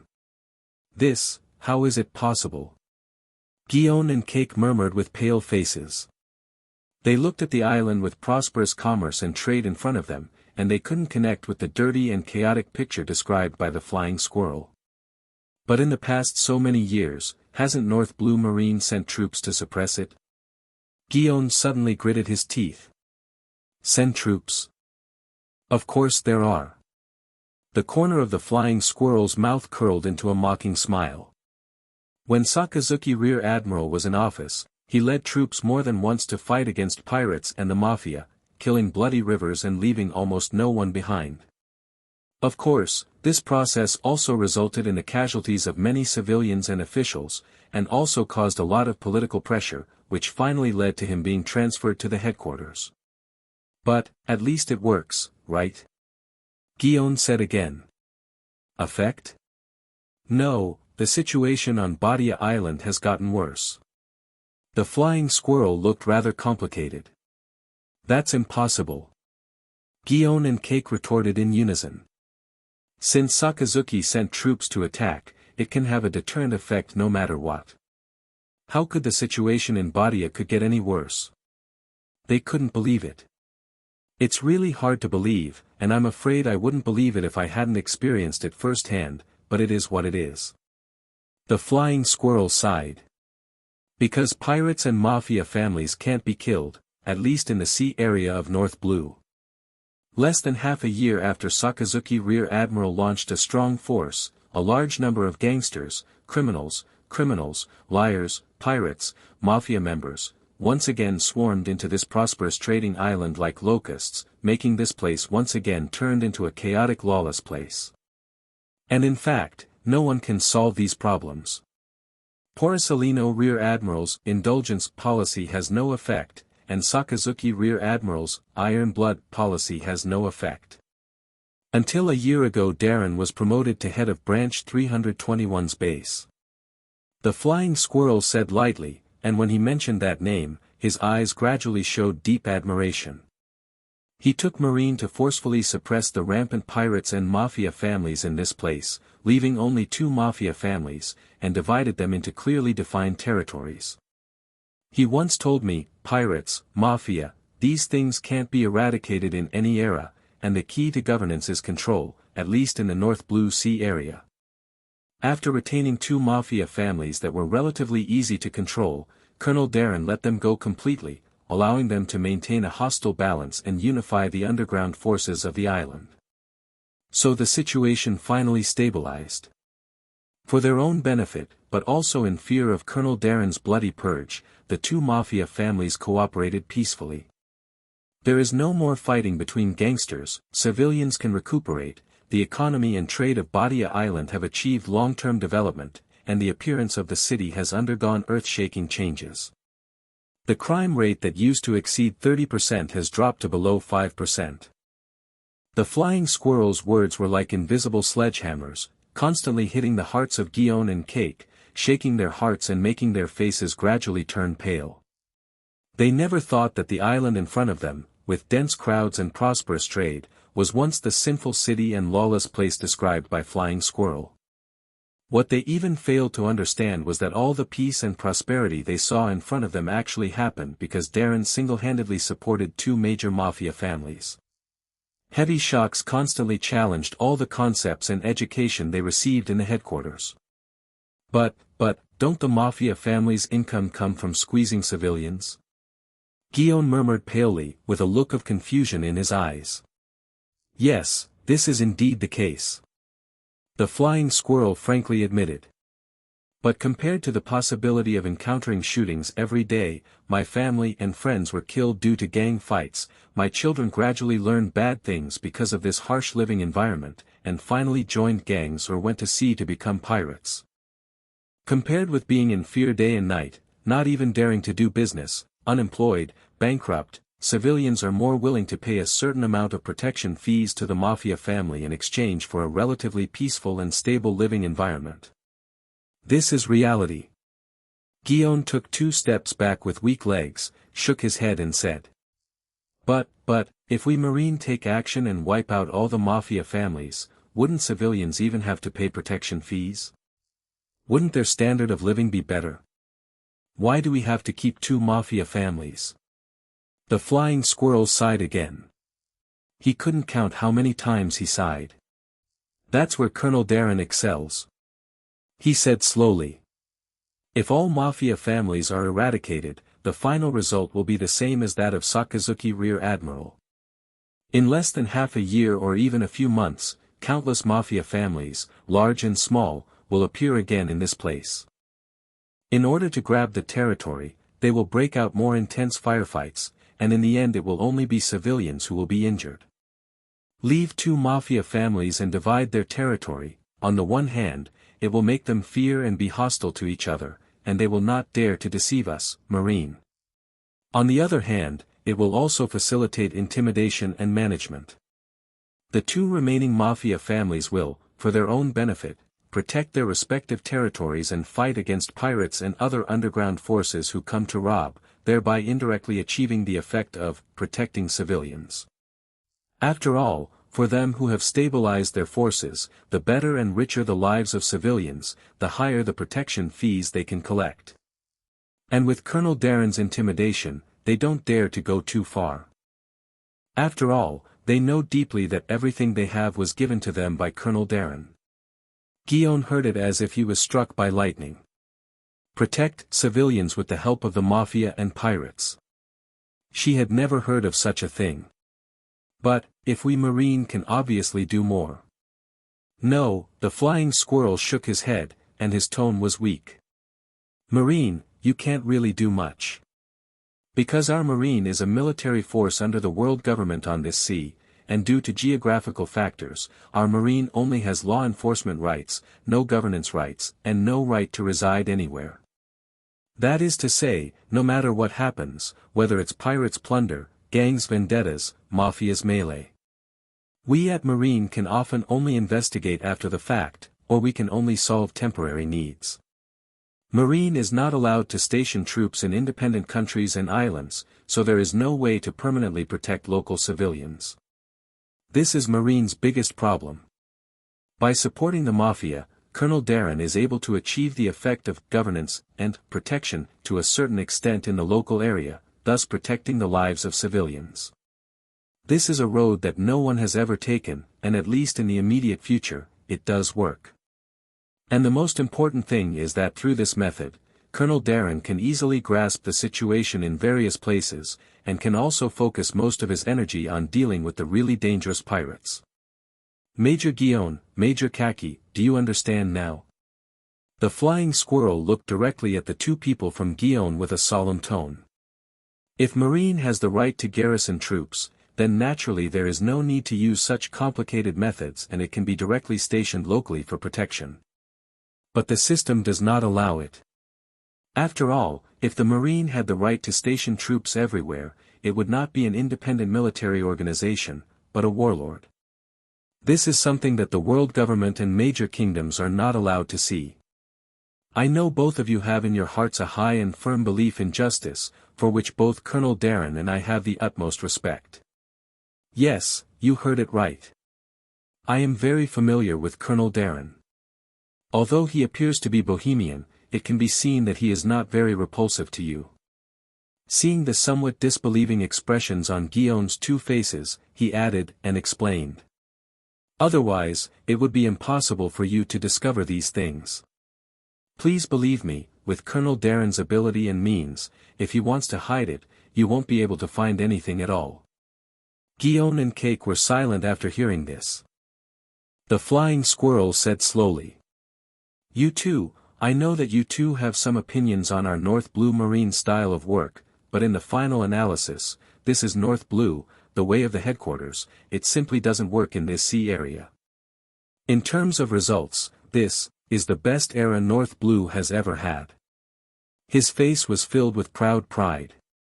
Seeing the islands and towns, under the jurisdiction of the Marine, continue to move towards peace and prosperity, this in itself is a kind of greatest pride and pride. It is also the best reward for my military uniform. Even in this process, the methods used are not so glorious. Both of you, it's not convenient for Colonel Darren to tell you these things, and he doesn't bother to explain them to you. The Flying Squirrel continued. For him, other people's looks and comments are not important at all. He has his own set of rules. But what I want to say is that Colonel Darren is actually not the scumbag you two think. Guillaume Bito bit his red lips and whispered. But no matter what, it is always wrong to collect money from civilians from the mafia. The Flying Squirrel smiled. It's not good to collect money, but North Blue Marine is really short of money. And most importantly, Colonel Darren has a principle. He winked. After receiving the money, he will do the work. Guillaume followed the group of Marines absent-mindedly, his black eyes filled with confusion. After learning the truth of Darren's governance of North Blue from the mouth of the Flying Squirrel, she always felt like a dream about the prosperity and excitement in front of her. In a daze, she suddenly remembered what Sengoku Admiral and sister he once said to her. Guillaume, as a Marine, although we shoulder justice, sometimes justice is quite weak in this sea. But why? Isn't our Marine the most powerful military organization in the world? It is true, but this sea is too vast, and it is impossible for the light of the seagull flag of justice to shine into all dark, dirty, and gloomy corners. You may not understand this truth now. This is a kind of luck, but it is also a kind of misfortune. Guillaume became distraught, and Cake next to him also looked weak, and even forgot to care for the people. Soon they came to a magnificent mansion. The mansion was obviously newly built, with a blue roof and white walls, and exquisite flower gardens. A security line has been set up outside the courtyard by poorly equipped militiamen, probably hundreds of people. Damn trash. Such a little thing can't be done well. They heard a violent yell coming from the mansion, accompanied by the sound of objects being thrown. Soon, they saw the frightened militiamen kneeling on the ground starting from the front row, their faces gradually turning pale. Accompanied by a figure wearing a white silk dress and a glass cover on his head, he came out of the mansion arrogantly, and the waves of kneeling were like ripples, spreading towards the outside. Shield Saint was furious. He never expected that this time he would meet that crazy man Berndy Waldo while he was going on a tour in high spirits. What made him even more unexpected was that a mere pariah would dare to attack the official ship of the world government and his own ship. Most of the CP members who accompanied him died in that horrible disaster like the Doomsday, and then the sea storm came and washed him to this island. This was the most embarrassing moment since he was born. Damn it. The blonde-haired Shield Saint gritted his teeth and cursed angrily. He glanced at the two CP members in black suits behind him. These are his last two guards. Go away. Get out of Lousy's way. Feeling unhappy, he kicked down the militiaman who was kneeling on the ground in front of him. He looked up and saw a Marine wearing a snow-white cloak walking towards him. Master Shield Saint, I am the Flying Squirrel, the Deputy Base Chief of the North Blue 321 branch, under the order of Naval Headquarters. I am here to protect your personal safety. The Flying Squirrel walked over, raised his hand to salute a military salute, and said expressionlessly. Hilda Saint glanced at him sideways, his attitude was extremely arrogant, and he sneered disdainfully. Hey, my sweet puppy Marine is here. Why is he a deputy base commander and your boss? The Flying Squirrel clenched his fist, then quickly unclenched it, and said in a deep voice. The master of the base is handing over the security tasks to the city government. Next, our North Blue Marine will be responsible for your safety until the official ship from the CP department arrives. Cut. Lousy didn't expect that you guys could only use the protection of the nursing home's wine bags and food bags. Anyway, the CP department will arrive in an hour or two anyway, so let's use it. Hilda Saint said casually, not caring about the ugly face of the flying squirrel, and turned to look elsewhere. The moment he saw Guillaume, his eyes suddenly lit up. The greed and wretchedness in his eyes made Guillaume frown, feeling uncomfortable all over, and subconsciously took a step back.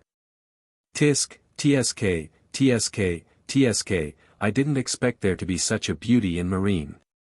Shield San looked Guillaume up and down, his eyes full of aggression, and he clicked his tongue in admiration. The flying squirrel's face changed slightly. Jiaji's pupils shrank, and he couldn't help taking a step forward. They've heard about Celestial Dragon's nasty hobby, and if he's after Guillaume.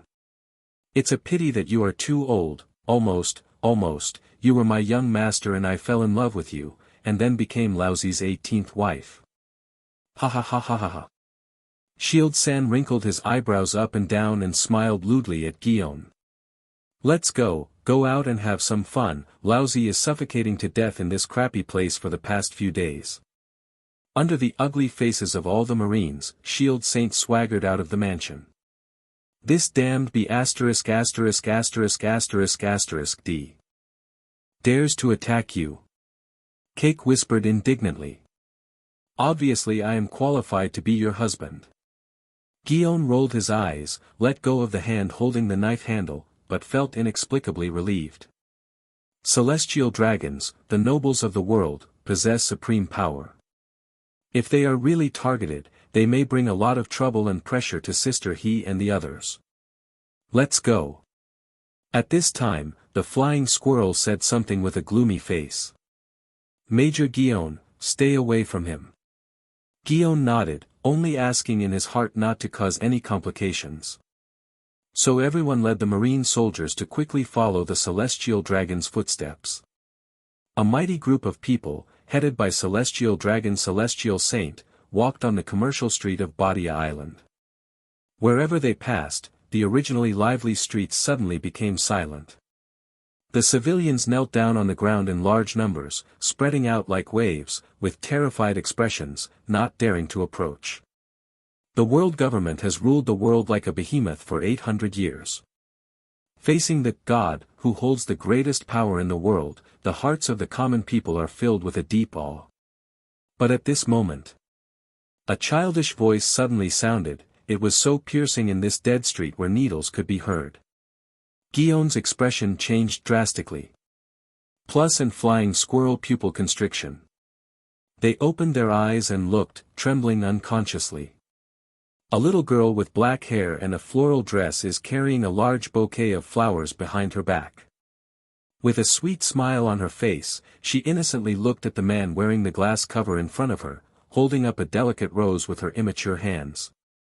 Uncle, do you want to buy flowers?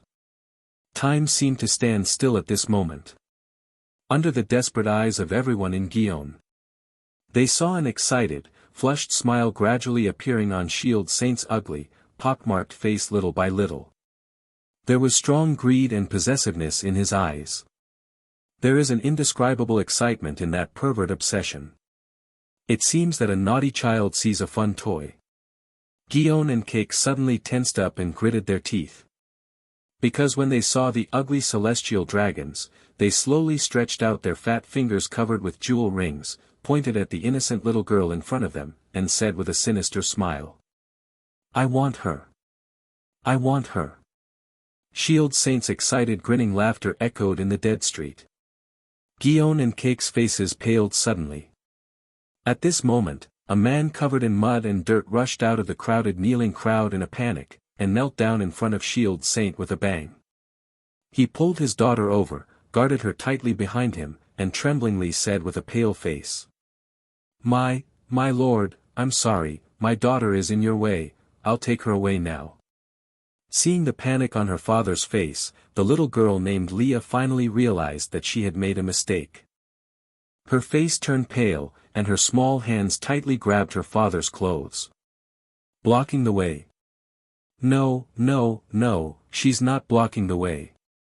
Shield Street Tsk laughed strangely, and his sick eyes did not move away from the little girl. This is your daughter, isn't it? Well, very nice. Starting today, your daughter will usher in the greatest luck in her life, becoming the 18th wife of my great shield saint. Ha ha ha ha. As soon as this remark came out, the middle-aged man's legs softened and his eyes widened.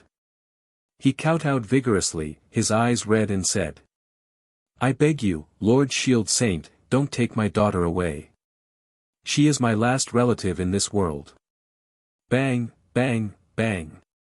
The sound of the man's forehead hitting the floor was so ear-piercing, and the force was so deep that one could even see a faint bloodstain on the ground.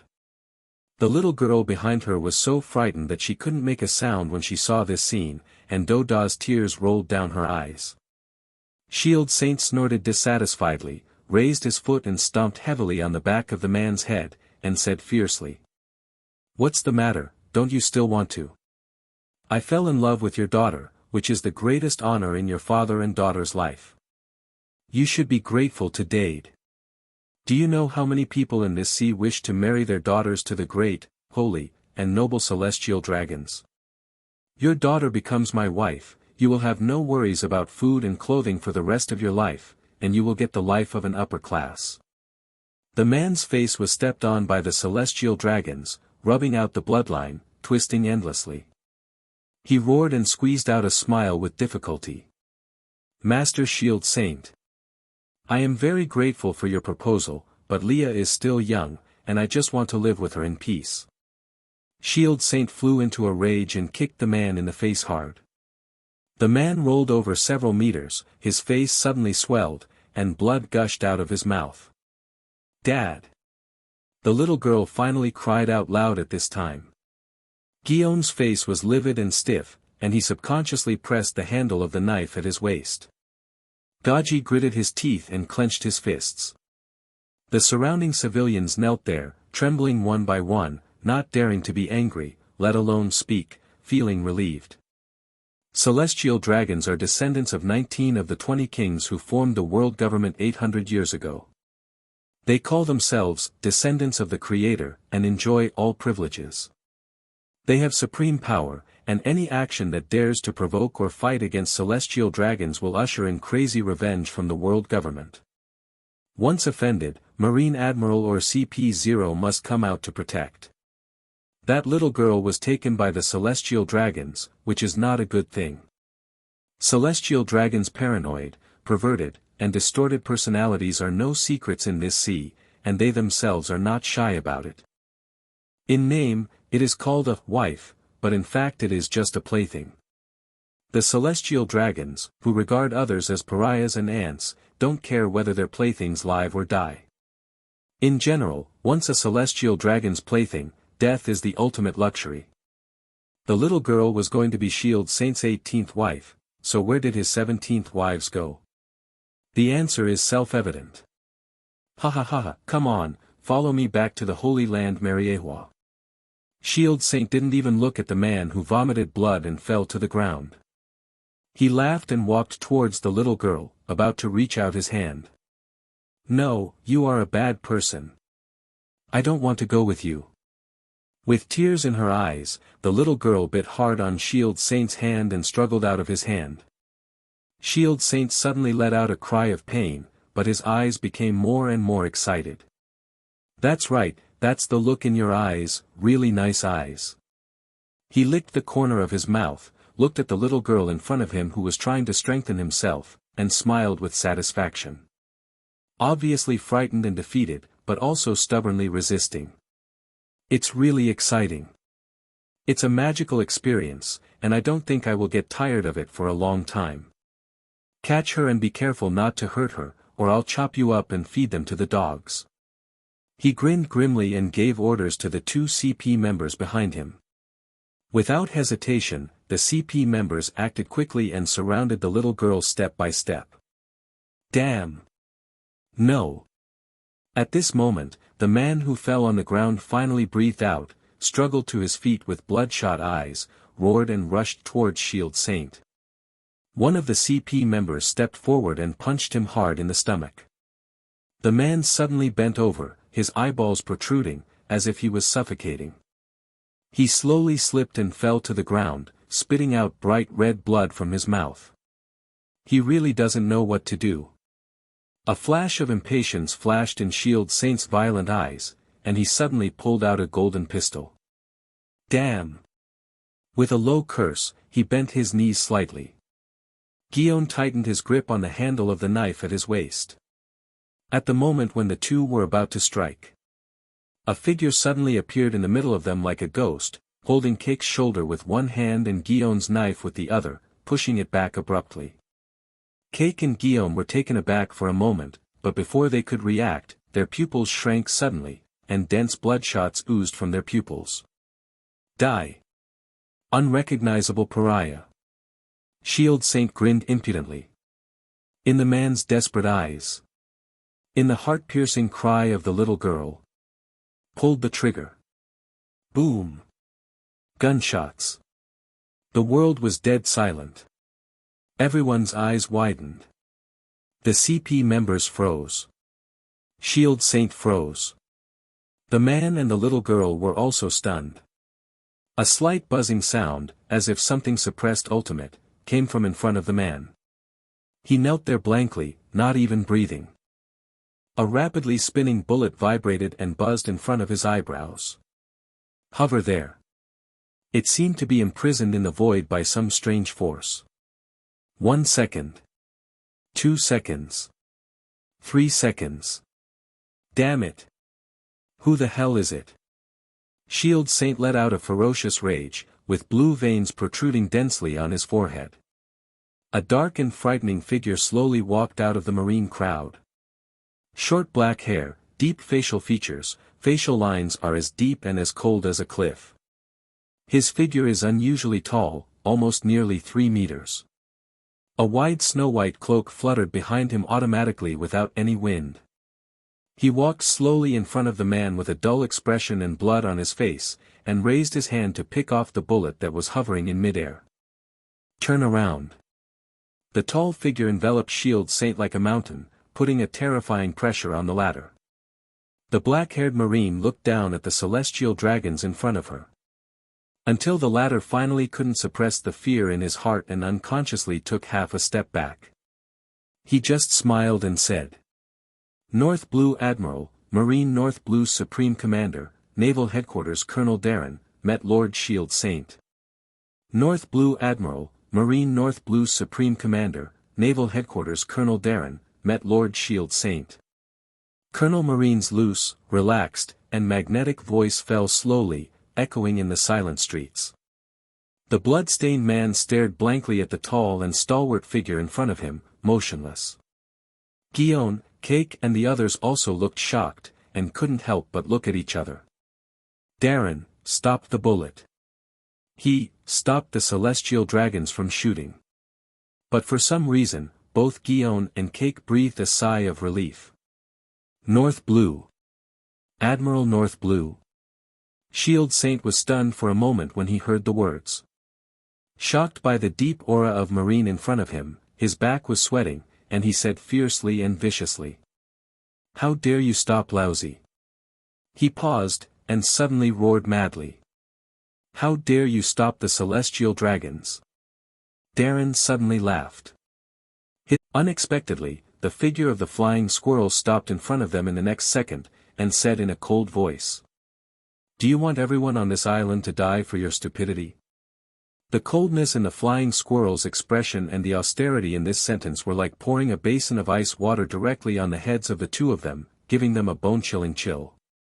Their bloodshot pupils kept trembling, and even their breathing became heavy, but the tense muscles on their bodies forcibly relaxed. Yes, they get it.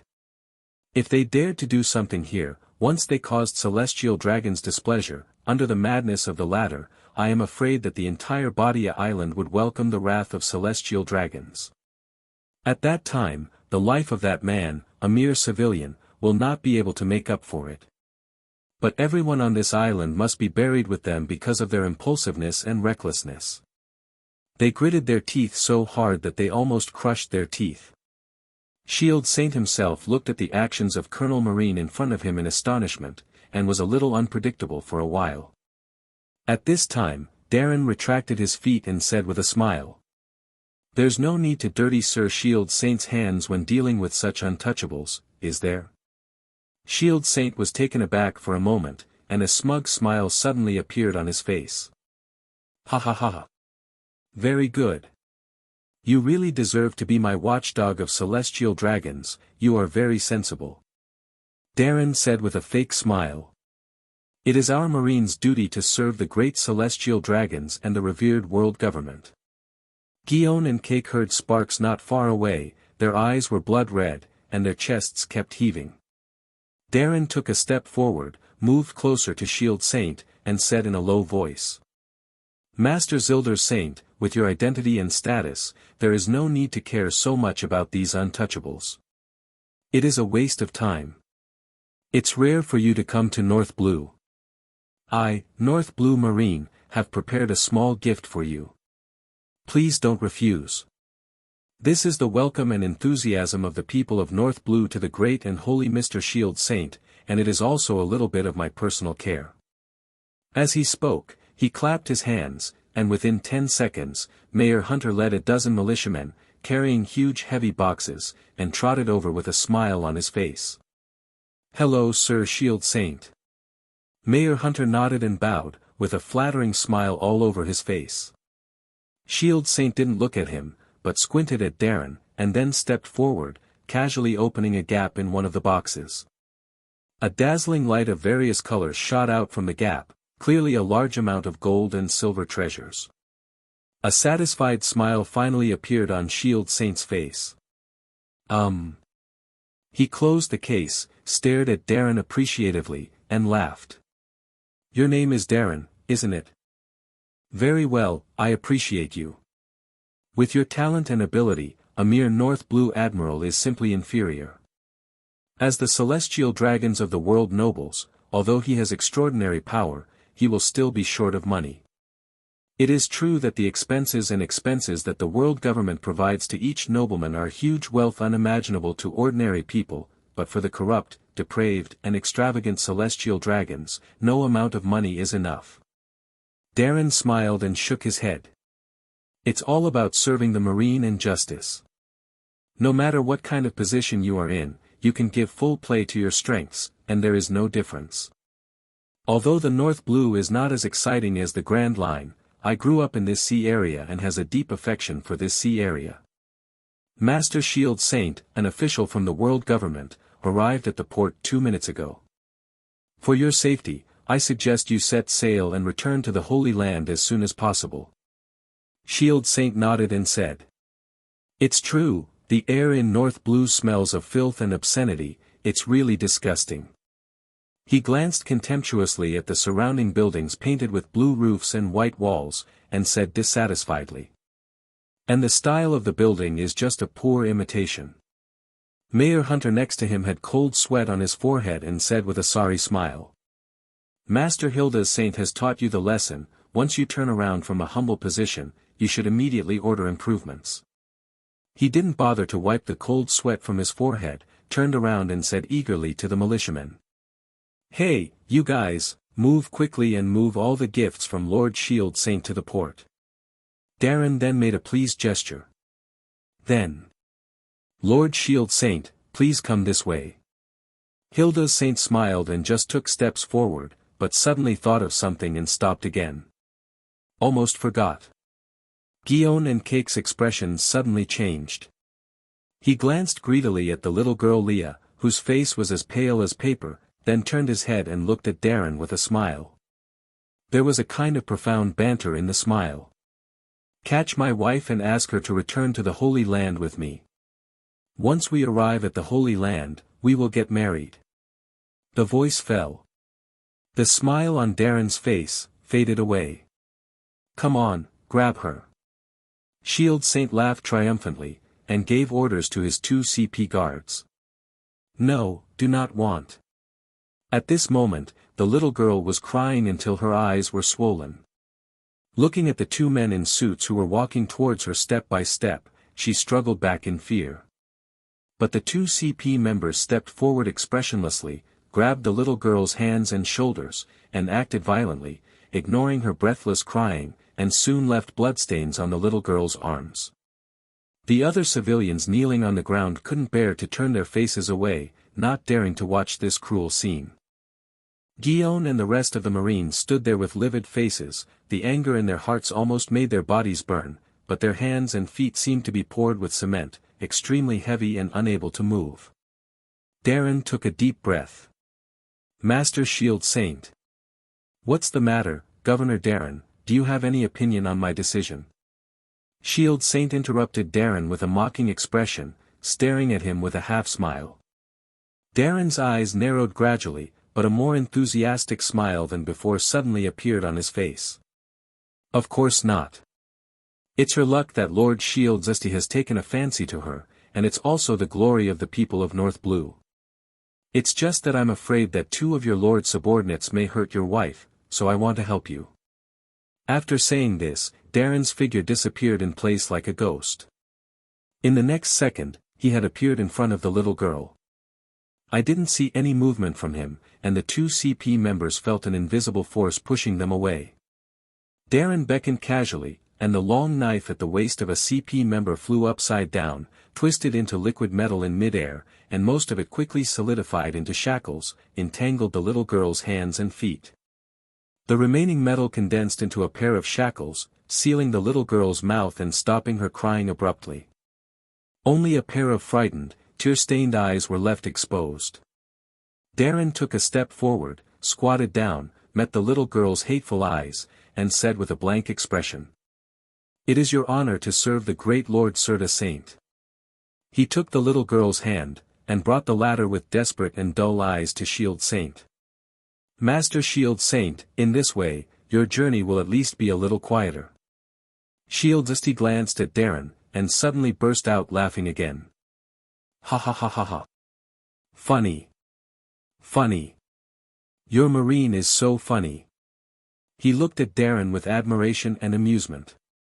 You're very nice, Darren, I'll put in a good word for you to those old men in the government. Under the resentment and hatred eyes of countless civilians, Darren bent slightly and said with a smile. Thank you, my lord. Ha ha ha ha. Shield Saint laughed again, then, let's set off and return. As his words fell, a CP member walked over nimbly, lying on the ground on all fours like a tame and loyal hound. Shield Saint stepped directly on his back and left in the direction of the port arrogantly. Another CP member also pulled the little girl who was in a daze, as if she was frightened and lost her mind, and followed, no, do not want. At this time, a hoarse voice suddenly sounded. Everyone was taken aback.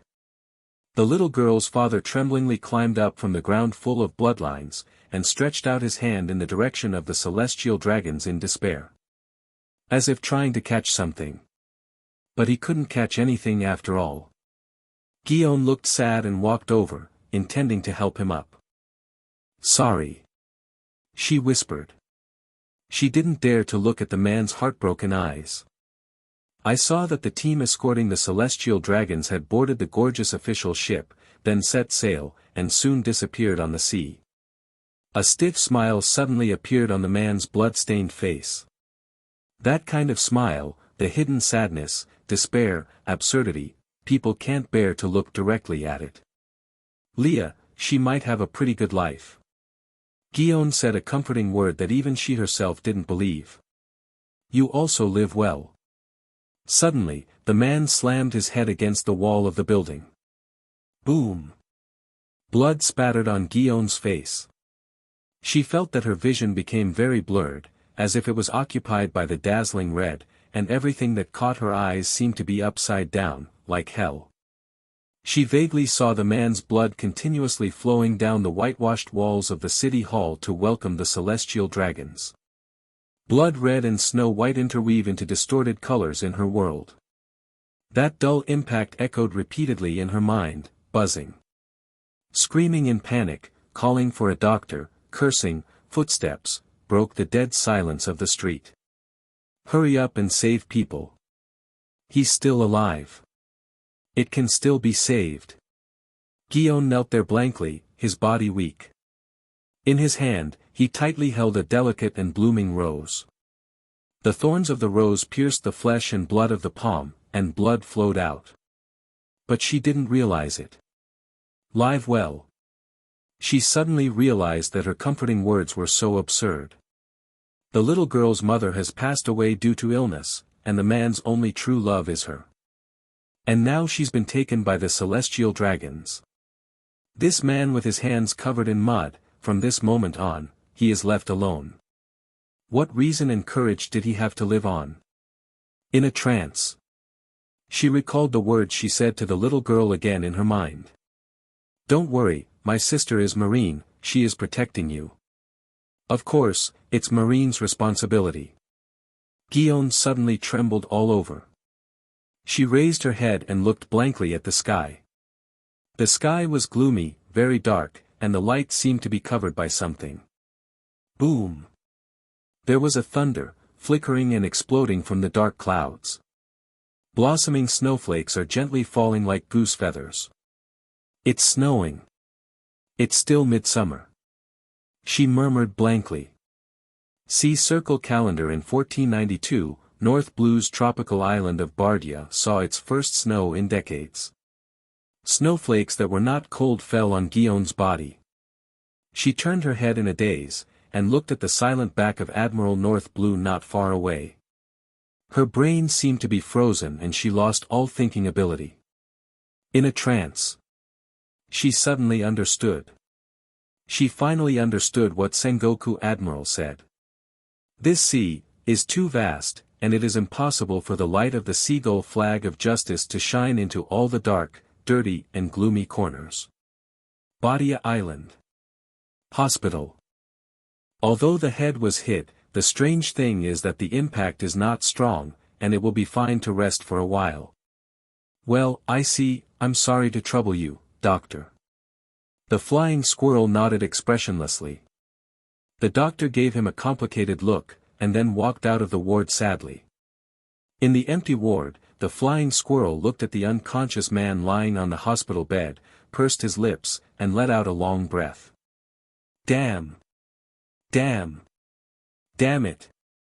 Not far away, Judgy roared with red eyes, punching the wall one after another. The dust on the wall shook off. On the gray and white wall, holes with bloodlines appeared one after another. She calls me uncle, she calls me uncle. Cake roared like a beast. Blood oozed from his fist, but he didn't realize it. Guillaume sat motionless beside the hospital bed, his eyes were closed, and his fingers were intertwined between his eyebrows. At a certain moment, she suddenly stood up.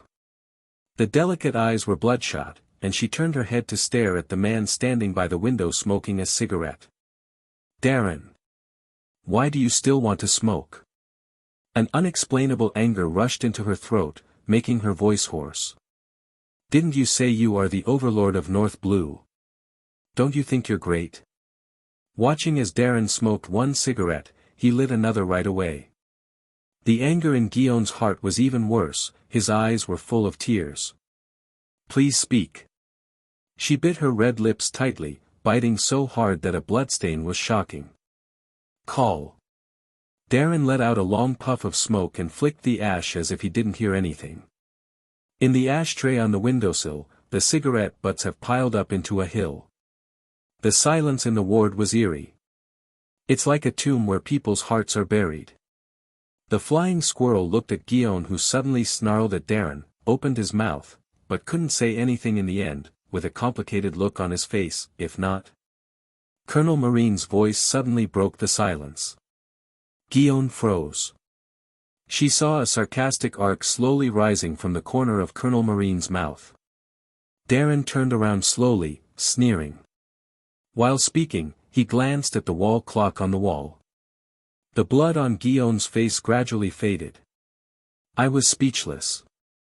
Yes, otherwise what can we do? Not to mention a mere North Blue Admiral or the colonel of the headquarters, I am afraid that even if Sengoku Admiral was present, he would not be able to change the ending of the story. Those are celestial dragons. Celestial dragons, the nobles of the world with all the privileges in the world. If they dared to make a move, let alone the marine present, the civilians on the entire Badia island might lose their lives because of their stupidity and impulsiveness. Am I still alive? At this time, an extremely weak voice suddenly sounded. Guillaume and the others were startled when they heard the sound, and quickly turned their eyes to look. I saw the man lift his heavy eyelids with difficulty and slowly wake up. Leah! Leah! He murmured in a daze, and out of the corner of his eye, he suddenly saw Darren standing by the window smoking a cigarette, and his whole body trembled. Master Marine! Master Darren!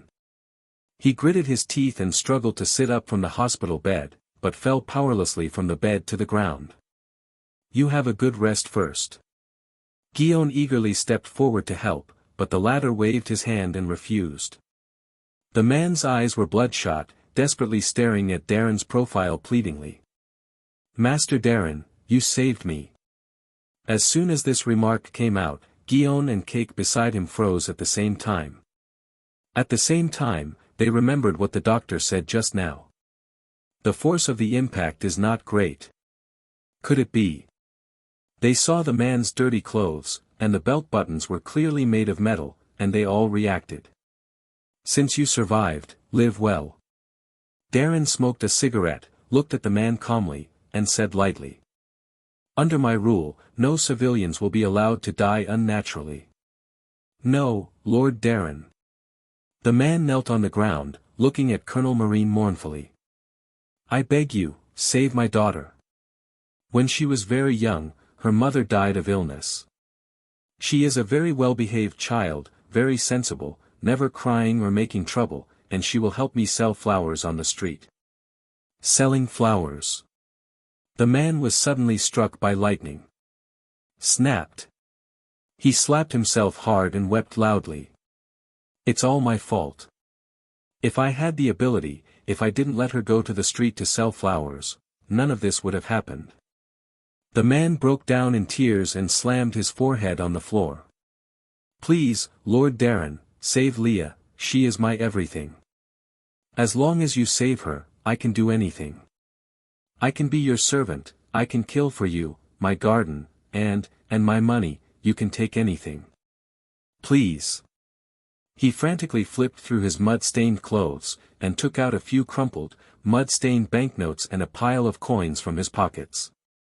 As if because of the weakness of his body, his hands were trembling constantly, and the coins slipped from his hands, jingling and scattered all over the ground. The coin spins on the ground, oozing with mud and bloodline, before toppling over. The smooth surface reflects the light and shadow of the world. And Colonel Marine's stern face. No, you didn't understand me. Darren said lightly. He glanced at the wall clock on the wall again, then extinguished the cigarette in his hand, raised his hand and took off the white cloak hanging on the coat rack, and put it on behind him. The grand and cold justice spread out slowly on his broad back, surging and undulating like ocean waves. Endless iron and blood are brewing. The man stared blankly at Colonel Marine in front of him, his pale face was full of bewilderment. Seeing this, Darren sighed softly, staring straight into the man's eyes. I'll say it again. Under my rule, no civilians will be allowed to die unnaturally. He glanced at the banknotes in the man's hand and the scattered coins. As for the money. Darren smiled. I've already received it. After saying this, Darren started to walk towards the door of the ward. Where are you going? Guillaume couldn't help but ask. For some reason, there was a feeling of uneasiness in her heart. Jia Ji also stared closely at Darren's back, blood dripping from his fist. It's almost time. Darren didn't look back, just said something in a flat tone. Time. Guillaume and Cake were stunned. They suddenly remembered a detail. Ever since they entered the ward, Darren had been glancing at the clock on the wall from time to time, as if waiting for something. Before they could react, Darren had already walked out of the ward. Walking in the cold and long corridor of the hospital, military boots made crisp footsteps. Darren's eyes gradually became cold and unruly. "Darren!" A voice suddenly sounded from behind. Darren stopped in his tracks and turned to look at the "If I'm not careful, everything I've worked so hard to build in North Blue will be in vain. Yes, there are too many reasons not to go." Darren smiled. "As for the reasons for me to go, I can only think of two. However, these two reasons are enough to overturn all the above reasons for not going." He spoke word by word, with an unruly and stern tone, like cold nails piercing deeply into the air. "First, North Blue is my territory, and I will not allow such things to happen under my territory, even if he is celestial dragons. Second, that guy's face is so disgusting that I have the urge to kill him." Darren grinned almost cruelly. "It's still the kind that can't be controlled no matter what." In the corridor of the hospital, the two looked at each other from a distance. Snowflakes dance outside the window. The flying squirrel felt that it was colder indoors than outside. Chilled to the bone marrow. Darren's smile became more intense, unruly, even crazy. "You said such a thing has never happened." "Yes, indeed never. But never doesn't mean it's impossible, and it doesn't mean it's wrong." His tone suddenly became meaningful. 1 and 0 have very different meanings. As soon as he said this, the flying squirrel seemed to be hit by thunder, and his hands trembled slightly. He only felt an unprecedented fear that gripped him tightly, making him unable to breathe and almost suffocating. But the next second, he suddenly clenched his fists hard, raised his head with determination in his eyes, and gritted his teeth and said, "I will go with you." Darren smiled with satisfaction, as if he finally got the answer he wanted. However, he refused directly. "No need, it's more convenient for me to do it alone. And even if something happens to me, I will feel relieved if the North Blue Marine Fleet is left to you. You stay here and keep an eye on those two guys. I'll be back soon." After saying that, Darren turned around and left without hesitation. It wasn't until Darren's back disappeared at the end of the hospital corridor that the flying squirrel, which stood as still as a statue, slowly exhaled. He actually noticed that a layer of cold sweat had broken out on his back. He was silent for a moment, then suddenly towards the end of the corridor, he solemnly saluted a military salute. "Even though there is no one there." Suddenly, the flying squirrel unconsciously looked out the window. Heavy snow was falling all over the sky, and gloom enveloped the whole world. The clouds in the distance were extremely dark, with lightning and thunder, as if a terrifying storm was brewing. "It's going to change," the flying squirrel murmured, then turned around, his eyes quickly returning to their usual firmness. "As expected of you, Colonel Darren," he murmured, his voice actually trembling, but a sincere smile appeared at the corner of his mouth. "It is a great honor to serve as your aide-de-camp." He clenches his fist. Darren was right. It's useless to go by yourself. With his own strength, he couldn't help Darren at all. But if you stay here, you might be able to do something. In a minute. Darren left the hospital and came to the north of Badia Island alone. This is a group of rolling mountains. Due to the heavy snow, the originally lush forests of Yamanaka have turned into a snow-white world. After making sure that no one discovered his whereabouts, Darren took out a crumpled white paper from his arms. There was only half of the white paper, and there were obvious signs of being torn. Life card. This is your life card. Putting the life card flat in the palm of your hand, you can clearly see that the life card is slowly moving in a certain direction, as if driven by an invisible force. After determining the specific direction, Darren put away the life card. Although it is indeed risky to act at this time, Darren is not a person who acts recklessly. He was able to climb from the lowest level of a private to his current high position and power step by step, relying on more than just force. Prudence, vision, means, and analytical skills, he considers himself to be no less than anyone else. As early as when handing over the task, he had determined that all the CP members who came to escort Hilda's saint this time belonged to the CP-1 sequence. They were a group of intelligence officers who were worse than the CP-9 who guarded Eni's lobby. This also means that none of the guards escorting Shield Saint have mastered hockey. That's enough. Thoughts were floating in his mind, and a weak arc of electricity suddenly danced between the fingers of Darren's hands. An invisible force field instantly spread from his body. The metal wristband on his right hand melted instantly, squirmed like liquid metal, and quickly extended into an extremely thin metal plate. It is about 1 meter long and less than half a meter wide. The front section shows a triangular shape, and the whole is full of streamlined beauty. Like a silver-white skateboard, floating steadily in mid-air. Darren stepped onto the skateboard with one step, his knees slightly bent and his upper body leaning forward. Next second. Driven by the rioting and boiling magnetic force. The metal skateboard took Colonel Marine and shot out at an extremely astonishing speed, breaking the speed of sound in the blink of an eye, and bursting into the void with dull sonic booms. Soon it disappeared into the dark clouds with lightning and thunder, and disappeared into the distant sky. At the same time, off the coast of Badia Island, a luxurious ship flying the flag of world government sailed slowly on the sea. Ah! What the hell weather, it's snowing in the middle of summer, and this isn't New World. On the deck, Celestial Dragon Saint Shield sneezed, tightened his fine clothes, and couldn't help but curse. The gray sky was covered with heavy snow, and the snowflakes fluttered down and landed on the deck and mast of the official ship, covering the entire body of the official ship with a layer of silver frost. The icy sea breeze was blowing head-on, and the low temperature covered the glass cover that Shield Saint used to isolate the air with white mist. Master Shield Saint. According to the scheduled voyage, if there are no accidents, the official ship will arrive at the Holy Land in 2 days. A CP member in a black suit came over respectfully, knelt down on one knee, and offered a soft mink coat with both hands. A total of 12 members of the World Government CP-1 department will serve you during this return trip. Shield Saint took over the mink fur coat that looked expensive, put it on, and said with some dissatisfaction. How is it CP-1? A member of CP-0? Celestial dragons all have their own bodyguards, but when Shield Saint's bodyguards encountered World Destroyer, Burndy Waldo before, almost all of them were killed.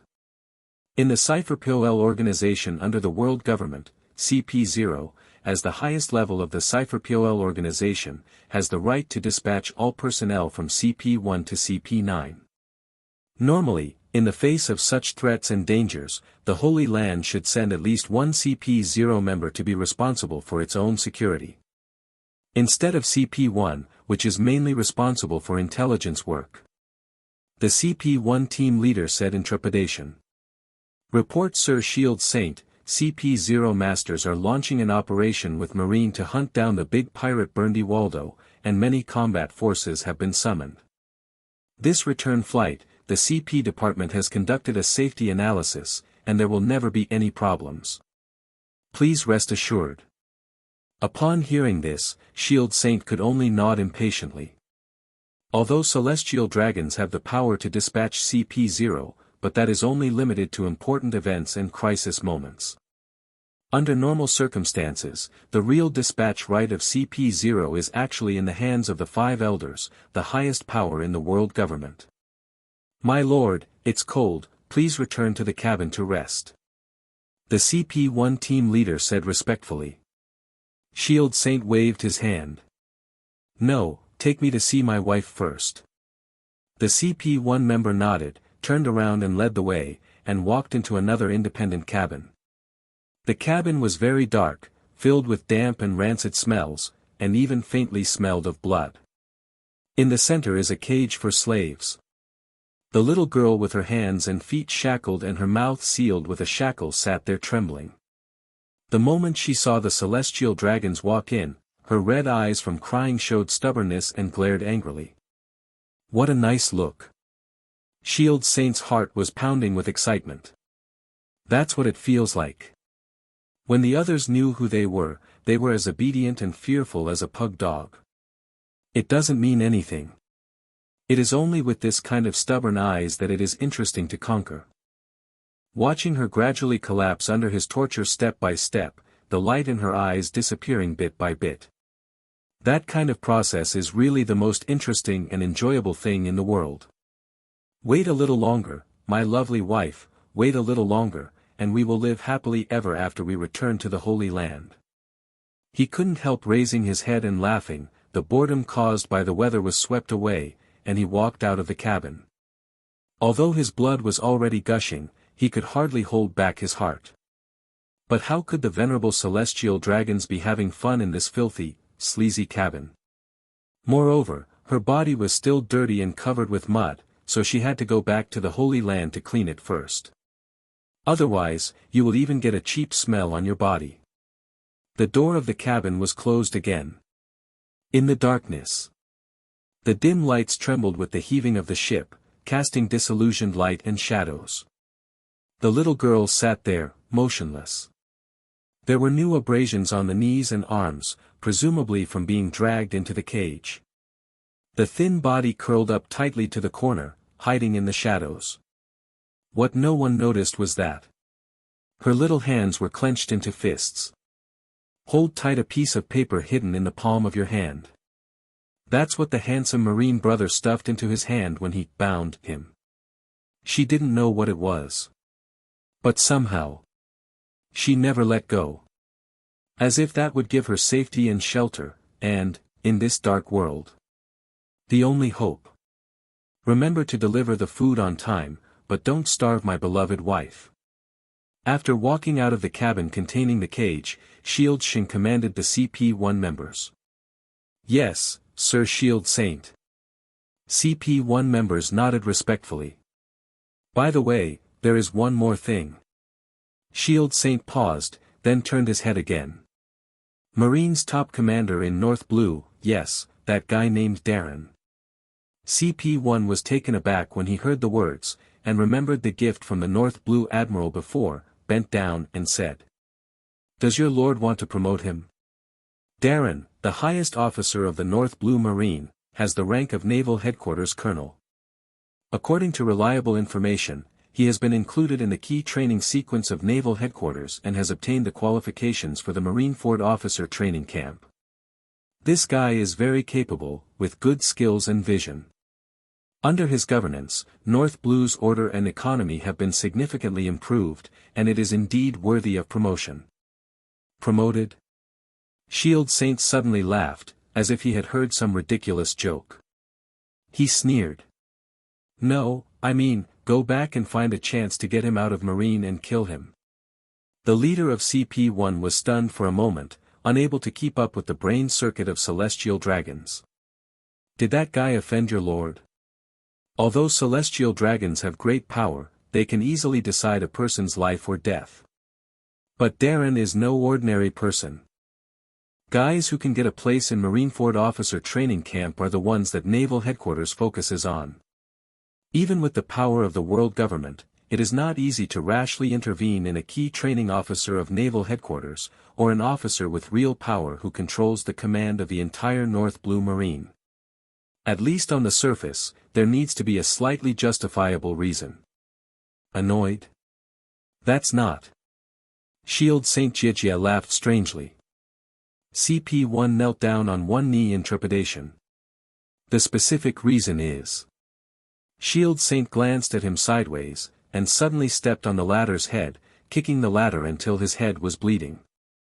I make a decision, do I need a reason? No, no need. Seeing celestial dragons get angry, the leader of CP-1 trembled all over, his face was pale, and he didn't dare to wipe off the bloodline on his face. Shield Saint snorted coldly. If I had to say a reason. He narrowed his eyes and looked violent. He doesn't look right at me. I hate the way he looks at me, is that enough? After saying this, he walked into his own independent cabin. It's not the same as in the cabin where the slaves were held. Shield's independent cabin is very spacious, brightly lit and luxuriously decorated. A soft rug lay on the dry floor, and oil lamps gave off a warm glow. Shield Saint glanced at the gift from the so-called North Blue Admiral. The big boxes one by one, filled with the gold and silver treasures of the entire cabin, are exuding colorful luster at this moment, almost shining the cabin in gold and jade. A satisfied smile appeared on Celestial Dragon's face. He took off his mink coat and threw it on the ground. Pass through the mountains of gold and silver, go to a hidden door at the end of the cabin, and unlock the door. The hidden door was slowly pushed open. Come out, my darling. Hilda's Saint licked the corner of his mouth, the desire in his heart bursting out, and his narrow eyes flashed with a violent and excited red light. Soon, a woman knelt on the ground and slowly crawled out from behind the secret door. The woman had a beautiful face, and her hands and feet were heavily shackled. Her expression was numb and blank, her pupils were dull, and saliva was constantly dripping from her lips painted with bright red lipstick. Like a docile puppy, the woman crawled on the ground with her hands and feet together, as if she had lost her soul. She crawled to the feet of the celestial dragons, and gently rubbed her face against the former's calf. Twisted madness appeared on Shield Saint's face, and he laughed morbidly. He casually pressed the button of the gramophone, and soon a melodious saxophone music slowly flowed out. Celestial dragons picked up a thorn-covered whip. Outside the cabin, on the deck of the official ship. "Boss, are you okay?" The CP-1 members looked at the bloodline on their leader's face and couldn't help but ask. "It's okay. It's our honor to be spurred by Lord Celestial Dragons." The CP-1 leader smiled proudly, wiped the blood on his face, took out a pack of cigarettes, gave one to his subordinates, and then lit one himself. "Call." The members of CP-1 leaned on the railing of the official ship, exhaling thick smoke from their mouths and looking contented. They all liked this feeling. The smoke from burning fine-cut tobacco, mixed with the moist smell of flying snow, is deeply inhaled into the lungs, making it safe and comfortable. Standing on this luxurious and respected official ship, overlooking the endless sea in the distance, it seems that the whole world is in front of you. Every time they went to an island, those stupid and lowly commoners would bow down to their masters and look at them with fear and trepidation. This feeling gave them a trance illusion of noble birth. This is a day that only outstanding people like them, who serve God, deserve to enjoy. At this time, bursts of melodious and extravagant saxophone music gradually came from the cabin, faintly mixed with the ferocious laughter of celestial dragons, the sound of whips falling, and the painful screams of women. Hearing this familiar music, all the CP-1 members had a flash of envy in their eyes. Lord Shield Saint has started again. I just wonder if he will generously give us his playthings after this time. Hey hey. They seemed to have remembered something worth recalling, and smiles that all men understood appeared on their faces. You guys. The leader of CP-1 looked at his subordinates helplessly and shook his head with a smile. He was about to say something, but suddenly he was stunned. Because he found that his subordinates were staring behind him with horrified eyes. A chill came to my brain. The leader of CP-1 turned around and his eyes widened little by little. In front of the luxurious official ship, a man on a metal skateboard is floating in the air, with a wide white cloak behind him fluttering in the sea breeze. In the falling snow all over the sky. He was raising his finger, making a silencing gesture to them with murderous intent and a smile on his face. Hush. The music played by the saxophone gradually entered a climax. The music with an extremely wide range is like the raging waves of the sea, bumpy and turbulent. Inside the cabin, the celestial dragons danced recklessly, whipping mercilessly with the iron whips in their hands. His expression was crazy and excited, with a distorted and sickly smile on his face. Stepping on the rhythm of the music, the sound of whipping is intertwined with the melodious and passionate saxophone music, echoing each other. Snapped, Snapped. Snapped. The sound of the long whip being thrown on the delicate flesh sounded. The woman gritted her teeth tightly, her body was already covered with dense bloodstains. Fiery pain came from the wound on her body, but she didn't dare to cry out, she just gritted her teeth, and struggled to maintain a flattering smile on her pretty face. No, no. Your eyes are wrong. Shield Saint suddenly roared angrily, and the hand wearing the gemstone ring swung the long whip again, with more and more force. You should look at me with rebellious eyes. You should hate me. You should hate me. Think about it, I killed your father, I killed your mother, give me a good memory. Snapped. The sharp whip fell through the air, leaving a bloody wound on the woman's chest. The woman snorted, her body was covered in blood, she lay on the ground wet, gasping for breath, but her eyes became more humble and submissive. She knew full well that if she showed hatred in her eyes, it would only further stimulate the celestial dragon's sickly twisted desires. Instead, he blindly obeys and surrenders, and often he loses interest in a moment. Damn! Damn! Shield Saint strode forward, and slapped the woman's face with his fat hand. The woman's body flew upside down 2 meters, her face was visibly swollen, a bloodstain overflowed from the corner of her mouth, and her long black hair was messily scattered. It's really boring. Celestial Dragons cursed out of breath, getting more and more angry. He directly pulled out the golden pistol stuck in his waist, opened the safety catch with a click, and directly pressed it against the woman's forehead covered with bloodline. Originally thought that if she could please him, then she would be spared. It seems unnecessary now. Sure enough, the noble god does not need to have any compassion for these humble and dirty ants. Anyway, I have found my next beautiful toy, haven't I? Thinking of this, Shield Saint grinned cruelly again. I'm sorry, my beloved wife. He looked down at his 17th wife, his finger lightly on the trigger of the pistol. By now. But at this very moment. Shield Saint suddenly saw the woman's pupils shrinking. Her originally empty expression gradually became colorful, and her eyes were fixed on her back. Huh. Shield Saint frowned. He smelled a strange smell. He is very familiar with this smell. It's the smell of blood. Incomparably rich bloody smell. At this moment, behind him, there was a creaking and rubbing sound. Shield Saint turned his head and looked at the door of the cabin strangely. The cabin door is being slowly pushed open. And at the crack of the door on the ground, bright red blood was flowing in from the outside. As the cabin door is fully opened, a strong wind carrying flying snow rushed in from the outside world. A tall figure covered in blood stood there, with short black hair covered in snowflakes, and a wide white cloak fluttering behind him, smelling of blood. Hilda Saint suddenly widened his eyes and couldn't help but exclaimed. It's you. He stared hard at Darren standing at the door of the cabin, and out of the corner of his eyes caught a glimpse of the tragic scene on the deck outside the cabin. Bodies in black suits hung in the air. The 12 CP members responsible for the escort had completely lost their vitality. Their bodies were directly penetrated by rusty Madara steel, and they were scattered and messy. Like broken clothes hanging in the wind and snow. Blood dripped from their corpses, staining the entire deck red. Hilda Saint's pupils suddenly shrank into thin needles. This guy, he actually killed my men. Could it be?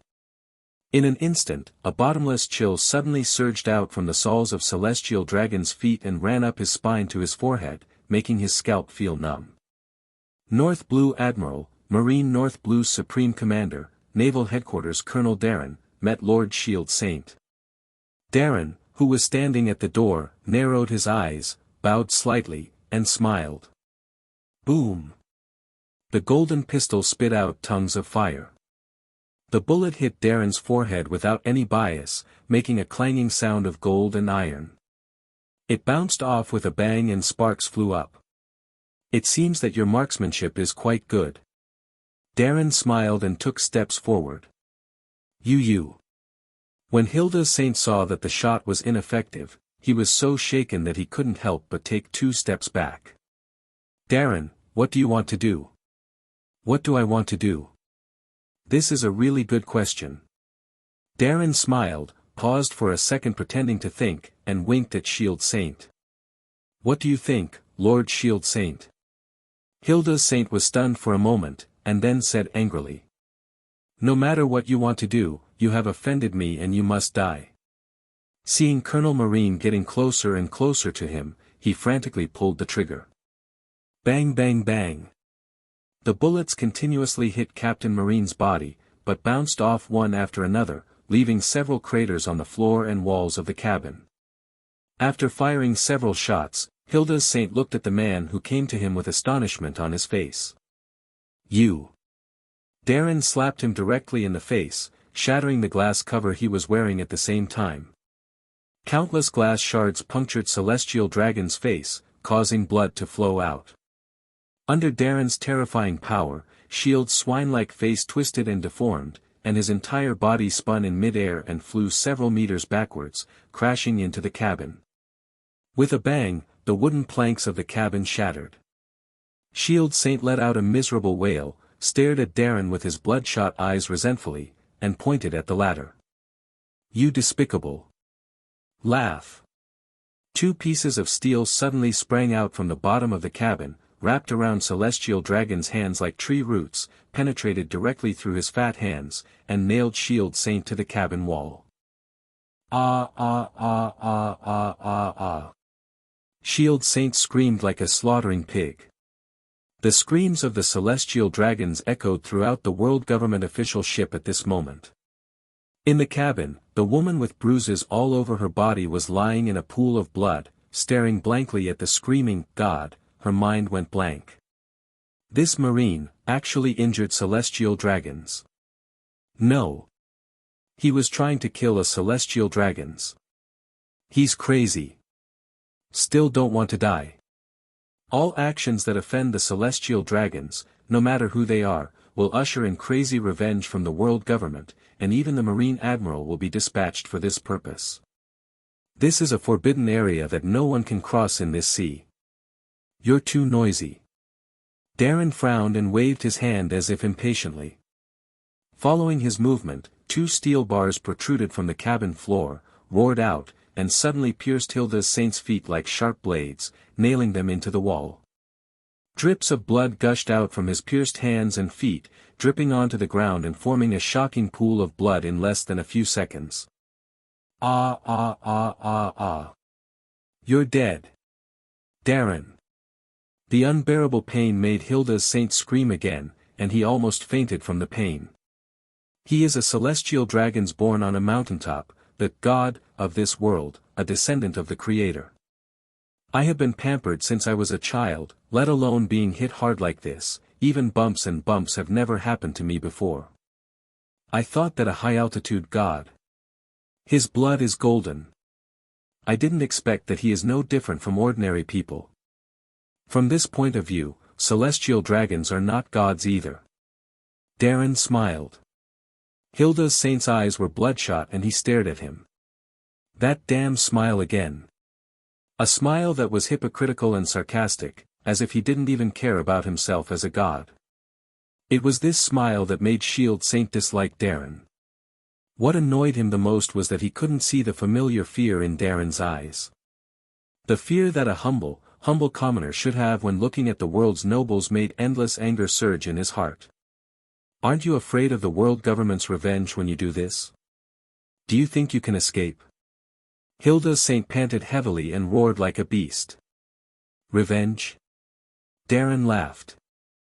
Who would have known that I did this? If nothing else. He pointed to the mountains of gold and silver treasures piled in the cabin. At least in the eyes of everyone on Badia Island, I, the scum of North Blue Marine, sent a large sum of money to the great Lord Shield Saint in order to flatter him. Who would think a Marine would dare to take action against Celestial Dragons? Hearing Darren's words, Shield Saint's pupils shrank.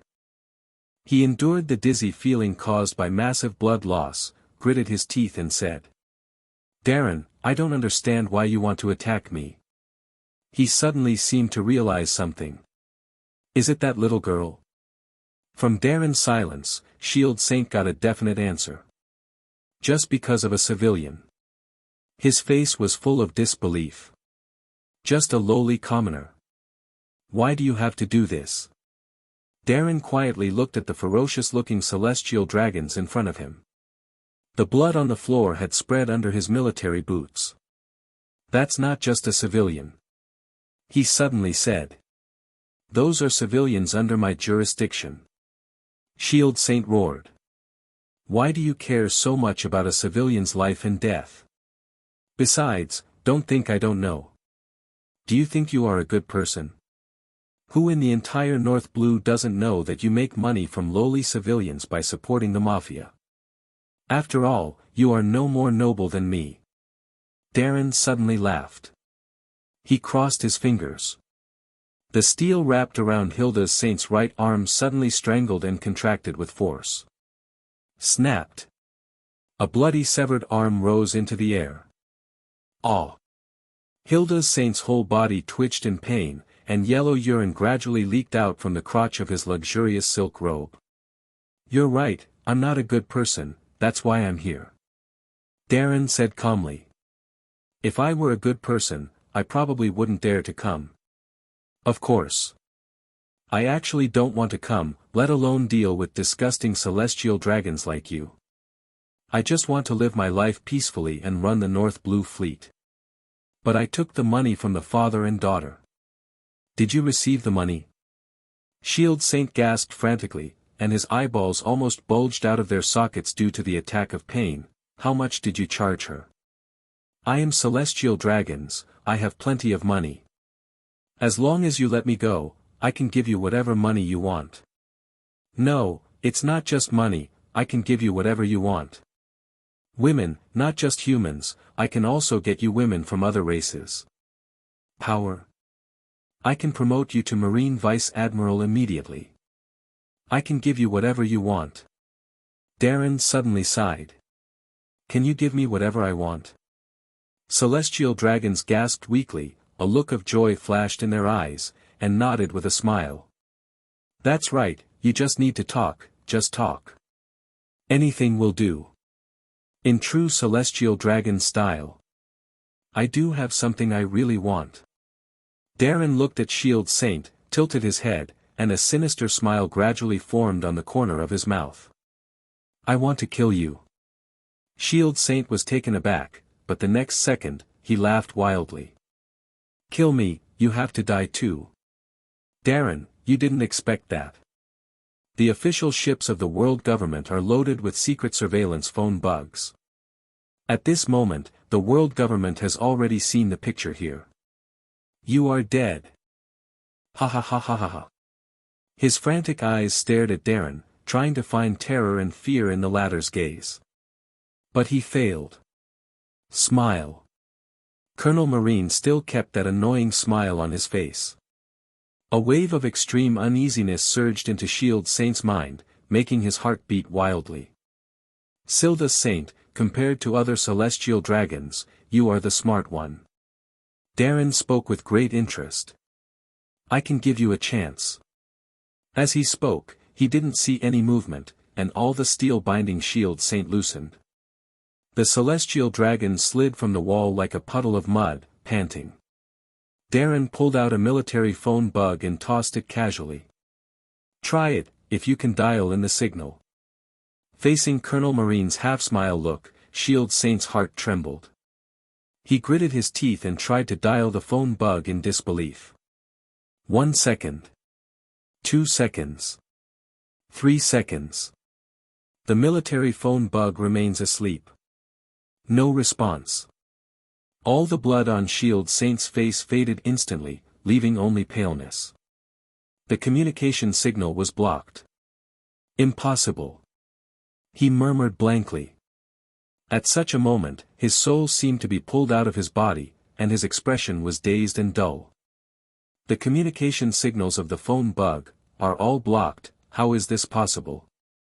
The signal is blocked, that is to say, no one in this world will know what happened on this official ship.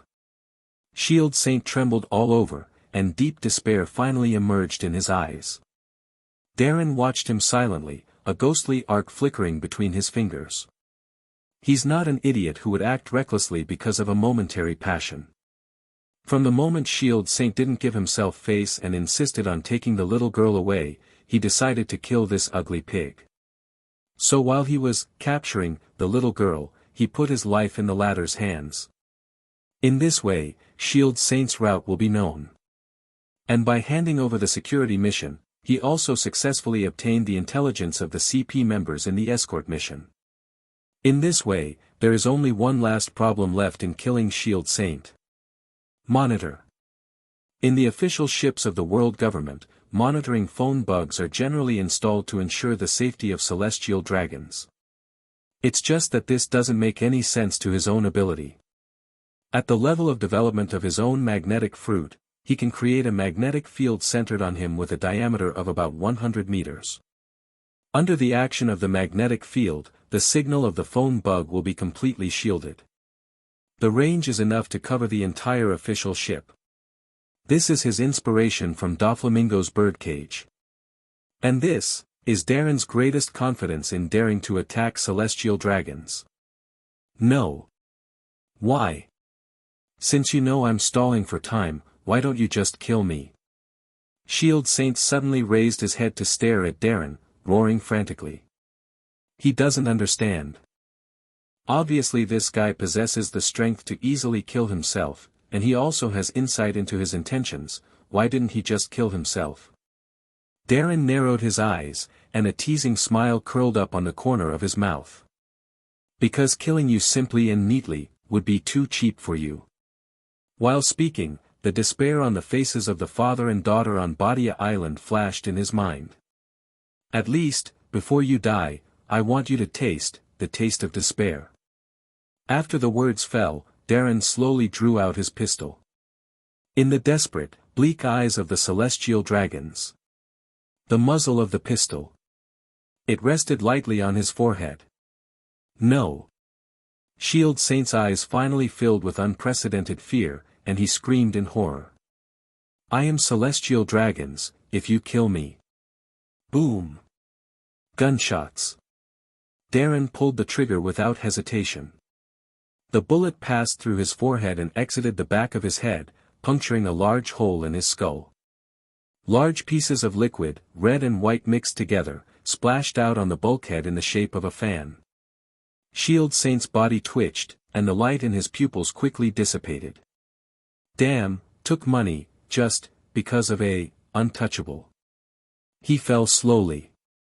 The expression froze there, puzzlement, doubt, astonishment, fear. All kinds of emotions are intertwined to form an absurd and wonderful ukiyo-e. He died. Darren stood in front of the corpse of celestial dragons, looked down at him condescendingly, and said calmly. When you get paid, you have to work. It's North Blue's rule. You killed him.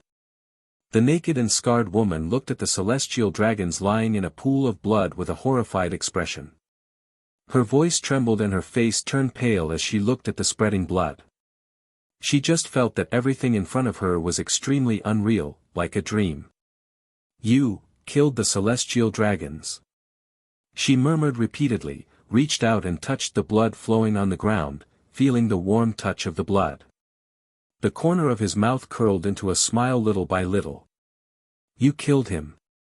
The smile gradually became crazy. Ha ha ha ha ha. You killed him. He's finally dead. Ha ha ha ha ha. The woman laughed heartily, but bloody tears gradually leaked from her eyes. He's finally dead, woo woo woo. She choked up and finally broke down in tears. Darren looked at the laughing and crying woman with a crazy and distorted expression, his eyes drooped involuntarily. You're free. He said. Free. Unspeakable bitterness appeared on the woman's face, and she turned slightly so that Darren could see her naked back. On the back, a bloody imprint of flying dragon's hoof is extremely eye-catching. For me, how does this world come to be free? She looked up and smiled at Darren. She smiled calmly, even relieved. "Thank you, Lord Marine." She struggled to get up, knelt on the ground, and kowtowed sincerely to Darren. "I no longer have the meaning to live.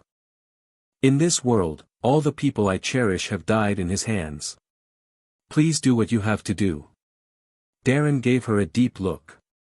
He saw the tenacious will to die in her eyes. He didn't know what she went through and how long she was tortured by Shield Saint. But he has always followed a principle. Don't judge other people's lives easily without experiencing the pain that others have experienced. "I see. Then, go all the way." After saying this, Darren turned around without hesitation and walked out of the cabin. The woman knelt on the ground, watching Colonel Marine's disappearing figure, and raised her hand to wipe the tears on her face. Her eyes are no longer dull, no longer numb. A bright, warm smile gradually overflowed on her face stained with bloodline. Like a flower growing and blooming tenaciously on a cliff. "Thank you, really thank you, Master Marine. If I survive, it will be very inconvenient for you." She pursed her lips and smiled. Slowly picked up the golden pistol on the ground. Bang bang. She gritted her teeth and fired 2 shots at the corpse of celestial dragons. "Dad, Mom, I'm here to accompany you." She is smiling like a flower. The muzzle was aimed at his temple. She kept the last bullet for herself. Boom. There were gunshots and the sound of heavy objects falling to the ground behind him, but Darren's footsteps did not stop at all. He is not the virgin. It is impossible to force a person who is determined to die to muster up the courage to live. She had no choice before. But now she at least has the freedom to choose to die. Suppressing his inner emotions, Darren walked quickly towards the cabin where the slaves were held on the official ship. The locked hatch flew straight out. Without any hindrance, Darren walked inside step by step. The smell of stench and damp hits the face, and the dark yellow oil lamp flickers in the turbid air. When Leah, who was huddled in the corner of the cage, heard the movement, a flash of panic flashed across her face at first. When she saw that the person coming was Darren, the panic expression was quickly replaced by surprise. Darren waved his hand. The cage made of steel collapsed, twisted, and dismembered in an instant, and even the shackles on the little girl's body broke and fell to the ground. "Brother Marine." The shackles that blocked her mouth fell off, and the little girl let out a hearty cry and stumbled towards Darren, hugging his calf tightly. Darren rubbed her head and smiled. "Let's go, I'll take you home." Leah's eyes turned red and she nodded heavily. So Darren took her hand and walked out of the cabin. However, when Leah walked out of the cabin and saw the bodies strung up with steel on the deck, her face suddenly turned pale. She subconsciously looked into the cabin. That horrible, ugly celestial dragons, lying in a pool of blood. Leah couldn't help but let go of Darren's hand and took 2 steps back in horror. Suddenly, she gritted her teeth and slammed against the mast on the side. Darren reached out and grabbed her clothes, lifting her up like a kitten. "What are you doing?" He frowned. The little girl cried and said, "I can't survive, can I? If I survive, I will cause a lot of trouble for Brother Marine." Darren was startled and sighed. He thought of the little girl's father's previous behavior of hitting the wall, and felt helpless. It's like a father and daughter who are in love with each other. He picked up the little girl and said seriously, "Since you survived, let's live well. Your father is waiting for you to come home. I received your money, so I must protect you." The little girl was stunned and said a little embarrassedly, But the money I paid is very little." Darren smiled. "Enough." A metal skateboard floated over, he stepped on it, and his figure gradually rose into the sky. Hovering in the sky, Darren held the dirty little girl in one hand, overlooking the bloody world government official ship below. He slowly raised his hand, spread his fingers, and grabbed it from afar. Rumbling. Click click click. Driven by the metal of the official ship's hull, the entire official ship continued to compress, collapse, and twist under the force of the strange magnetic field. With a bang, the gunpowder and loaded artillery in the cabin were quickly detonated, and raging fires shot up into the sky, igniting and covering the entire ship like a huge fireball. The hot and powerful shock wave hit her face, causing the little girl to subconsciously bury her head in Colonel Marine's chest, as if that was the safest place in the world. The official ship gradually sank, and the world government flag, which represented the highest authority, was reduced to ashes in the flames. Black smoke billowed into the sky. Among the thick black clouds, there were bursts of lightning and thunder, and the storm that had been brewing for a long time was about to come. In that hazy, swaying, twisted firelight, Darren seemed to see faces looming among them, as if in a dream. He saw Guillaume on the street with a blank look in his eyes and a rose tightly in his hand. I saw Kaji punching the wall to vent his anger. He saw a man kneeling in front of him, taking out a large pile of coins and begging him. I saw a woman who laughed and committed suicide with a golden pistol. I saw the ugly and grinning face of celestial dragons. Face after face, picture after picture, are constantly looming in the light of the sky. Darren let out a long breath. In the deepest part of my heart, the feeling of suffocation and boredom finally, completely dissipated at this moment. As the thought came through, an unspeakable emotion and power surged in my chest, neither vomiting nor happiness. Tear. A pale thunder suddenly tore through the dark sky and illuminated the whole world. All-consuming storms followed. The storm is rising. Colonel Marine was suspended high in the air, his aura rising steadily, and his broad cloak danced behind him like a wild dragon. A majestic, domineering, and forbidding aura, as if responding to the storm between heaven and earth, burst out from his body. The world changes color. At the same time, in Darren's perception, a new project slowly emerged. Conqueror's Hockey, 20. The King's spirit is awakened. At the same time, on the bloody cliff, the towering red line seems to have submerged into the sky. Holy Land Mariehua. There are many buildings with blue roofs and white walls, and the streets are spotlessly clean. Surrounded by vegetation, rockeries, fountains and artificial gardens, the grand and ancient buildings are located on a hillside surrounded by birds and flowers, like a fairyland. This is the land of the gods in Mariehua, the residence of the noble, holy and great gods. Suddenly, a horrified exclamation shattered the peace and tranquility of the land of the gods. How can this be? In a splendid building in the land of the gods, an official responsible for the daily management of the world's nobles turned pale and sat down on the ground in fear, trembling uncontrollably. His voice quickly attracted the attention of other officials. When they heard the sound and rushed into the main hall of the building, they almost forgot to breathe as they looked at the life card that gradually burned and turned into ashes, and their minds went blank. Master Shield Saint. That's Lord Shield Saint's life card. According to the latest intelligence, isn't he in North Blue, not long after he boarded the returning official ship? How can this be? All the officers and ships looked at each other in fear, their throats rolled, and they swallowed saliva unconsciously, their throats were as dry as if they were on fire. Celestial Dragon Shield Saint is dead. Quick! Report to the 5 elders. The leading official shuddered violently, supported his limp body, gritted his teeth and got up from the ground, roaring angrily. So the news spread quickly. The Holy Land Mariehua suddenly became noisy. CP agents in suits were walking through the streets like ghosts. The Holy Land guards galloped on horses on the neat streets, scaring the residents to tremble. The officials looked towards the direction of the stairway to the sky with fearful eyes, and their hearts were filled with turmoil. The holy, noble celestial dragons, dead. This is the first time since the Valley of the Gods incident 8 years ago that a god has fallen again on this sea. North Blue, a certain sea area. The sky was dark, and the surging black clouds were rolling in like a thick city wall that was about to collapse. The torrential rain enveloped the entire world, and the warships were bumping under the turbulent waves, as if they were being continuously thrown up by invisible giants. Rumble. Dense artillery sprayed out from the warship's gun barrel, and the firelight bloomed one after another.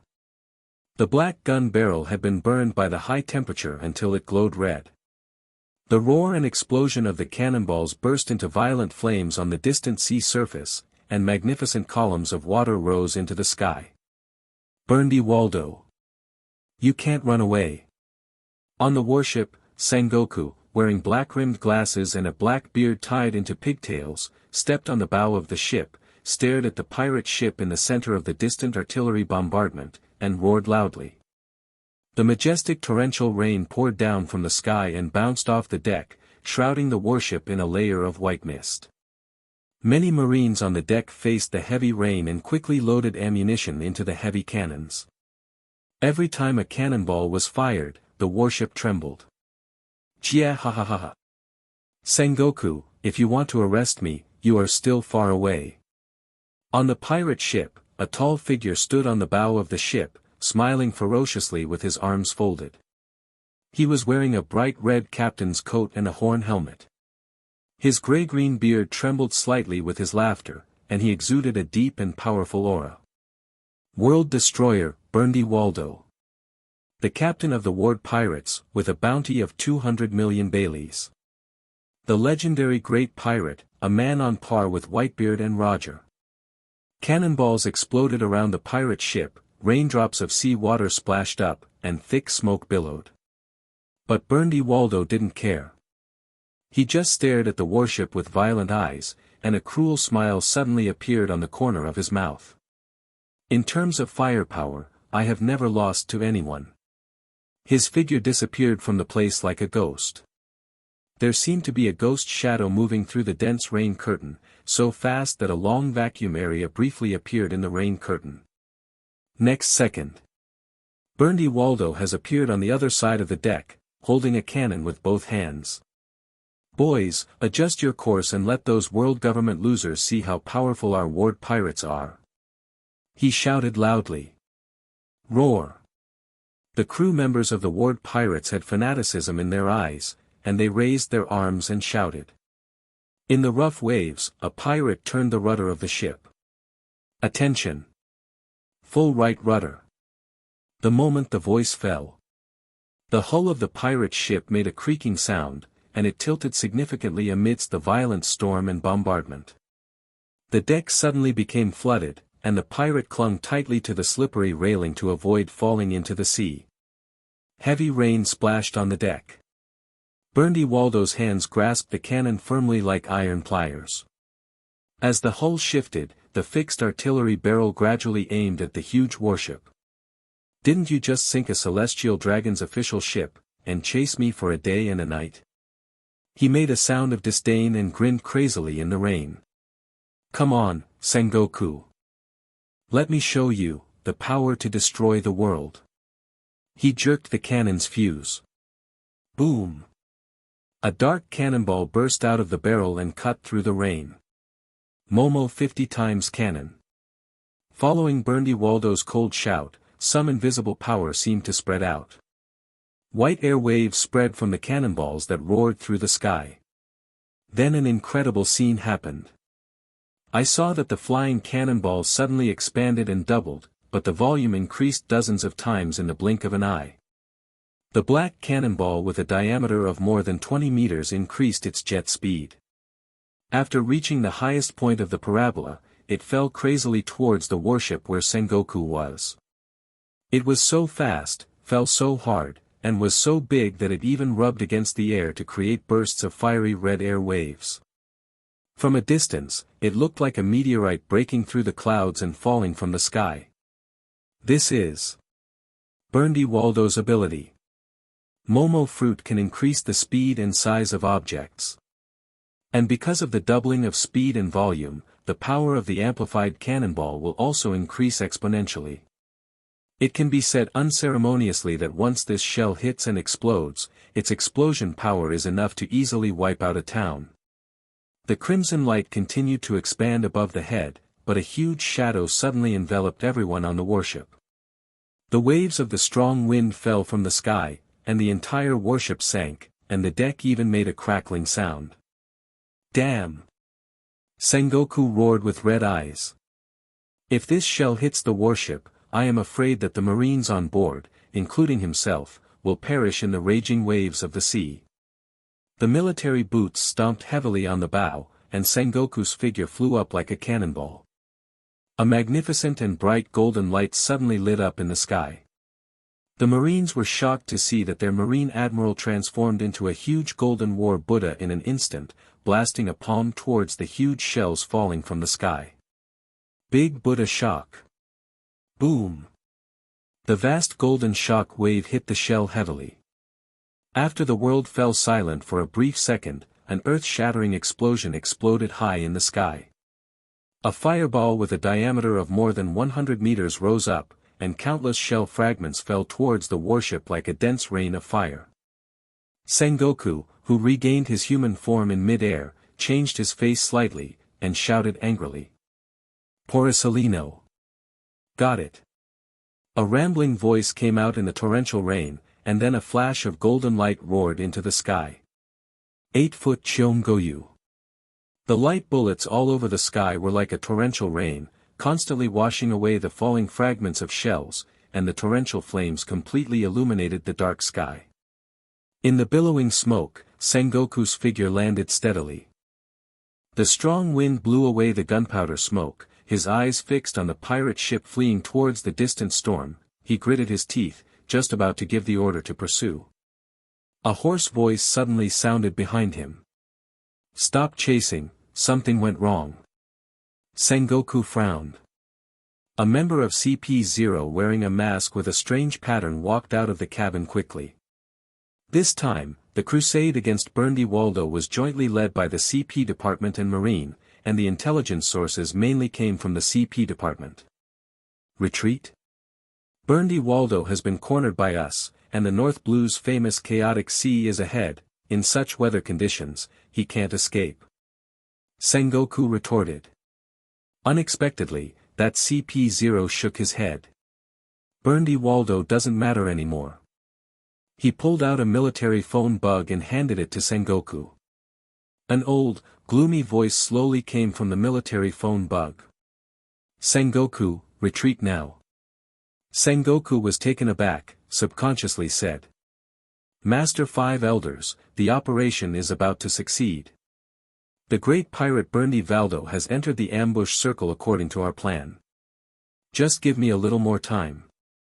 Before he finished speaking, he was directly interrupted by the opposite party. We order you to retreat immediately. Sengoku felt angry and asked incomprehensibly. Excuse me, my lord, why is this? The government and Marine have spent a lot of resources and energy on this operation. Silda Saint died in North Blue. Sengoku froze at the Five Elders' voice over the phone bug. Celestial dragons, dead? How can this be? Sengoku, as the current and only Marine Admiral of Naval Headquarters, your top priority is to thoroughly investigate the cause of Shield Saint's death, understand? Other than that, everything else is not important. The unmistakable voice of the Five Elders came out.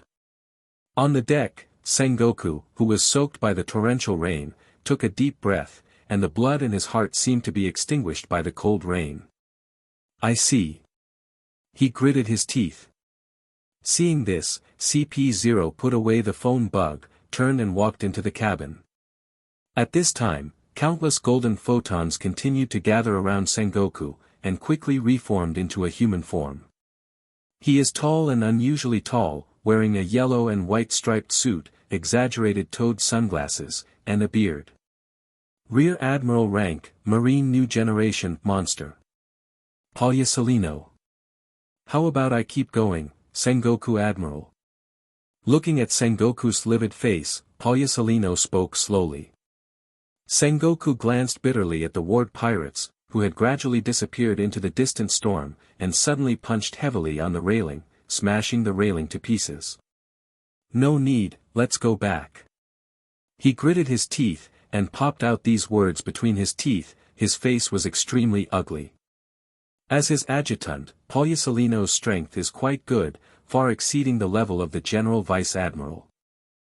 But compared to Berndy Waldo, a big pirate who can sit on an equal footing with Whitebeard and Roger, he still has a certain gap.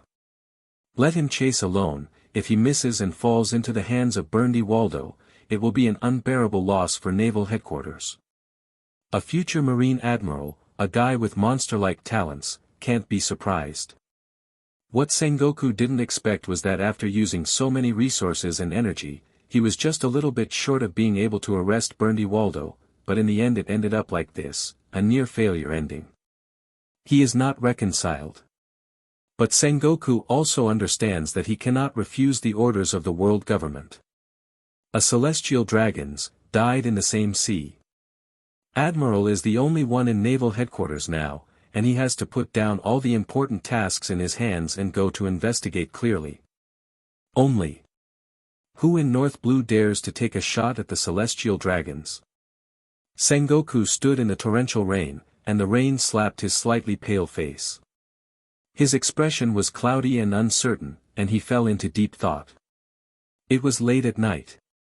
Marshal Sora Marine, who was awakened from his sleep by his own soldiers, forcibly suppressed the irritability of being deprived of sleep, and rushed to the Holy Land of Mariehua on a ship overnight. On the inland river of the Red Line, he transferred to the official ship of the world government, and then transferred to a horse-drawn carriage on the way. After 3 hours of exhaustion, Marshal Marine finally entered the inner city of the Holy Land Mariehua, Panga City. Marshal Marine Kongsher is close to 80 years old, but he doesn't look old or tired at all. He is hale and hearty, with deep eyes. He has a mohawk hairstyle, his gray hair stands up like steel needles, and his face is cold and resolute. The muscles on the burly, open chest seem to be sharpened, with clear blocks, and against the bronze skin, there was a rough and violent beauty. His body exudes a majesty as steep as a mountain and a sense of majestic strength. The marshal's cloak covered with golden wheat ears flutters in the wind on his shoulders, which is very imposing. The dusty Marshal Kong looked up at the stairs that seemed to lead to the kingdom of God. Under the eyes of countless white ghosts hidden in the dark, he puffed up his chest and straightened his back, just like his title of Kong, and stepped forward. The footsteps climbed the white and holy steps of heaven. Soon he finished this, reaching the sky road, passing through a little garden with singing birds and fragrant flowers and a pleasant environment, and came to a small Western-style building in the middle of the flowers. The exterior wall of the small Western-style building is white in color, and there are lush ivy in the corner. The vicissitudes of life have left traces of Madara on the wall, and the dome is as sharp as a giant sword. Marshal Kong. 2 waiters in black suits and white gloves stood outside the door, bowing slightly towards Kong. Kong nodded towards them, took a deep breath, and pushed open the door of the small Western building. Inside the Shaoyang building is a deliberation hall with elegant and simple decoration. On the intricately carved coffee table was a pot of boiled tea. The 5 old men either stood or sat, exuding the aura of superiors who cannot be directly looked at and cannot be violated. These 5 elders are the highest authority in today's world government. 5 elders. Marine Marshal Kong, greeting Lord 5 elders. Kong stepped forward steadily, speaking neither humble nor overbearing. He glances at one of the 5 elders on the far left. Wearing a black tailored suit, bald, with a mustache, and a shocking scar on his face. Congratulations to Lord Damocles, who was elected to the new position of supreme power with a high number of votes. The new 5 elders. Saint Damocles waved his hand and said in a hoarse voice. There's no need to say such a scene, Sora. You should be very clear about what we asked you to come here this time. Kong said in a deep voice. Of course it is clear, but before that, I have a question for you adults. He paused, his eyes suddenly became serious. Why did your lords directly bypass me, the Marine Marshal, and give the headquarters Admiral Sengoku the evacuation order? The arrest of Berndy Waldo has been planned for a long time, and it is about to be successfully completed. If this opportunity is missed, there will be endless troubles in the future. Kong, are you questioning the government's decision? Saint Damocles asked with displeasure. According to regulations, Marine Admiral must take action to punish any actions that offend celestial dragons. Silda's Saint died in North Blue, we haven't held you Marine accountable for negligence. Or do you think the lives of the world's nobles are not as important as a mere arrest mission? As soon as this remark came out, the other 5 elders also cast indifferent glances at Kong, and the pressure suddenly surged like a tide. Facing the supreme power of the world government, Kong only felt a chill down his spine, but he didn't bend down. The safety of the nobles of the world is of course important, but the task of arresting Berndy Valdo is also imminent. This guy is extremely ambitious and powerful, possessing the power to destroy the world. My lords, don't forget that Mr. Shield Street was shipwrecked in the first place because of Berndy Waldo's attack. If Berndy Waldo is not resolved, this sea will not be peaceful for a day. Besides, for the task of investigating the cause of Shield Saint's death, the old man can send other personnel from the headquarters. Who can you send? The blonde 5 elders cut him off coldly. A sarcastic sneer appeared on the corner of his mouth. Naval Headquarters has 3 admiral staff, Zephyr has retired to the second line, and Garp has repeatedly refused to be promoted. Besides, could you send Garp to investigate the death of celestial dragons? Or do you, the Marine Marshal, go to North Blue in person? Listening to 5 elders' aggressive questioning, Kong opened his mouth, but was speechless after all. I was very depressed. The Marine Marshal himself seems to have amazing power, but in fact, there are not many people under his command who can command him. Needless to say, Zephyr, that kid had already withdrawn from the front line because of the tragedy that year. If it wasn't for his earnest persuasion, Zephyr would have even decided to leave Marine for the sake of his teacher.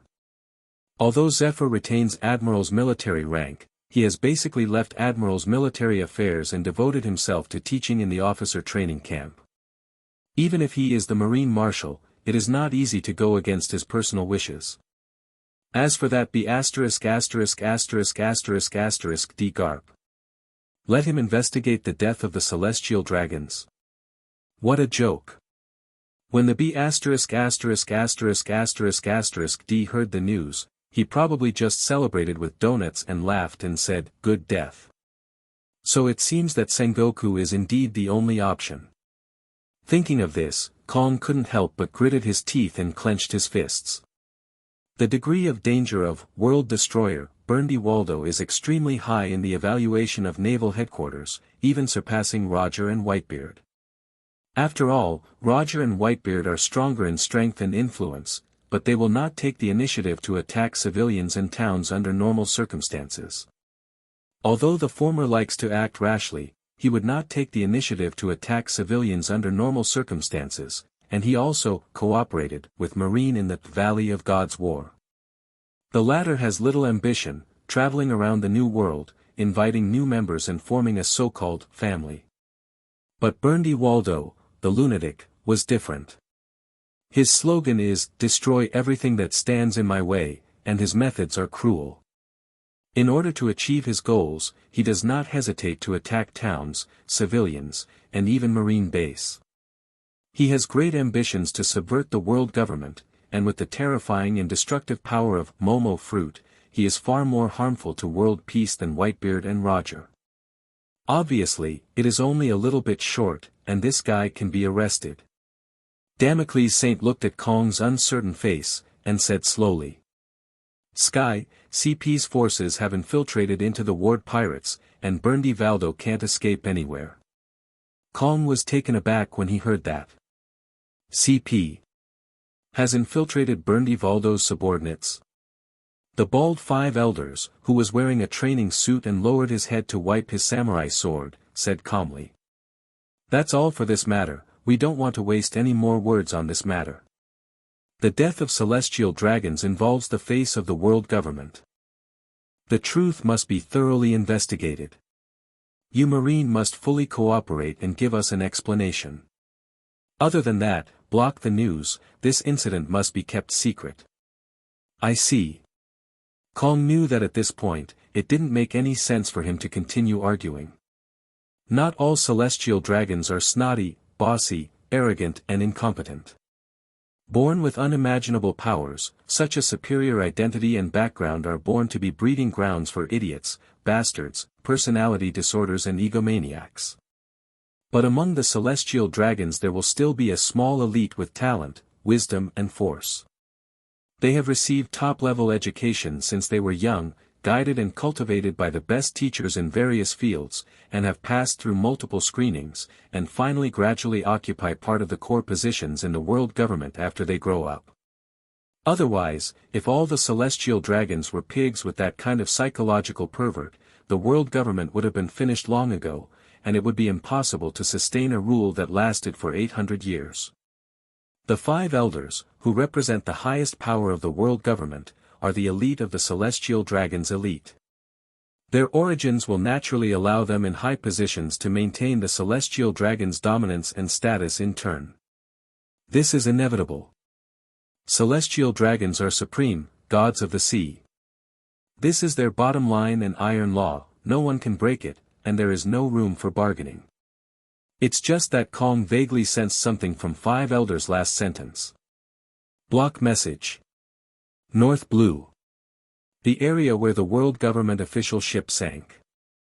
On the vast sea, there are still heavy snowflakes fluttering in the gray sky. Yes, Marshal Kong.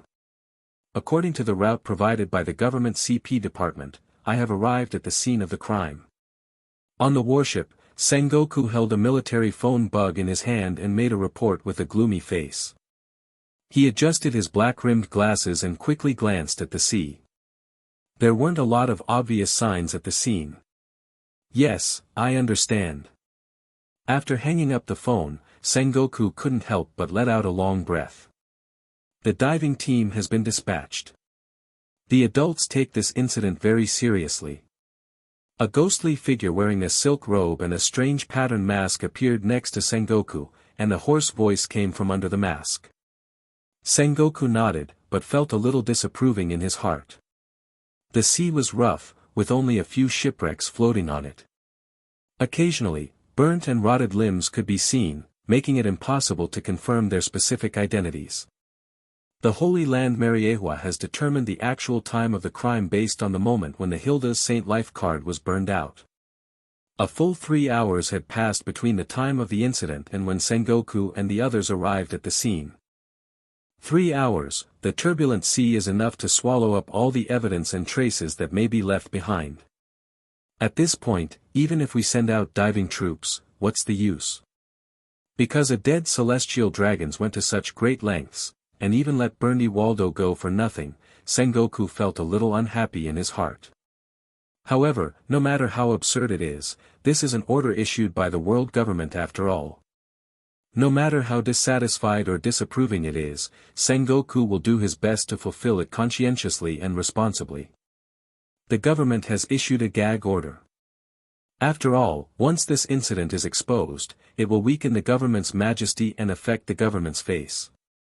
It's just that this incident involves celestial dragons, which is extremely sensitive, tricky, and indeed a headache. Sengoku subconsciously glanced at the deck not far away, and the corners of his mouth twitched uncontrollably. The admiral of his headquarters was extremely busy, but as his adjutant, Porcelino, that B**************** D was lying on the beach chair drinking watermelon juice, as if it had nothing to do with him. Porcelino. Sengoku couldn't help but grit his teeth and roared. We are on a mission. Hearing Sengoku's voice, Porcelino raised his hands in surrender and grinned. It's coming, it's coming. He slowly put down the watermelon juice, stood up from the beach chair and walked over. What did you find? Sengoku said angrily. Let me take a look. Porcelino rubbed the stubble on his chin with one hand, pushed up his sunglasses, and observed the crime scene intently. 2 seconds later, he suddenly opened his mouth slightly, as if he had discovered something interesting, and said with an exaggerated expression. It's so scary. The celestial dragons died so cleanly, not even a scrap of flesh was left. The atmosphere suddenly turned cold. It was unusually quiet on the deck. Quack quack. Several crows flew across the sky. Sengoku. CP0. All Marines. Porisolino. Sengoku. Feeling the rising murderous intent on CP0 next to him, Sengoku's eyes twitched, trying hard to suppress the urge to beat the yellow-skinned monkey to the ground, and gritted his teeth and said. Porisolino, you be ******** D. Get out of here. Porisolino raised his hands again with an innocent look on his face. All right. He walked back with regret on his face and muttered. Obviously you asked me to come here to help. Then he lay down on the beach chair and slowly drank some watermelon juice. There's really nothing we can do. Upon hearing Porisolino's murmur, Sengoku's face turned blue and white, his face twitched, his fists clenched and unclenched, and then tightened again. I wish I could give myself 2 big slaps. If I had known, I would have made Sakazuki my adjutant. The 2 people who graduated from the military academy as the chief graduates at the same time and were called monsters. At least Sakazuki's gloomy brat is not so annoying. How could I be blind and pick this B*********** D. Porisolino in the first place? Sengoku put his hand over his forehead in pain. But I can't regret it. Sakazuki's character is too paranoid, and he adopts extremely extreme attitudes and methods towards pirates, and often even disobeys orders. This is the last thing Sengoku will tolerate. Although Porisolino would often be so angry that he would fly into a rage, he was still good at obeying orders. Sengoku let out a long breath. Looking at CP0's cold and indifferent face, he smiled awkwardly and was about to say something. Blue. The call from the military phone bug rang suddenly, interrupting Sengoku's words. Sengoku frowned, gave CP0 an apologetic look, and connected to the phone bug communication. Hi, I'm Sengoku. A loud and hearty laugh came from the phone. Ha Sengoku. How is the situation over there? Burndy Waldo has been taken care of by you, right? I'm done here, you don't know, that guy Qingjiao's head was dented by Laozi's iron fist. What a hearty battle, ha. The phone bug vividly simulates a pinched nostril laugh. Sengoku smiled and said. Green Pepper of the Cone, the leader of the 8 Treasures Navy, the world-famous iron-headed cone, was actually dented by you. I guess he hates you so much that he gnashes his teeth, Garp. He shook his head. My mission failed. There was a temporary emergency and Burndy Waldo escaped. Emergency? What emergency happened? Garp scratched his head, then winked and said. It doesn't make sense, hey. Sengoku, could it be that you couldn't defeat Burndy Waldo, causing the mission to fail, so you just made an excuse? Sengoku said angrily. Go, we're busy here. A world noble, Celestial Dragons, was killed in North Blue. I'm investigating on orders from the world government. As soon as the words came out, Sengoku secretly wanted something bad. Sure enough, Garp's hearty laughter came from the phone bug. Ha. A Celestial Dragons died? What a good death. I just don't know which guy killed that kind of garbage, otherwise I would really like to thank him in person. Ha. He died beautifully. As Garp laughed, Sengoku's face became darker and darker. The murderous aura exuded by the CP0 next to him became more and more intense, almost freezing the air. I said Sengoku, isn't it just a Celestial Dragons? If you die, you will die. The Holy Land can catch a lot of them. You can just check it out and show off. That kind of garbage deserves to die, ha. Seeing that Garp was getting more and more enthusiastic as he spoke, Sengoku glanced cautiously at CP0 who was motionless next to him, and finally couldn't help but gritted his teeth and reminded. Garp, you can't say that. He is a world noble with a high status. TCH, Sengoku, stop pretending, don't think I don't know, in your heart. Sengoku was all excited, he quickly grabbed the phone bug and shouted angrily. Garp. The CP0 representative of world government, right next to me. There was a sudden silence on the deck. 1 second later. Ah, what I just said doesn't count, withdraw it, withdraw it. Garp on the phone bug made a face of denial. Then. Brew. The phone bug communication was suddenly cut off. Sengoku. He was dumbfounded for a few seconds. Then he blinked, coughed slightly, put away the phone, and looked at the silent CP0 beside him. His expression suddenly became extremely serious and dignified, and he said in a deep voice. Well, let's investigate now. Facing the hollow and indifferent eyes under the CP0 mask. Sengoku waved his fist, filled with righteous indignation, and said with a steely voice. At all costs. Investigate. Investigate strictly. We must find out the truth. The waves are choppy. On the deck of the warship, Sengoku looked solemn, with his hands behind his back, fidgeting and pacing back and forth. The snowflakes falling from the sky remained on his hair and military uniform, but he didn't care to wipe it off. Clatter. Accompanied by the churning sound of waves, heads emerged from the sea one by one. They were the diving troops.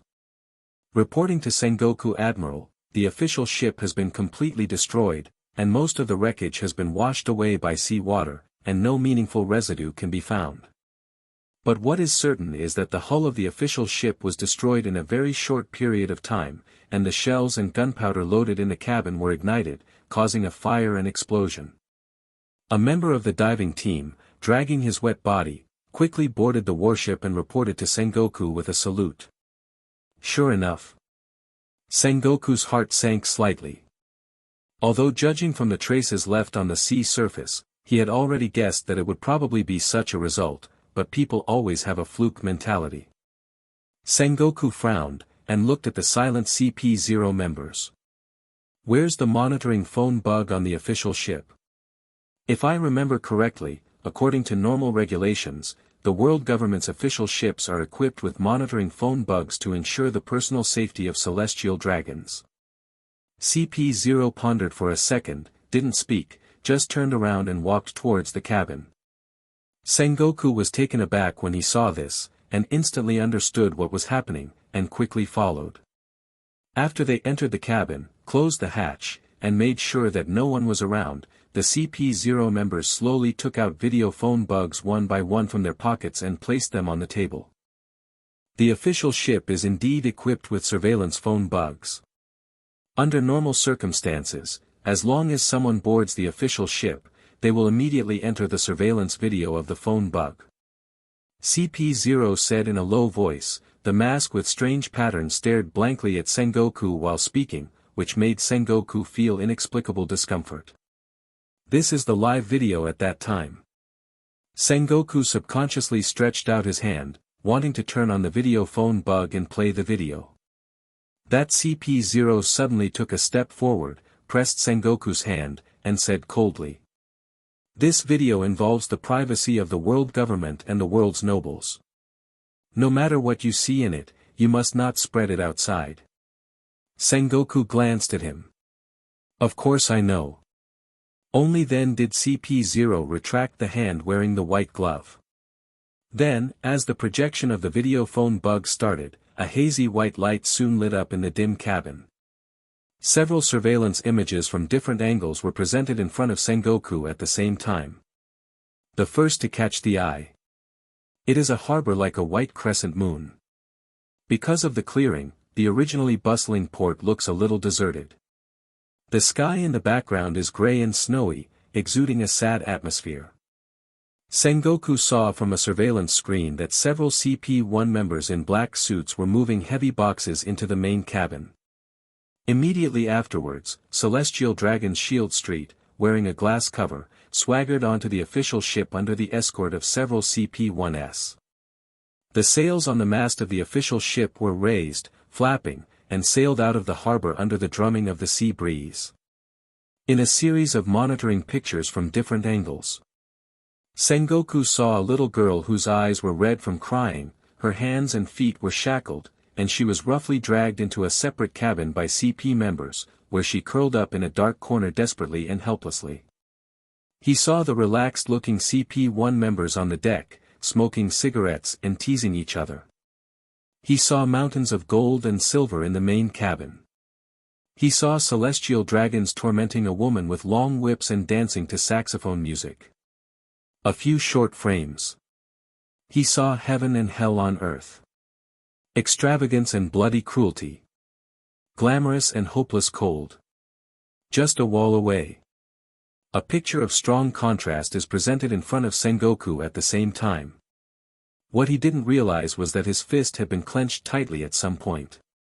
Suddenly, the surveillance video freezes and turns into countless snowflakes. Sengoku was stunned. What about the next surveillance video? He finally came to his senses, took a deep breath to suppress the discomfort in his heart, and asked in a blunt tone. A hoarse and aloof voice came out from under the mask of CP0. That's all the surveillance footage. The monitoring phone bug on the official ship was only for a moment, and the phone bug signal transmitted by the monitoring phone bug on the official ship was directly interrupted, and the screen completely disappeared. Sengoku's heart skipped a beat, and he blurted out. In other words, in less than a second, the entire official ship was sunk and everyone on board was killed. The moment these words came out, even he himself felt a little unbelievable. With the wide distribution of surveillance phone bugs on the official ship of the world government, the possibility of anyone sneaking into it is completely eliminated. But even if someone really dared to attack celestial dragons, he would face obstruction from the CP members on board. Although CP1 is mainly responsible for intelligence collection and analysis in the CP sequence, they are elites trained by the government after all. Among other things, at least everyone has the combat power not to lose to the Naval Headquarters school-level officers. Under their obstruction, no matter what, the monitoring phone bug will at least capture the face or figure of the attacker. But the surveillance video in front of him was interrupted in an instant. From Sengoku's perspective, there is only one reason that can cause this result. Before everyone was able to react, the attacker was using a long distance beyond the range of the surveillance phone bug recording, to destroy the entire official ship in an instant. CP0 did not speak. But silence is the best answer. Sengoku's eyes suddenly became extremely gloomy and dignified. A person who can possess such strength. He crossed his arms and frowned, lost in thought. Destroy the entire ship in an instant, or a long-distance attack. There are not many people who can do this in this sea, but they are definitely not many. At least in terms of Marines' combat power standards, even the Vice Admiral can't easily do it. In an instant, the thunderous names and the frightening hockey faces quickly flashed through Sengoku's mind. According to our CP department's analysis of the wreckage of the official ship, the ability used by the attacker is not swordsmanship. At this time, that CP0 suddenly spoke. Has the possibility of the great swordsman making a move been ruled out? Sengoku froze for a moment, but shook his head again. This is not enough to explain the problem. Long-distance slashing can indeed do this, but a strong person of this level generally has various attack methods. Whitebeard and Golden Lion are the perfect example. As if he remembered something, he took out the military phone bug and dialed the communication of the headquarters. In less than 3 seconds, the communication was connected. Sengoku said to the phone with a serious expression. "Hi, Tsuru, I'm Sengoku. Yes. I'm investigating the attack on the world's nobles. Please help me find out the movements of the 3 guys, Whitebeard, Roger and Golden Lion, in the last 3 days. What? You said they haven't been at North Blue in the last 3 days? Sengoku was silent for a moment. Okay, I see, I'm sorry to trouble you, Xiaohe. He put away the phone bug, paced back and forth in the dark cabin, muttering to himself. Aren't those guys? Then, analyzed the situation at the scene, the possibility of attacking celestial dragons, etc., the most likely attacker, should be. Sengoku's stern expression suddenly became a little strange. Burndy Waldo. A long-distance attack can instantly destroy a large official ship. Brutal and ferocious, unscrupulous strikes against the world government and celestial dragons. The exact location happens to be in North Blue.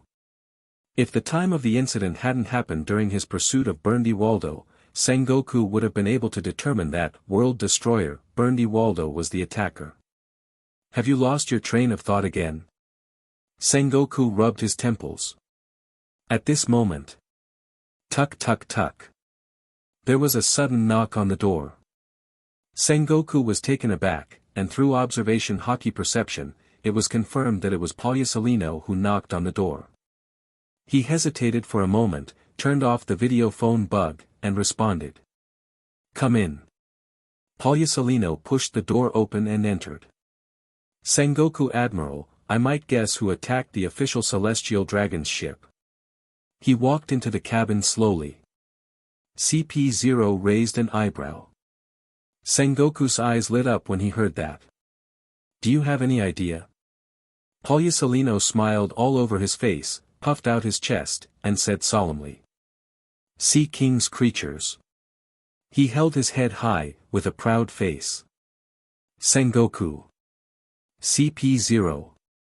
The next second, Sengoku's furious sound came from the cabin, shaking the entire warship. Get out of here, you be asterisk asterisk asterisk asterisk asterisk D. The other side. North Blue, Kiev Island. Kiev Island is a neutral island located in North Blue. The island is not big, with only one town with a population of several thousand, and it does not belong to any country's sphere of influence. It is precisely because of the lack of management that various illegal forces have gradually gathered on Kiev Island. Thieves are rampant, the mafia is rampant, pirate ships dock unscrupulously at the dilapidated port, and gunshots are heard from time to time on the streets. Darren and the flying squirrel were standing on the port, smoking a cigarette. The black hooded coats on their bodies almost completely covered their figures, making it impossible to distinguish their identities. Bustling crowds were rushing on the port piers, and the sounds of quarrels, hawking, and goods being dragged on the ground filled the surroundings. The port quay smells terrible. There are stinky fish, rotten fruits, expired spices, feces and even corpses floating on the coast, and the smell that rushes into the nostrils is simply hell. Has everything been arranged?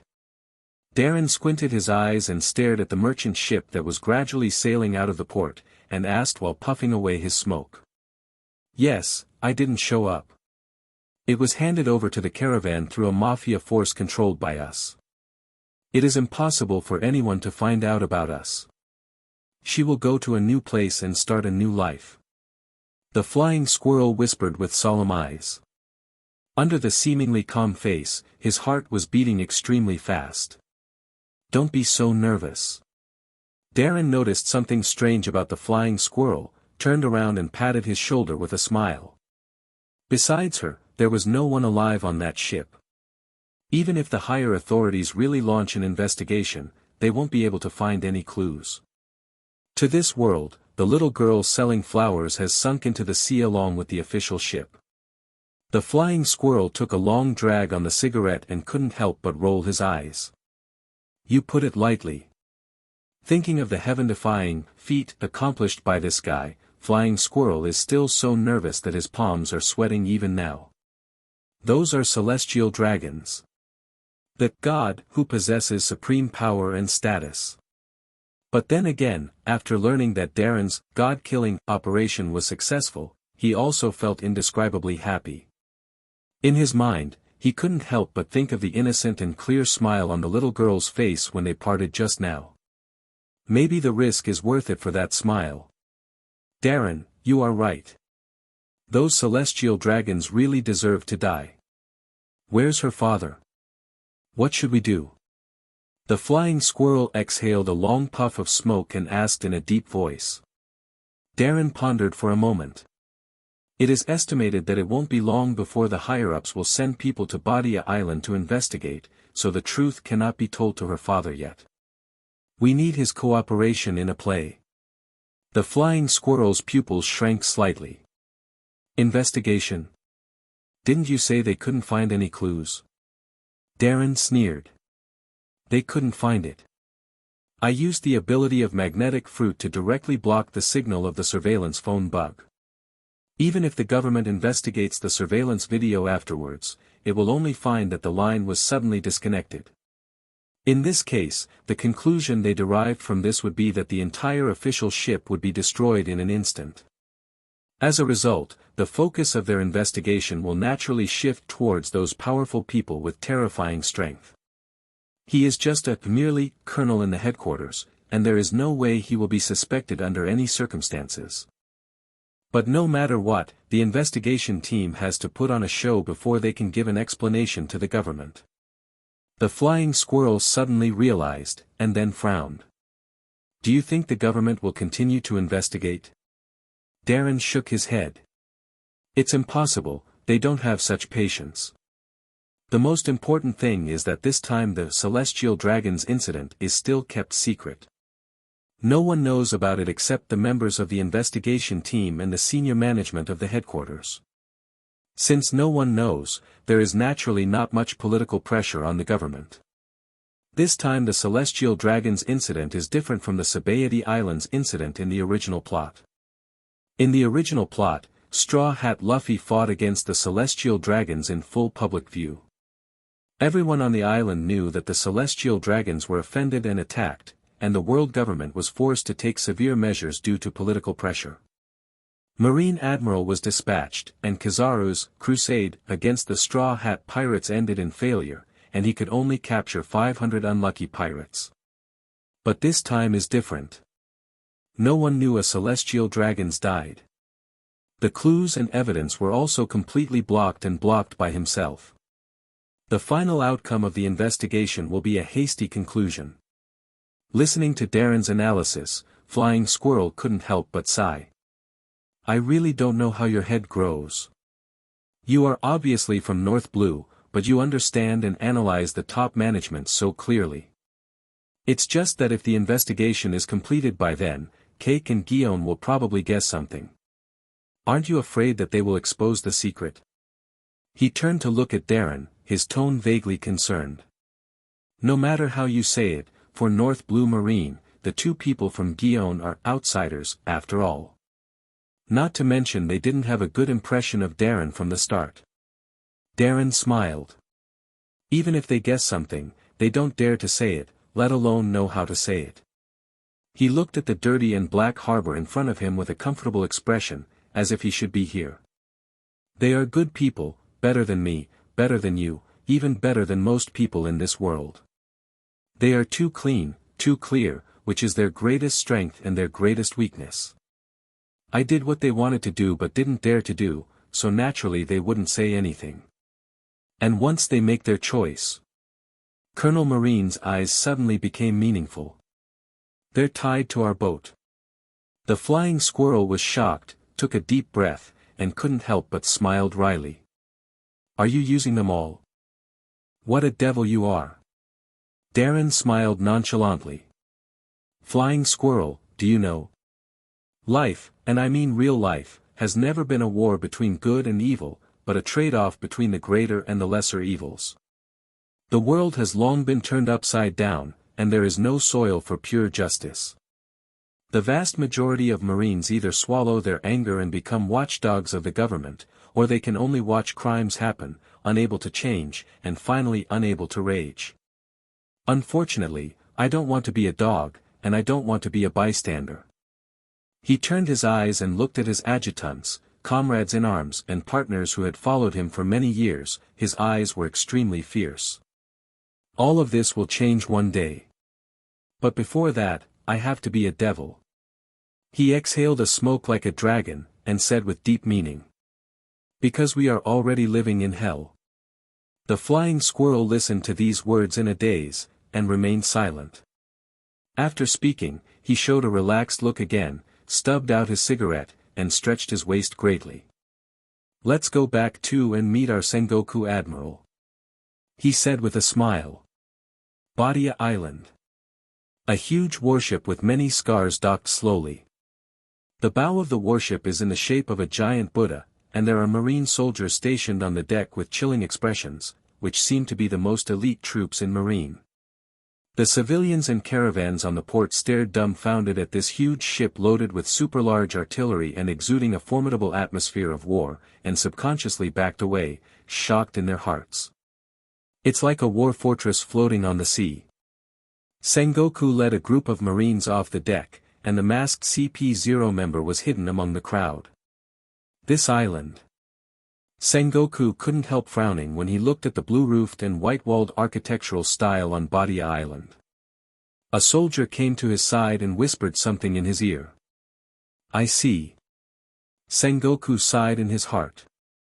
Although he was a little disgusted with the behavior of the city government of Badia Island, he could only shake his head helplessly. Tread. At this moment, there was a sound of hurried footsteps coming from the end of the street. Sengoku looked up, a soft smile soon appeared on his face. I saw Gion and Cake, leading hundreds of marines, rushing over. Sengoku Admiral. The two came to Sengoku and raised their hands solemnly in salute. When the voice fell, the surrounding people were shocked. Wearing black-rimmed glasses and a weird seagull hat, this unremarkable uncle turned out to be the Admiral of Headquarters, the highest combat power of the world government. Well, good, you guys have come to North Blue and grown a lot. Sengoku looked at the two Gion in front of him, his eyes gradually filled with admiration. In his perception of observation hockey, the aura of Gion and Cake is much stronger than when they left Marineford. It can be seen that brat Darren still cares about you. Speaking of this name, dissatisfaction and anger flashed across the faces of both Cake and Gion. But then again, why are there only two of you? Where's Darren and the flying squirrel? Sengoku looked around and asked. As soon as the voice fell, a chuckling voice came from the other side of the street. It is an honor for North Blue to have Sengoku Admiral here. Everyone followed the sound. I saw Darren and the flying squirrel, who were wearing military uniforms, walking over quickly. However, the moment Darren appeared, Sengoku clearly found from his observation hockey perception, the people on Badia Island looked at Darren with anger, resentment, and fear. A look of daring to speak out. This is. Sengoku frowned slightly. Badia Island. City Hall, conference room. The rest of the people have already left the conference room sensibly, and only Darren, Flying Squirrel, Gion, Sengoku and Polyasolino are left to sit down. This is an internal meeting of North Blue Marine. Darren lit a cigar, glanced at Polyasolino wearing toed sunglasses, turned to Sengoku, and smiled. I don't know how Sengoku Admiral's crusade against Berndi Valdo is going. Looking at the Marine Admiral with an aggrieved expression in front of him, Darren felt a little amused. Naval Headquarters 3 Admiral suspended 2, Zephyr devoted himself to teaching, Garp refused to be promoted, so basically all the trifles and troubles fell on Sengoku alone. Pure and innocent species. Sengoku shook his head and said. Something happened on the way and the mission was interrupted. He picked up the teacup and took a sip, his deep eyes swept over the faces of everyone on the field one by one, and his expressions gradually became serious. The reason why the old man came this time is because of this incident. Aware of the seriousness in Sengoku's tone, Gion and the others sat up straight, with serious expressions on their faces. After pausing for a second, Sengoku said slowly. One day ago, something happened in North Blue that shook the world government. Not long ago, Celestial Dragon Celestial Saint, who was returning to the Holy Land of Mariehua from Badia Island, was attacked on the way back, and died on the spot. The moment the words fell, Darren's face changed drastically, and he stood up suddenly. What? How is this possible? The face of the flying squirrel was also appropriately shocked, with an unbelievable look. Guillaume and Cake were shocked. They didn't know what they thought of, and subconsciously glanced in Darren's direction, but when they saw the astonished expression on Darren's face, they were all stunned. Sengoku, who was overwhelmed by this incident, didn't notice the hidden micro-expressions of the two, but just pinched his temples with a headache. Only Polyasolino seemed to have noticed something, and the smile on the corner of his mouth suddenly became full of deep meaning. The attack on celestial dragons is still kept secret, but the old man has received an order from the government to conduct a thorough investigation of the matter. Sengoku sighed. However, according to the surveillance phone bug video on the official ship, no clues have been found yet. However, it can be deduced that the strength of the attackers is astonishing. The guards of the world government didn't even have time to react, and the official ship was directly sunk. This is relevant information. Saying so, Sengoku took out a document and handed it to Darren. Darren took it, glanced at it quickly, and couldn't help muttering. Destroy the official ship in an instant. With such combat power, even the Grand Line can't find a few people who can do it, let alone in a small place like North Blue. He handed the documents to the flying squirrel and the others in turn. The flying squirrel also read it quickly. Although he had already expected it, he was shocked. The intelligence content described in this document, as well as the direction of Sengoku Admiral's investigation, are actually exactly the same as Darren's analysis.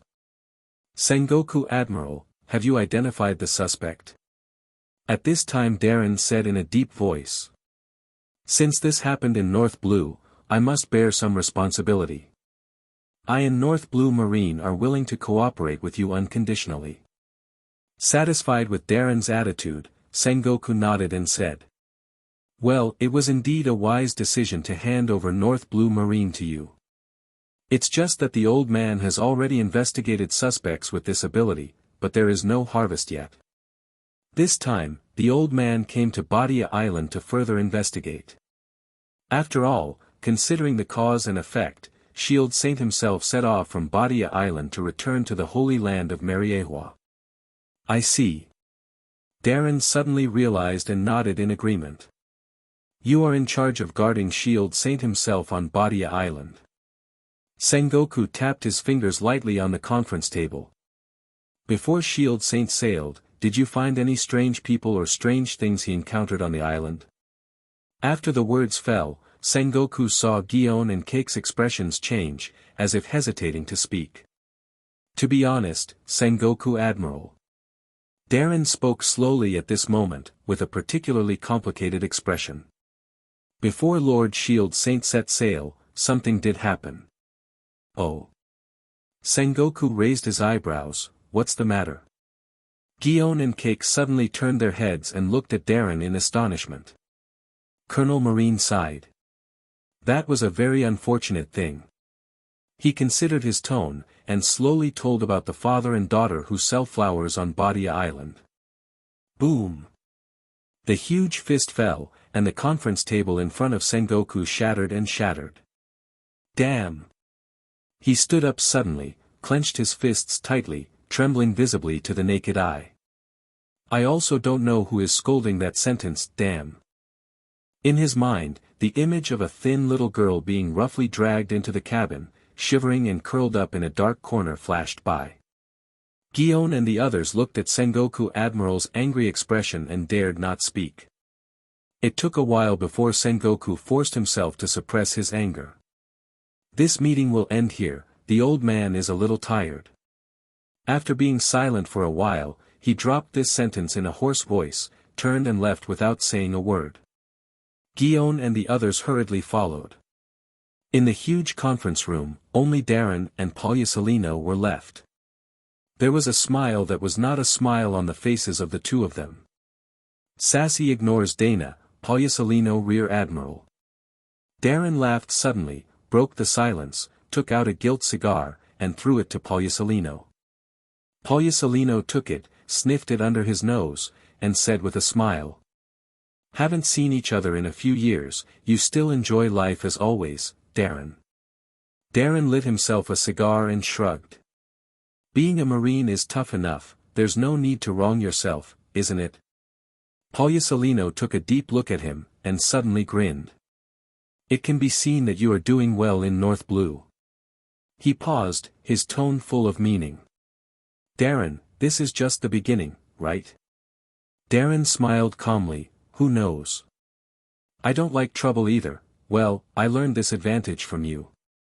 Polyasolino scratched his head with a distressed expression. "Indeed, trouble is always bad. But trouble will always find its way," Darren said. "Anyway, just leave me alone." Polyasolino stretched his waist, stood up from his seat, and walked towards the door. "Thank you for the cigar." He waved his back to Darren. Just as he was stepping out of the meeting room door, his footsteps suddenly stopped, and he turned his head and smiled at Darren. "By the way, I always feel that the truth behind the celestial dragon's attack is actually not that complicated." "Oh. Polyasolino Rear Admiral's opinion?" Darren flicked the cigarette ash. Polyasolino's sunglasses shone with a strange light. "I think it's very likely that it was just attacked by Sea King's creatures. After all, such a huge ship is very conspicuous. It was an accident, don't you think, Darren?" Silence. Deathly silence. Polyasolino stared at Colonel Marine, who was sitting there smoking a cigarette, as if he wanted to read something from the latter's face. However, Darren just said lightly, "Polyasolino Rear Admiral, I think so too." The two looked at each other for a while. Then they laughed at the same time. Like two cunning foxes. The next day. Badia Island, City Hall Conference Room. After a day of intelligence gathering and investigation, the final investigation meeting on the attack on celestial dragons officially began. Everyone took their seats. The conference room seemed very quiet, and you could hear a pin drop. Only the sound of Sengoku flipping through intelligence documents could be heard. Everyone else remained silent, waiting quietly. A few minutes later, Sengoku closed the document, raised his head, and glanced at everyone. "Tell me your opinions." He pinched his temples. Everyone looked at each other, and in the end it was Polyasolino who spoke first. He smiled and said, "I still hold the same view. Based on the surveillance video, this incident is most likely just an accident. Although the probability of Sea King's biological attack is not high, it is not impossible either." Sengoku rolled his eyes when he heard this, ignored the D's words, and turned to look at the top officer of North Blue Marine. "Darren, what do you think?" Darren considered his words and said in a deep voice, "Sengoku Admiral, I agree with Polyasolino Rear Admiral's concept. There is a saying in my hometown, when you eliminate all impossible situations, the rest, no matter how unbelievable, it is the truth. In fact, in North Blue, there is no strong person who can destroy the official ship of the world government in an instant, and we have ruled out other possible characters. Since this is the case, the only reasonable answer is indeed the attack of the Sea King's creatures undoubtedly." Sengoku frowned. At this moment, Darren suddenly looked at Guion and Kaki. Maybe Major Guion and Major Cake have other ideas? Guion and Cake's heart skipped a beat when they heard the words, and when they met Darren's calm gaze, they felt a little uneasy. "What do you two think differently?" Sengoku shifted his gaze to the two of them too. "I." Jiaji opened his mouth. But the expression of the little girl's father kneeling on the ground crying heart-piercingly and collapsing in despair appeared in his mind. "I agree with Colonel Darren." Guion suddenly said coldly. Her hands were clenched tightly, and her knuckles were even blue. Cake turned his head to look at Guion in astonishment, unable to react for a moment. Sengoku looked at the unusual reaction of the two of Guion, and was surprised, but soon understood, and sighed secretly in his heart. Watching the civilians who should be guarded being plundered and turned into slaves by celestial dragons, but unable to stop such atrocities, it should be a heavy blow to them who uphold justice. Sengoku shook his head. So, is the final truth really as Polyasolino said? Thinking of this, he turned his head to look at Polyasolino who was sitting there wondering. His expression suddenly became weird. He always felt that something was wrong, but he couldn't tell. Really? Sea King's temporary office. So, is this what you found out, Sengoku? An attack by Sea King's creatures? CP0 in a white silk robe sat across from Sengoku, his tone was cold, and his eyes under the strange mask stared blankly at him. Are you sure this is not a joke? Adults will not accept such a result. Sengoku felt uncomfortable under CP0's suspicious gaze and coughed lightly. Yes. As if to emphasize his credibility, he paused and added. There is a saying in the old man's hometown, when you eliminate all impossible situations, the rest, no matter how unbelievable it is the truth. CP0 said coldly, Sengoku, do you think adults will accept this conclusion? Sengoku suddenly stopped talking. CP0 pondered for a moment and suddenly said. Where is the father of the little girl? I think he needs to be interrogated. He has a motive for committing the crime after all. Hearing this sentence, a senseless anger surged into Sengoku's heart. He gritted his teeth and said. I don't think there's anything wrong with that man, he's just a civilian. He had secretly visited the little girl's father. His face was thin and his eyes were hollow, and he looked as if he had lost his soul, like a zombie. This is what a middle-aged man who lost his beloved daughter should look like. What's suspicious about this? As for motivation? Of course they have motives. Shield Saint abruptly snatched his daughter away.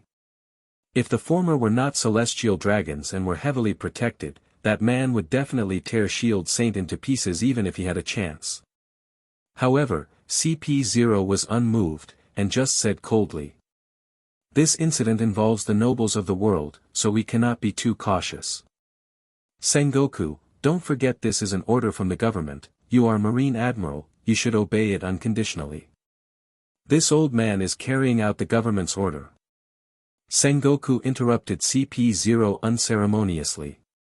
Supporting the desk with both hands, he slowly stood up from the seat, leaning forward, exuding a powerful aura, looking down at the CP0 in front of him, with a stiff and hoarse voice. According to what you said, everyone on Badia Island has a motive for committing crimes. Could it be that we arrested all the people on the entire island and tortured them to extract confessions? If necessary. CP0 said coldly. Sengoku looked at CP0 in front of him, and suddenly smiled, a little absurdly. I'm sorry, the old man can't do it. The attack of the Sea King's creatures. This is the conclusion of the old man's investigation. As for the man who lost his daughter, he is just a sad person. Report to the 5 elders. CP0 looked at the resolute and unyielding Sengoku in front of him, and was silent for a while. Good. Holy Land Mariehua.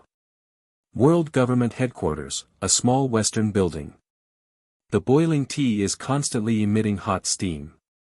The 5 elders, the highest power in the world government, were standing or sitting, with a stern look on their faces, and the air was extremely oppressive. My lords, this is the answer given by Sengoku. CP0 hoarseness came from the military phone bug. We know, you continue to wait for the news.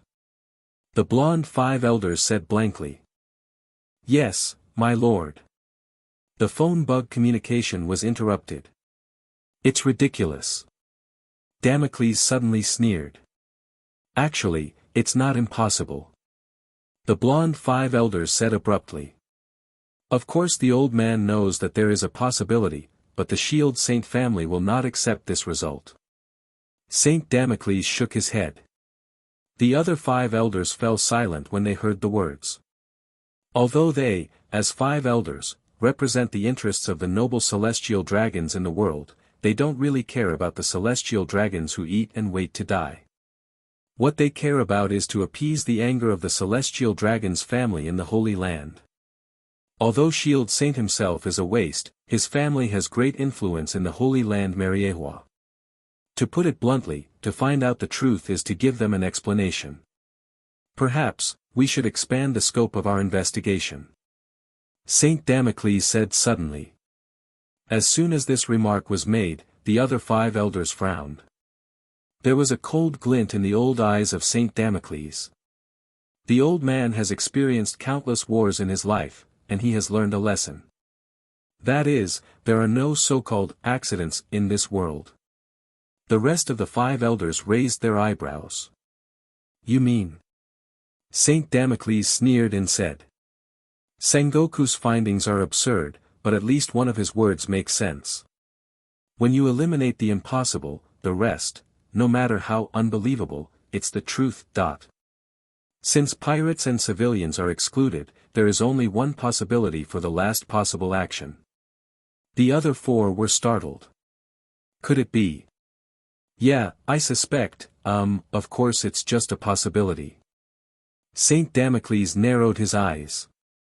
Will the person who does it be? He slowly uttered a word that made the rest of the 5 elders slightly pale. Marine. Marine. As the voice of Damocles fell, the other 4-5 elders were all startled, and immediately looked at the former with incomprehensible or even unbelievable eyes. Damocles, what are you doubting? How can this be? That's the world noble celestial dragons. They didn't believe that Marine would attack celestial dragons, not because they didn't have the ability, but because they didn't dare. Marine is the largest violent law enforcement agency under the world government, and all military expenditures come from the support of the world government. Although Marine has maintained a relatively independent organizational system and command authority since its establishment, the government has no weakness in Marine. Right to speak. Not to mention the suppression of power and the shackles of the concept of the supremacy of celestial dragons, the military expenditure alone is enough for the world government to control Marine to death. If anyone in this sea dares to attack the celestial dragons, Marine is definitely the least suspect. Damocles, are you sure your suspicions are well-founded?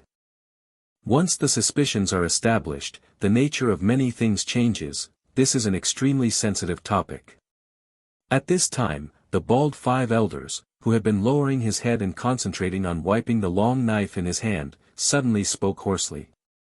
He was wearing a samurai uniform and sat cross-legged, and the long knife surrounded by purple-black flame patterns was placed across his knees, shining a biting and cold light under the light of the small Western-style building. A peerless demon sword. While speaking, he raised his head, gently wiped the demon knife with his skinny arm with exposed veins, and stared directly at Saint Damocles with his cloudy and dark eyes under the rimless glasses, this person who grew up together since childhood, best friends who share an elite education. My colleagues, of course I understand your concerns. Saint Damocles said lightly. The short body actually exudes a courage to swallow the world, and the momentum is like a mountain rising from the ground, constantly rising. On the surface, it seems that Marine does not have the possibility of attacking and killing the celestial dragons, but this is not absolute. He sneered. After all, there are a lot of stupid guys in Marine who insist on their ridiculous justice. And the most important point is that our compatriots sometimes do some outrageous things. That is the basis for suspicion. As soon as this remark was made, the rest of the 5 elders looked sideways. Damocles. What do you mean? Don't forget that the power and status you have now was also jointly elected by the blood of our compatriots. Pay attention to your attitude. Saint Damocles glanced at them calmly, and said slowly.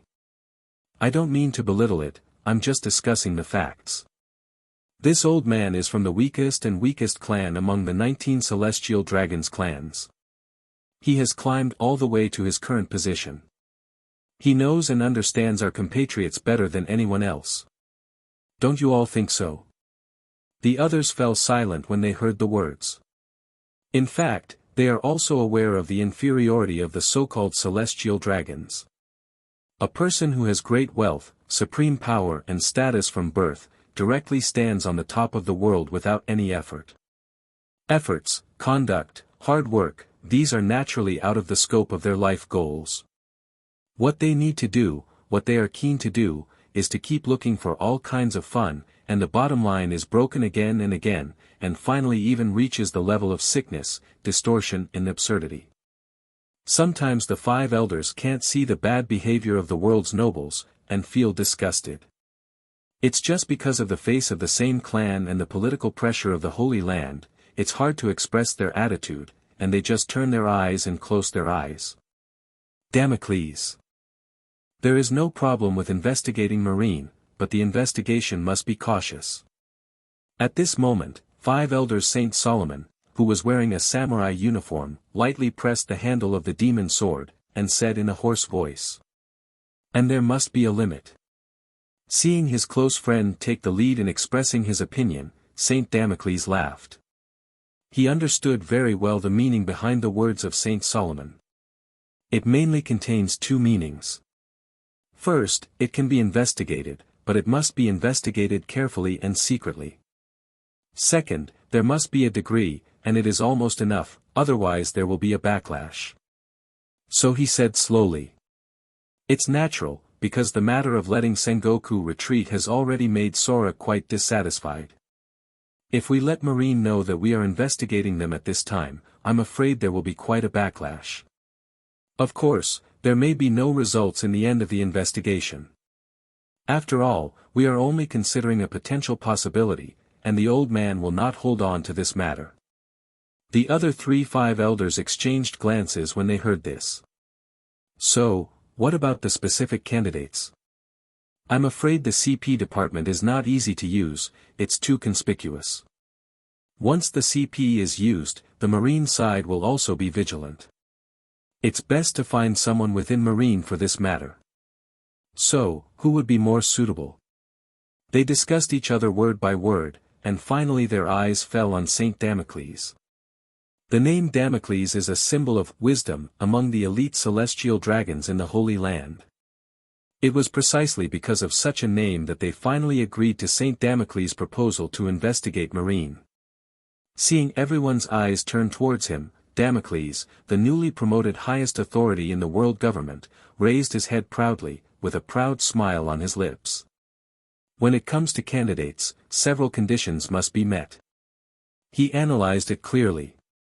First, the candidate must be smart, cautious, and have adequate means and abilities, so that he can perfectly complete the task of secret investigation. Everyone nodded in agreement. Second, this person must have a strong desire for power. Well, it is best to be from the bottom, so that we can better control such people. The other five elders thought deeply and smiled while stroking their hands. Third, this person must not have that disgusting smell of justice in his body. Saint Damocles was talking eloquently, and the light of wisdom shone in his old eyes.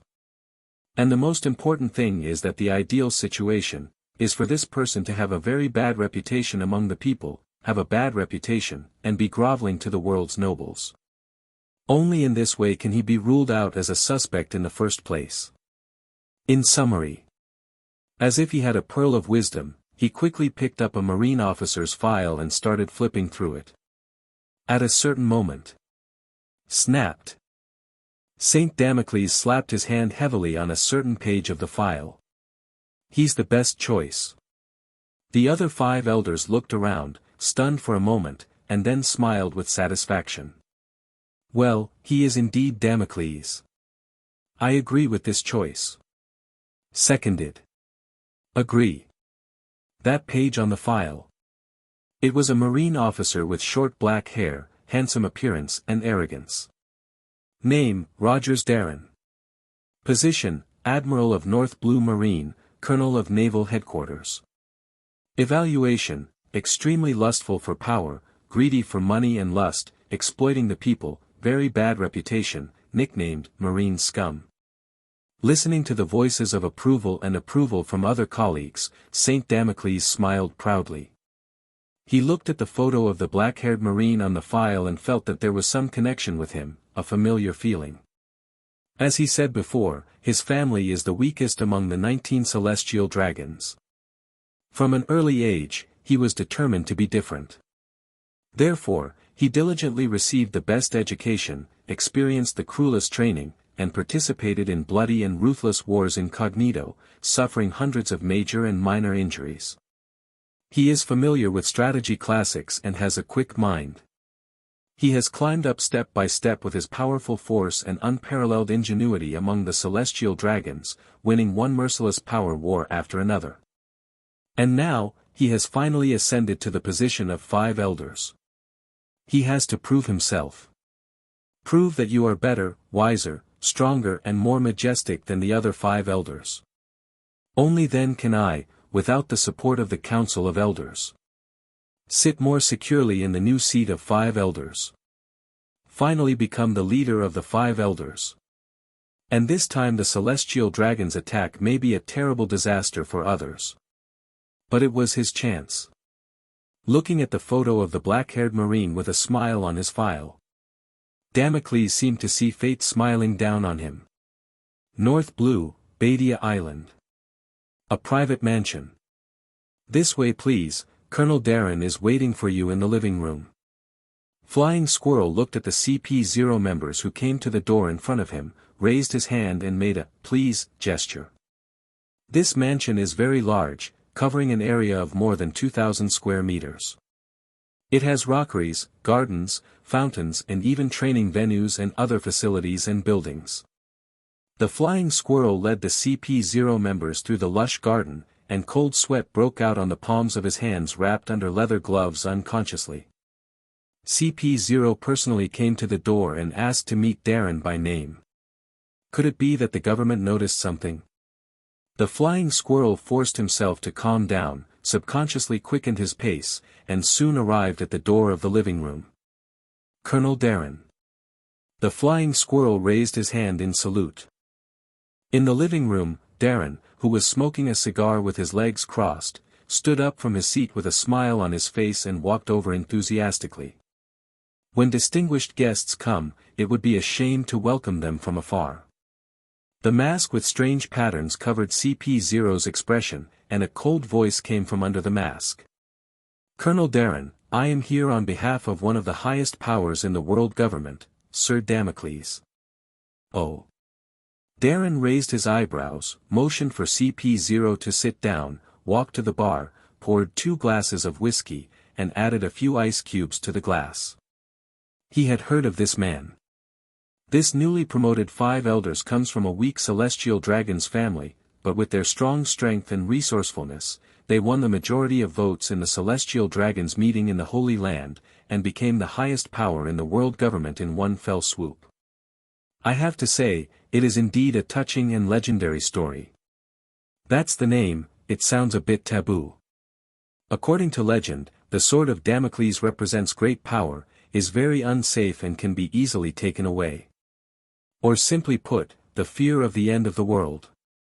I wonder what St. Damocles ordered. Darren handed CP0 a glass of whiskey, sat down and took a sip, seemingly casually. CP0 didn't drink, he just put the glass down and glanced at the Flying Squirrel expressionlessly. Flying Squirrel saluted again, turned and walked out of the living room, closing the door. CP0 then took out a top-secret military telephone bug from his arms, placed it on the smooth table, and dialed a signal. Bulu bulu. Military telephone bugs chirped. Seeing this scene, Darren narrowed his eyes. Is it so secret that you have to talk to the 5 elders directly? If he were not 100% sure that he had left absolutely no evidence or traces, he would have begun to wonder if the government was going to touch him. Soon the phone bug communication was connected. Swish. A picture was suddenly projected from the phone bug. In the small Western-style building filled with elegance but majesty, 5 old figures were standing or sitting, looking at Colonel Marine with a strange look. Seeing this scene, Darren immediately put down his wine glass with fear, stood up from his seat, bowed slightly and said, "Colonel of Naval Headquarters, Admiral of North Blue Darren, met Lord Five Elders." The five elders all sneered when they saw Darren's actions. "Okay, don't act here. We all know what kind of person you are. The notorious scum in Marine." Darren smiled slightly. "My lords, thank you very much." Five elders. Darren smiled. "I wonder what the purpose of five elders personally contacting his subordinates is. Sengoku Admiral is also on Badia Island. His subordinates can look for him at any time. No need." Saint Damocles waved his hand to interrupt Darren. "It's not appropriate for Sengoku to know about this." He looked at Colonel Marine seriously. "With regard to the attack on the North Blue Celestial Dragons, we have a different view." Darren frowned and said tentatively, "My lord, what you mean is..." Saint Damocles sneered and said, "We order you to start a secret investigation from today on the sailing situation of warships within Marine at the time of the incident, and the movements of all Marines with flying or near-flying capabilities. You are the top officer of North Blue Marine, it shouldn't be difficult to find out the information." Hearing this sentence, Darren opened his eyes wide, his face full of astonishment. "My lords, what are you doubting?" Saint Damocles said calmly, "You know exactly what we are suspecting. If you still want to continue to be your North Blue Admiral, then obey the order honestly." Darren's face suddenly turned gloomy. "Adults, are you asking me to investigate my colleagues? I'm a member of Marine, this is asking me to investigate my comrades. My lords, are you asking me to betray my partners and betray their trust in me?" Five elders frowned together. "So you mean, you want to disobey the government's orders?" Darren took a deep breath and said in a deep voice, "No, I mean..." He clenched his fists and said fiercely, "The rank of colonel in the headquarters is too low." Five elders were stunned at the same time when they heard the words, their faces were full of astonishment, as if they had heard something absurd. This kid. Is he asking for power from them in person? A mere Marine colonel dared to demand power from the highest power in the world government, the five elders. Ha ha ha ha ha ha. Saint Damocles laughed suddenly, staring at Darren with admiration. "Very well, the old man really saw you right. Marine is the face of the world government and the dog in the hands of celestial dragons. For them, the more ambitious and the better the appetite, the easier it is to control. The biggest headaches for five elders are those hard bones that are loyal to their personal beliefs and don't eat oil and salt. Do it well, Darren kid. With your talent, the rank of colonel in the headquarters is indeed a bit inferior." After Damocles finished speaking, he gave Darren a meaningful look, and immediately hung up the phone. The screen then disappears. CP0 put away the phone bug and stood up. "Don't you have a drink?" Darren said with a smile. "After all, I will be colleagues working for adults in the future." CP0 hesitated for a moment, picked up the wine glass and took a sip, then quietly disappeared and gradually disappeared in place. His figure was like a ghost. When the figure of CP0 disappeared, the smile on Darren's face gradually disappeared. A purple-blue arc suddenly jumped between his fingers, and the invisible magnetic field fluctuation spread out instantly. "Well, there is no life magnetic field characteristic of that CP0. Confirming that CP0 had left, Darren tapped lightly on the table. The flying squirrel outside the door strode in. "What happened?" Darren lit a cigar and said calmly. "The world government began to suspect that the attack on celestial dragons was caused by Marine. Just now 5 elders came to talk to me personally, and the one who raised doubts should be the newly promoted 5 elders. Saint Damocles." The flying squirrel's pupils shrank. Saint Damocles, the supreme power of the world government known for his wisdom. At the coronation ceremony of 5 elders not long ago, the master of ceremonies read the meaning of the name given by his father in public. The sword of judgment, which symbolizes supremacy, hangs on the top of the world and makes everyone submit. It symbolizes the ultimate theocracy of all rights and interests. Did they really find something? Darren smiled and shook his head and interrupted. Don't be nervous, they're just suspicious. They made me start an undercover investigation against everyone in Marine. This is troublesome, damn it. The flying squirrel cursed subconsciously, and felt something was wrong as soon as the words came out. Etc. He stared at the smiling Darren in disbelief. You said, they asked you to investigate. Darren exhaled a dragon-like smoke, smiling all over his face. Yes, they asked me to investigate. He bites hard on the word, I.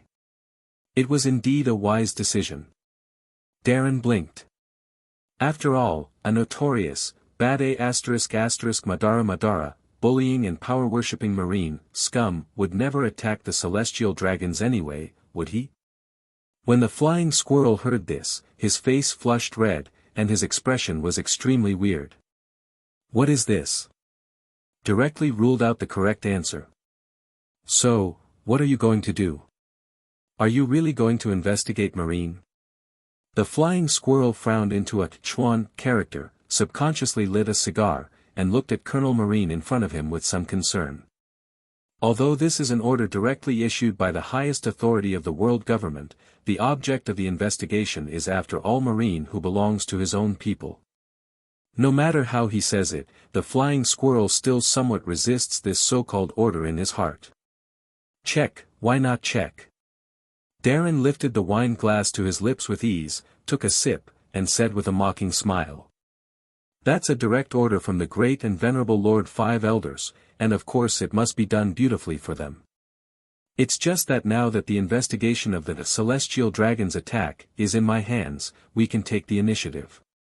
The flying squirrel glanced at him and couldn't help feeling a little funny.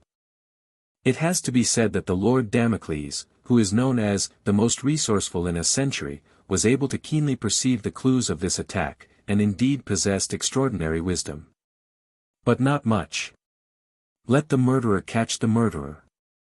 The corner of the flying squirrel's mouth twitched. However, this matter should not be delayed any longer. This investigation must be concluded as soon as possible. Darren took a deep drag on his cigar, his deep eyes sparkling.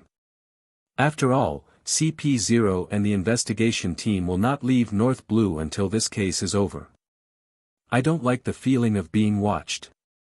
The flying squirrel nodded approvingly. Because of the arrival of the investigation team, many recent actions on their side have stopped. After all, Admiral, the headquarters of Sengoku, is here, and many things are not easy to do too much. The next day. Office of the Municipal Government of Badia Island. Meeting room. What? The celestial dragon's attack will be handed over to Darren to investigate.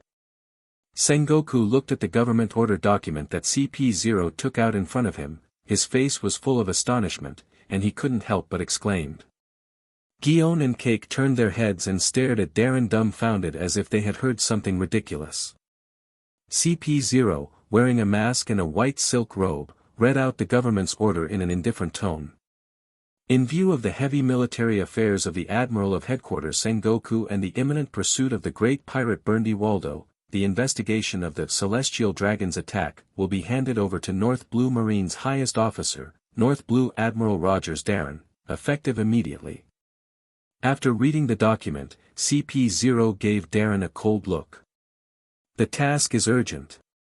Colonel Darren, please start investigating as soon as possible. Darren smiled and nodded.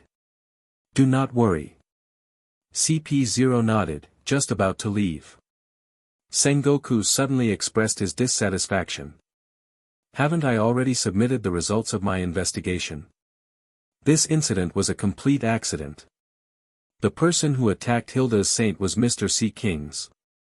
His voice gradually dropped and became hesitant. Because CP0 was staring at him coldly with a looking at an idiot look. Seeing Sengoku sitting back calmly, CP0 said nothing, and his figure gradually turned into nothingness and disappeared in place. In the conference room, only Marines were left sitting there.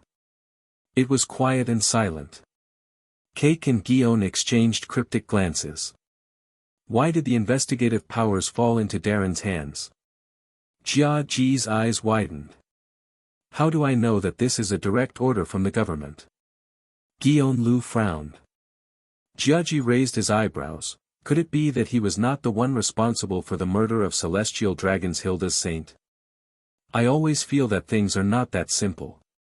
Guillaume narrowed his eyes. Plus total. Hey, what are you two doing with such weird expressions and grinning? Sengoku said angrily. Guillaume and Cake immediately sat up straight. Perhaps Major Guillaume and Major Cake have some new perspectives on the investigation of the attack. The two of Guillaume shuddered when they heard the words, and looked up, only to see Admiral North Blue, who was smoking a cigar, staring at them with a half-smile in his eyes, a little panicked in their hearts for no reason. No. Jiaji smiled sarcastically. After hitting the two thorns, Darren looked back with a smile. Darren, what do you think about this matter? Why did the government give you the right to investigate? At this moment, Sengoku stared at Darren with a serious face, and said in a deep voice. Darren pondered for a moment, and said slowly. Sengoku Admiral, I think the decision on the part of the government is very reasonable. Oh. Sengoku frowned. Darren continued. The investigation into the attack on the celestial dragons has dragged on for too long. As the Admiral of Headquarters, you have heavy military affairs. Naturally, it is not suitable for you to continue to lead the investigation. It is a waste of time. Sengoku squeezed his temples and sighed. In this case, they should accept the old man's investigation results, so that the case can be closed early. He suddenly gave Darren a suspicious look. Or is it that your kid has some brand new information and clues? Darren raised his hands in surrender. Of course not. Personally, I agree with Polyasolino Rear Admiral. He smiled and nodded to Polyasolino. The attack on celestial dragons was essentially an accident. Sengoku squinted his eyes, a hint of doubt flashed deep in his eyes, and muttered to himself. Since there are no new clues, the government has no reason to transfer the investigation power away from the old man. That's great, I've saved a lot of trouble now. Polyasolino, who was picking his nails with nail clippers, suddenly murmured with a smile. The speaker seems to be unintentional, but the listener is interested. Sengoku's eyes suddenly lit up when he heard the words. Yes. This is a good thing. Originally, he didn't want to come to this muddy water, after all, it was a thankless task. Now that the investigation is under the full authority of Darren, can't this Marine Admiral continue to busy himself with his own affairs? Whether it's returning to Marineford, or continuing to hunt Burndy Valdo, it's much better than staying here and messing around with the dead celestial dragons. Thinking of this, Sengoku smiled contentedly. He raised his head, coughed lightly, and said to Darren with a serious look. Well, since the government relies so much on you, Darren, you have to behave well and don't let the government trust you. Darren smiled humbly. I still need a lot of guidance from Sengoku Admiral. The smile on Sengoku's face widened as he stood up and patted Darren on the shoulder. Then this matter will trouble you. That evening, Darren, who finished his daily training from the training ground, walked to his private mansion on Badia Island sweating profusely. Sunset dusk. Darren's military uniform was in tatters, hanging on him like rags. The contours of the muscles were carved like a knife and the axe, and there are many shallow craters and scorched dirt on the sweaty skin, the traces of bullets and artillery bombardment. You really haven't changed at all. A slow voice suddenly sounded behind him. Darren paused, his mouth curled up, and he turned around.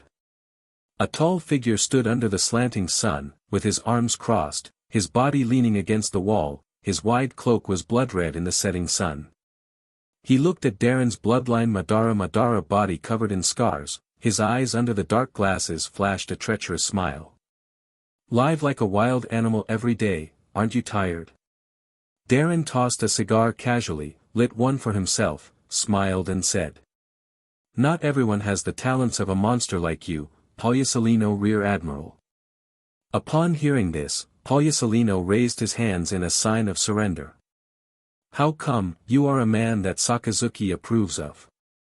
Why does this sound so wrong? Darren patted the dust off his hands.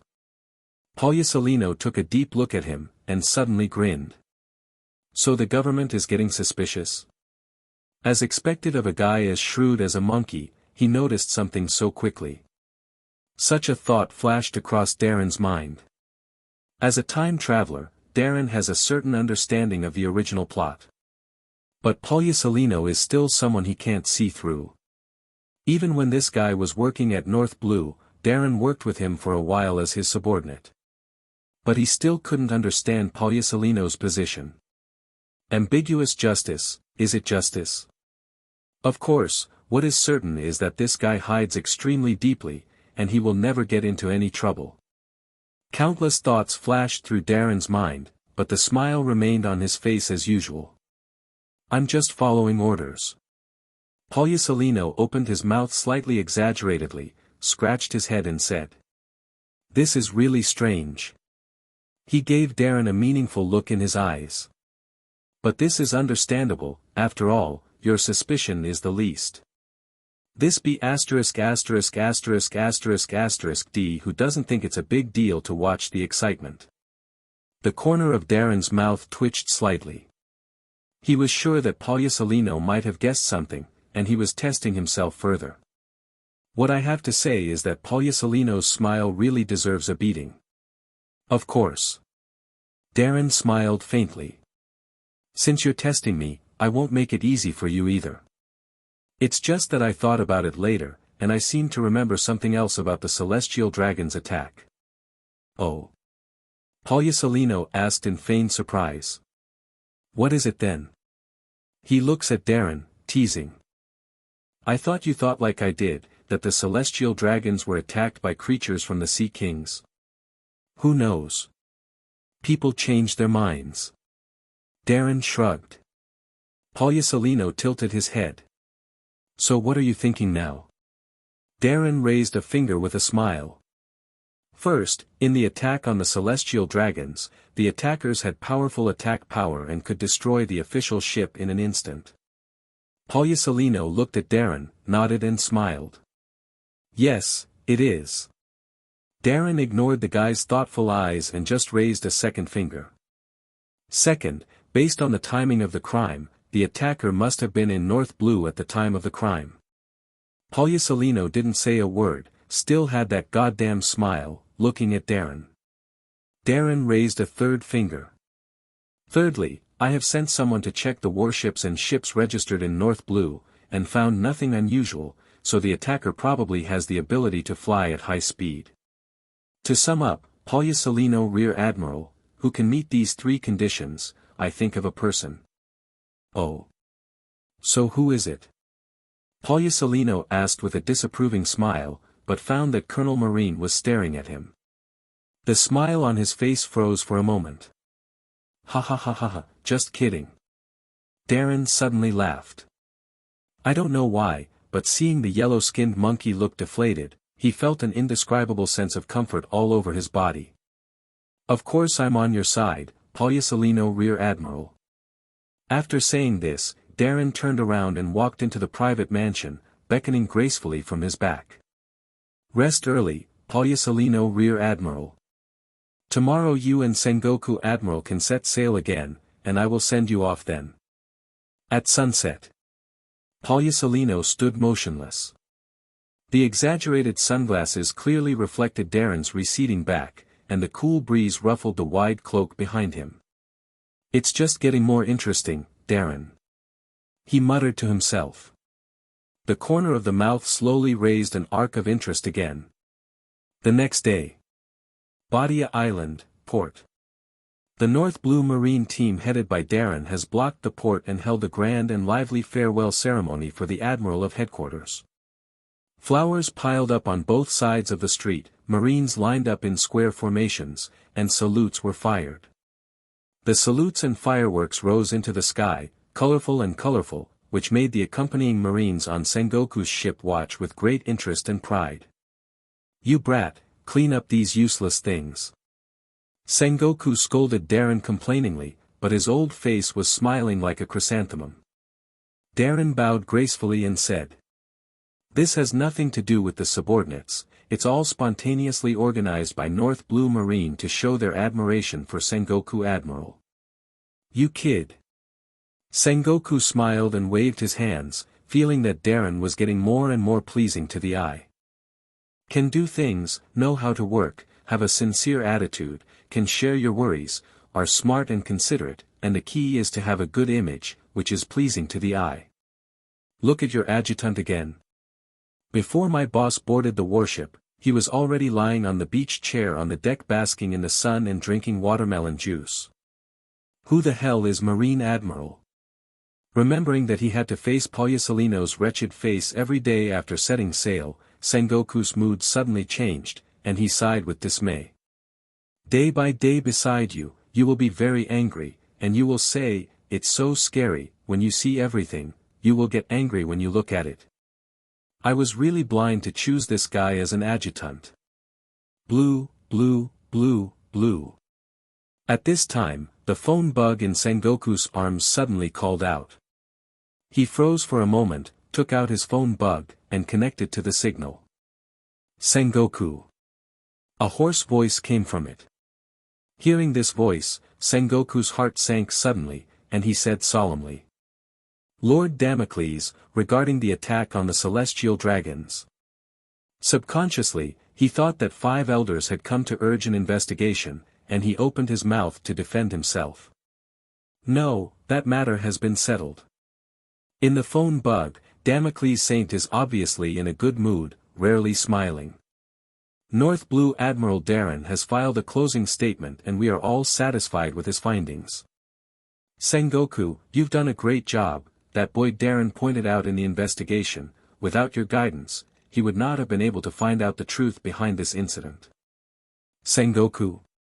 He listened in a daze, bewildered. The results of the investigation came out. When? How long has it been? Only less than a day's time. But it's obvious that Darren has been staying on Badia Island all the time. Sengoku couldn't help but shift his gaze to Darren, who bowed modestly towards him, smiling without saying a word.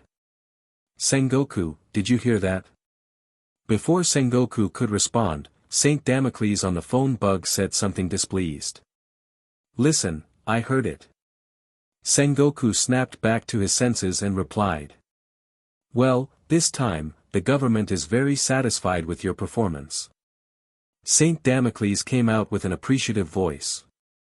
"You are indeed worthy of the title of the Resourceful General." Sengoku was confused, but facing 5 elders' praise, he couldn't help but smile proudly. "Your Excellency is absurd." "Well, let's stop here. By the way, Darren is very good." Damocles paused and added. "With his talent, the rank of colonel in the headquarters is indeed somewhat inferior." Sengoku naturally heard the meaning of 5 elders, and immediately said in a deep voice. "Colonel Darren has passed the review of the officer training camp, and will go to the Marineford headquarters for training after performing his duties. His excellent performance all the time, we Marine senior management have seen it all, and we will definitely not waste any available material." "That's good." The voice fell, and the phone bug communication was hung up. Sengoku stared blankly at the sleeping military phone bug in his hand. It took a few seconds before he suddenly realized, turned his head to stare at Darren, and said through gritted teeth. "Stinky boy, when did you find out the truth?" Darren smiled and said. "Yes, thanks to Sengoku Admiral's guidance." Sengoku rolled his eyes angrily. "Before I knew it, I owed this kid a favor." "Who is the murderer?" Darren took it for granted. "World Destroyer, Burndy Waldo." Sengoku. "What?" His face was full of disbelief and authenticity. He was so dumbfounded that he almost bit his own tongue. Burndy Waldo obviously didn't have time to commit the crime, but when the crime happened, he was being hunted by the old man. Sengoku's voice stopped abruptly. As if realizing something, he stared blankly at Darren. The latter lighted a cigarette casually, smiled meaningfully, and said, "Who cares about the truth?" These words exploded in Sengoku's brain like a thunderbolt. Yeah, who cares about the truth? There were no witnesses to that attack, and Marine has kept news of it under wraps. That is to say, except for the high-level people in the headquarters and a very small number of people, the vast majority of people in this sea do not know that a celestial dragon is dead. The reason why the government asked itself to investigate as soon as possible was that it needed a reasonable conclusion to deal with the celestial dragon's family on the Mariehua side of the Holy Land. What they need is not the truth. At least not the truth that sounds ridiculous, like being attacked by the Sea Kings. Darren's investigation results perfectly solved this problem. On the bright side, Shield Sanctuary was killed by the great pirate, world destroyer, Burndy Waldo, which could divert the pressure from the Holy Land Sanctuary family. For the Shield's family, being killed by a big pirate is always easier to accept than being attacked by Sea Kings for no reason. In fact, the truth of the incident was indeed found out, and it was just an accident. The result of such an investigation, both inside and outside the face. Marine can do business to the world government, and the world government can also do business to the Holy Land. Here's a solution that will please everyone. Well, except for Burndy Waldo himself. Etc. If the guy knew he killed a celestial dragons, he would probably be satisfied too. It was a happy ending for everyone. And what I have to do now is to bring Burndy Waldo, the murderer and criminal who dared to kill celestial dragons, to justice. This was originally what I had to do. The more Sengoku thought about it, the brighter his eyes became. Darren is such a genius. Ha ha ha ha ha. You kid, you did a great job. He burst out laughing heartily and patted Darren on the shoulder with a face full of relief. I entrust you with the investigation task of this incident. The old man really saw the right person. Guion and Cake next to him heard a black thread. When did you decide? The investigation is handed over to Darren, isn't it an order from the world government? But they dare not speak out. Well, now it seems that the colonel of the headquarters is indeed a bit inferior. Sengoku sized Darren up and smiled with satisfaction. When the old man returns to the headquarters, he will apply to Marshal Kong. He winked at Darren. Congratulations, Rogers Darren Commodore. As soon as this remark came out, Guion and Cake were immediately dumbfounded, their faces were filled with disbelief, and their brains were buzzing. Especially for Jia Ji, the eyeballs seemed to jump out of the eye sockets. Audiobook Commodore. This is a general officer. This guy Darren, obviously killed a world noble celestial dragons, and finally got a promotion. At this moment, Guion and Cake suddenly felt that the world in front of them was so absurd, like a dream. Their lips parted slightly, but they couldn't say a word. This, no matter how you look at it, it's not right. Obviously killing a celestial dragons, even if you are careful enough not to be caught, it is impossible to get promoted because of it. Although they were just guessing, there was no substantial evidence to prove that Darren was the murderer of Shield Saint. Darren is a guy who really plays the game of power and politics to the extreme. He clearly and keenly captured the political needs of the world government, and easily solved this difficult problem that even Sengoku Admiral had a headache. Looking back, with Darren's power and scheming, wouldn't it be easy to make the two of them disappear in North Blue quietly? The moment this idea came to mind, the two of them couldn't help looking at Darren with a little more fear. Then I would like to thank Sengoku Admiral in advance for his support. Darren understood the changing expressions of Guion and Cake, the two little thorns, with a faint smile on his face, and raised his hand to Sengoku in a straight military salute. Well, very good, very energetic.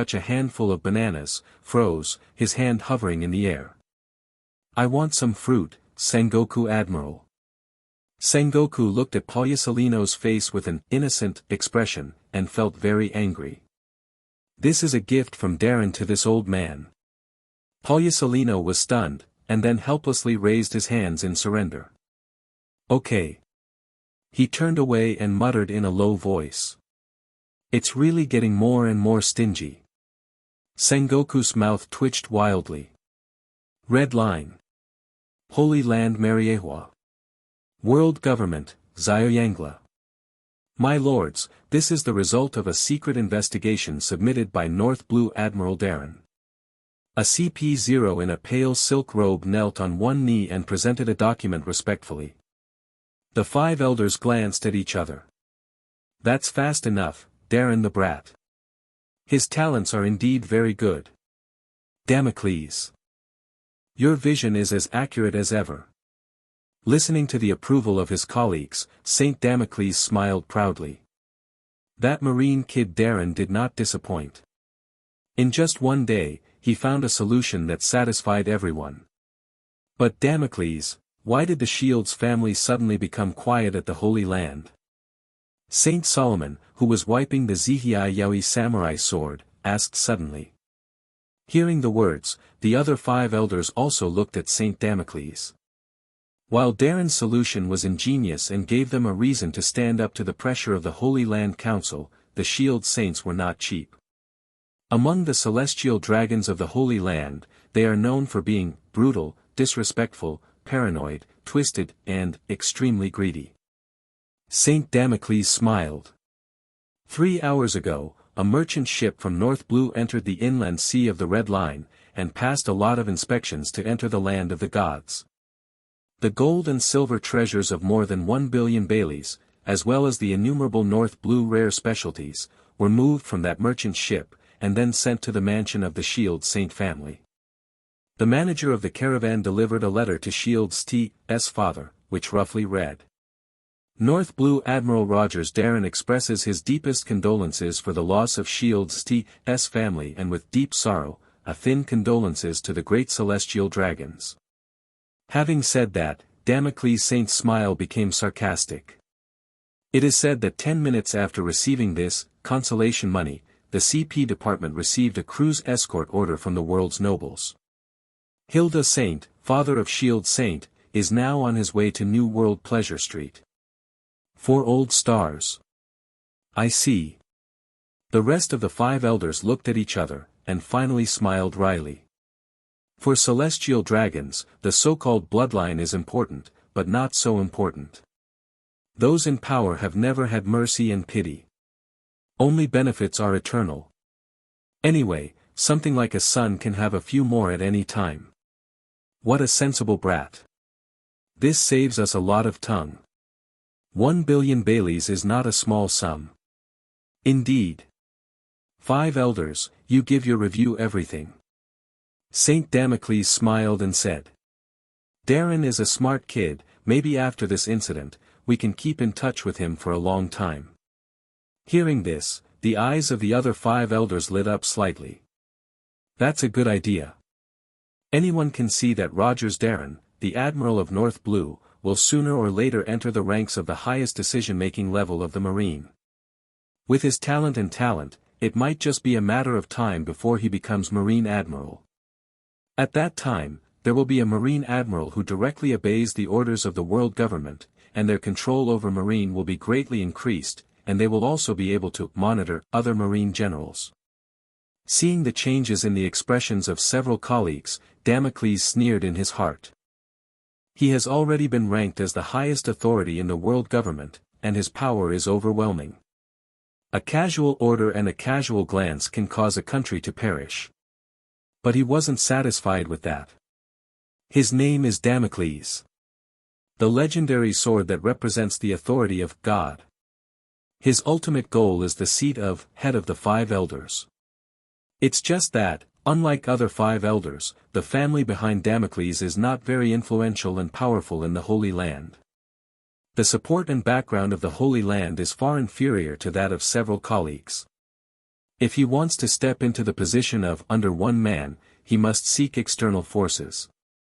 Marine, the largest violent law enforcement agency under the world government, is his breakthrough point. Starting from supporting Darren, let him quickly ascend to the real power position of Marine, and gradually control the power of Marine in his own hands step by step. At that time, his right to speak in the world government will naturally increase greatly. But before that, let's take a look at the results of this investigation. Saint Damocles changed the subject with a smile, and slowly opened the file in his hand. North Blue, Branch 321. Office of the Base Chief. After seeing off Sengoku, Darren returned directly from Badia Island with the Flying Squirrel and others. So. Are you sure there is no problem with the Holy Land? The Flying Squirrel looked at Darren, who was sitting there calmly smoking a cigar, and finally couldn't hold back his inner curiosity, and asked. Darren spit out a white smoke like a dragon, squinted and smiled. I sent a pretty sincere condolence to the Shield Saint family and they couldn't refuse. When he said the word sincere, he deliberately emphasized the tone.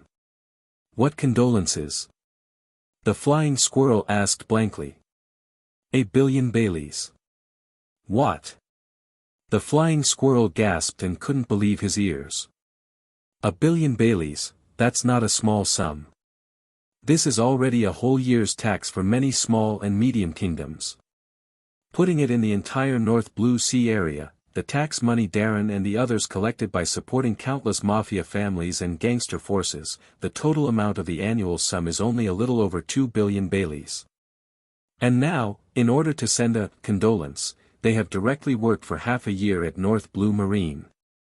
Not to mention in their original plan, let alone in their plan and vision, the establishment of the North Blue Marine Fleet has a bottomless pit for resources and funding. Are you crazy? The flying squirrel looked helplessly at the calm Darren. As Darren's adjutant, he acts as a steward and staff officer. Seeing Darren spending so much money like dirt, Flying Squirrel's heart seemed to be bleeding. It's all worth it. Darren flicked the ash lightly. If you lose money, you can make it again, but not everyone has the opportunity to give gifts to celestial dragons. If I hadn't boarded the line of St. Damocles this time, the merchant ship I sent wouldn't even be qualified to enter the inland sea of the Red Line. 1 billion Baileys is indeed a terrible astronomical figure.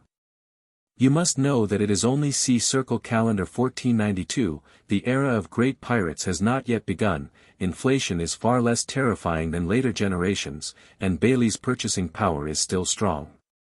Even for a legendary pirate like Berndy Waldo, known as World Destroyer, the bounty offered is only 200 million Baileys. 1 billion Pele, which is equal to 5 Berndy Valdo. But for the money, Darren thought it was well spent. In this world, strength always comes first. Besides, what came second was power, not money. The flying squirrel heard Darren's answer, thought it over carefully, and found that it was not unreasonable, but it still hurts a little. It's still too expensive. Is it expensive? Darren looked up at him, then suddenly smiled and said. At least I think it's kind of funny. The flying squirrel asked suspiciously, you mean? Darren leaned back and took a puff on his cigar. Celestial dragons have the supreme power in this world. They can plunder and trade people, anyone, as pigs, dogs, and animals. For them, money is the measure of everything. But this time, it shows one thing. He paused, and laughed mockingly. It turns out that the lives of celestial dragons are also valuable. The flying squirrel smiled bitterly when he heard this. This unique brain circuit can only be imagined by Darren, a freak full of rebellion and madness in his bones. A moment later, the flying squirrel remembered something, and asked slowly. The investigation about Marine. Darren smiled. The report has been submitted, and I will provide everything the government needs unconditionally. The sailing conditions of the warships at the time of the incident, the positions of the officers of the Marine. Well, of course, our North Blue Marine is also included. The flying squirrel frowned. What about you? Darren smiled half-smile. I, Admiral of North Blue, was of course sitting on Badia Island at the time of the incident, sticking to my duties. On this point, the owners of the North Blue Marine Fleet, and members of the Inspectorate from Naval Headquarters, Major Cake and Major Guillaume can testify to me. Well, the perfect alibi. After speaking, Darren snuffed out his cigar and put on his marine cape. Let's go, since the masters of the headquarters are gone, we should also work. The flying squirrel said in astonishment. Where are you going? Darren's footsteps didn't stop at all, and he pushed the door out. The cold sea breeze blew the cloak behind him like a tornado dance. Money lost from one celestial dragon must be recovered from another celestial dragon. The flying squirrel was startled when he heard the words, and then understood instantly. A name flashed through his mind. Don Quixote da Flamingo. North Blue. Rubeck Island. The sky was gloomy and mournful. Bang bang bang, rumbling. Guns roared continuously in the town, and hundreds of figures frantically fought on the streets. The civilians were yelling in horror, running around with their heads in their arms, crying endlessly. Buildings burst into flames under artillery fire and collapsed.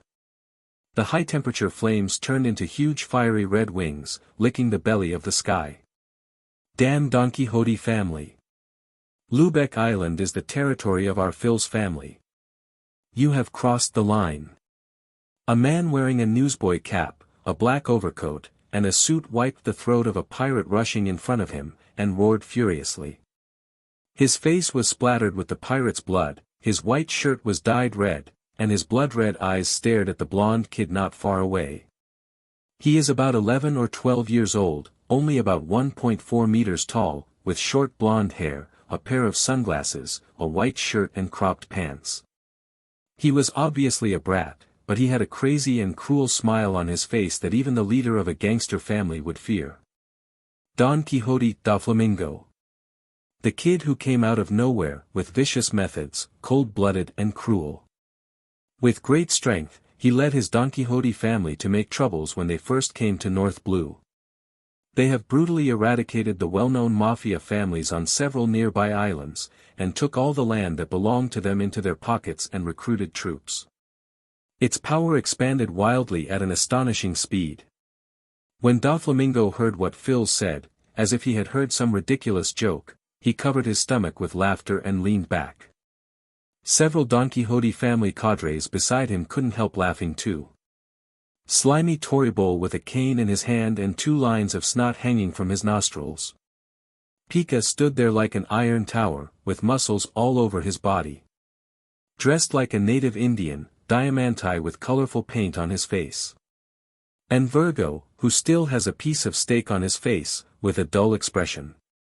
Crossing the line. Doflamingo grinned grinningly, with a look of confidence, exaggerating his expression. No, I didn't cross the line. Firth looked at the family members who were wailing and falling, and became more and more anxious. The power of the Don Quixote family has been recruiting during this period of time. Whether it is the personal strength of the members or the allocation of arms, they are far beyond the Phil's family.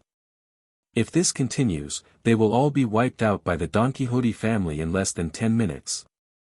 He clenched the bloody long knife, gritted his teeth fiercely and said.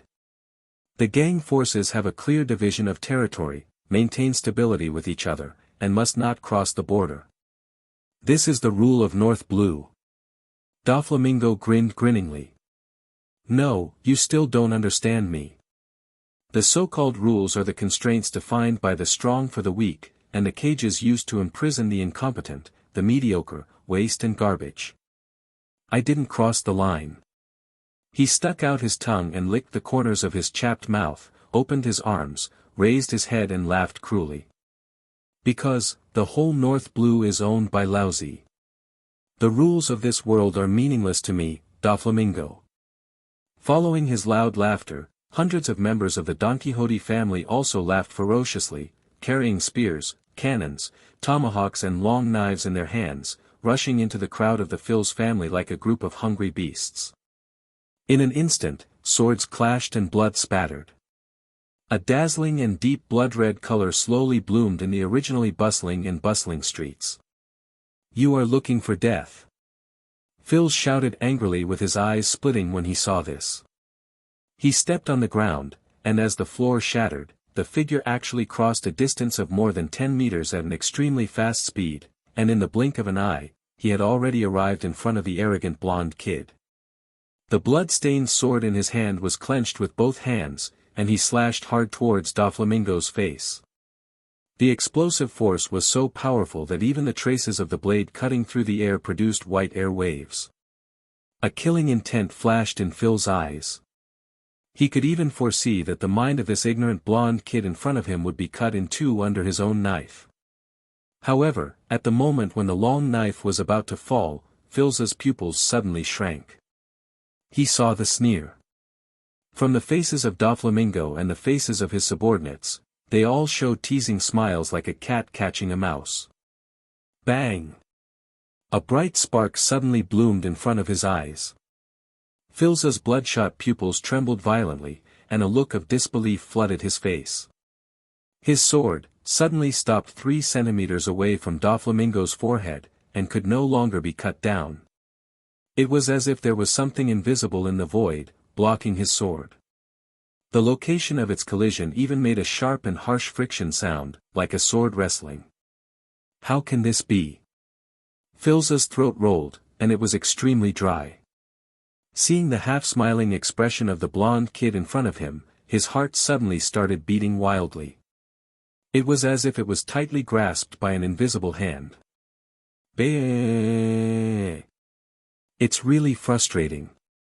Doflamingo laughed strangely, and his fingers suddenly moved like chicken claws. Phil's pupils contracted into thin needles. The sound of sharp blades cutting through the air suddenly exploded.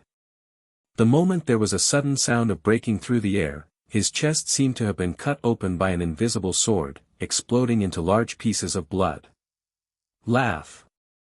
Hot blood gushed out from the deep bone wound on his chest and splashed on Doflamingo's face, making his young and arrogant face look ferocious and terrifying like a devil. Phil's face turned pale little by little, and he slowly fell to the ground. The gurgling blood spread under his body, forming a shocking pool of blood. You crossed the line. Darren. Marine won't let you. The dim sunlight was obscured by a violent and twisted face, and Phil's could only see shadows in front of his eyes. Cold, dark, bloody, twisted shadows. Marine. Doflamingo looked down at the Mafia family leader on Lubeck Island in front of him, and smiled sarcastically. I'm really looking forward to it. After the words fell, Doflamingo slowly raised his feet. The pointed-toed shoes stomped hard on Phil's head. Boom! A dull sound came out, and Phil's head exploded like a watermelon, with red and white mixed together like a ball of paste. Hello, everyone! As we wrap up this video, I want to share a quick note. I have a Patreon account. If you'd like to support me and enjoy on-demand audiobooks, you can become a Patreon member. Alternatively, you can check out my Google Drive link, which has 500+ novel audiobooks available through my Ko-fi or Patreon shop. I appreciate your support.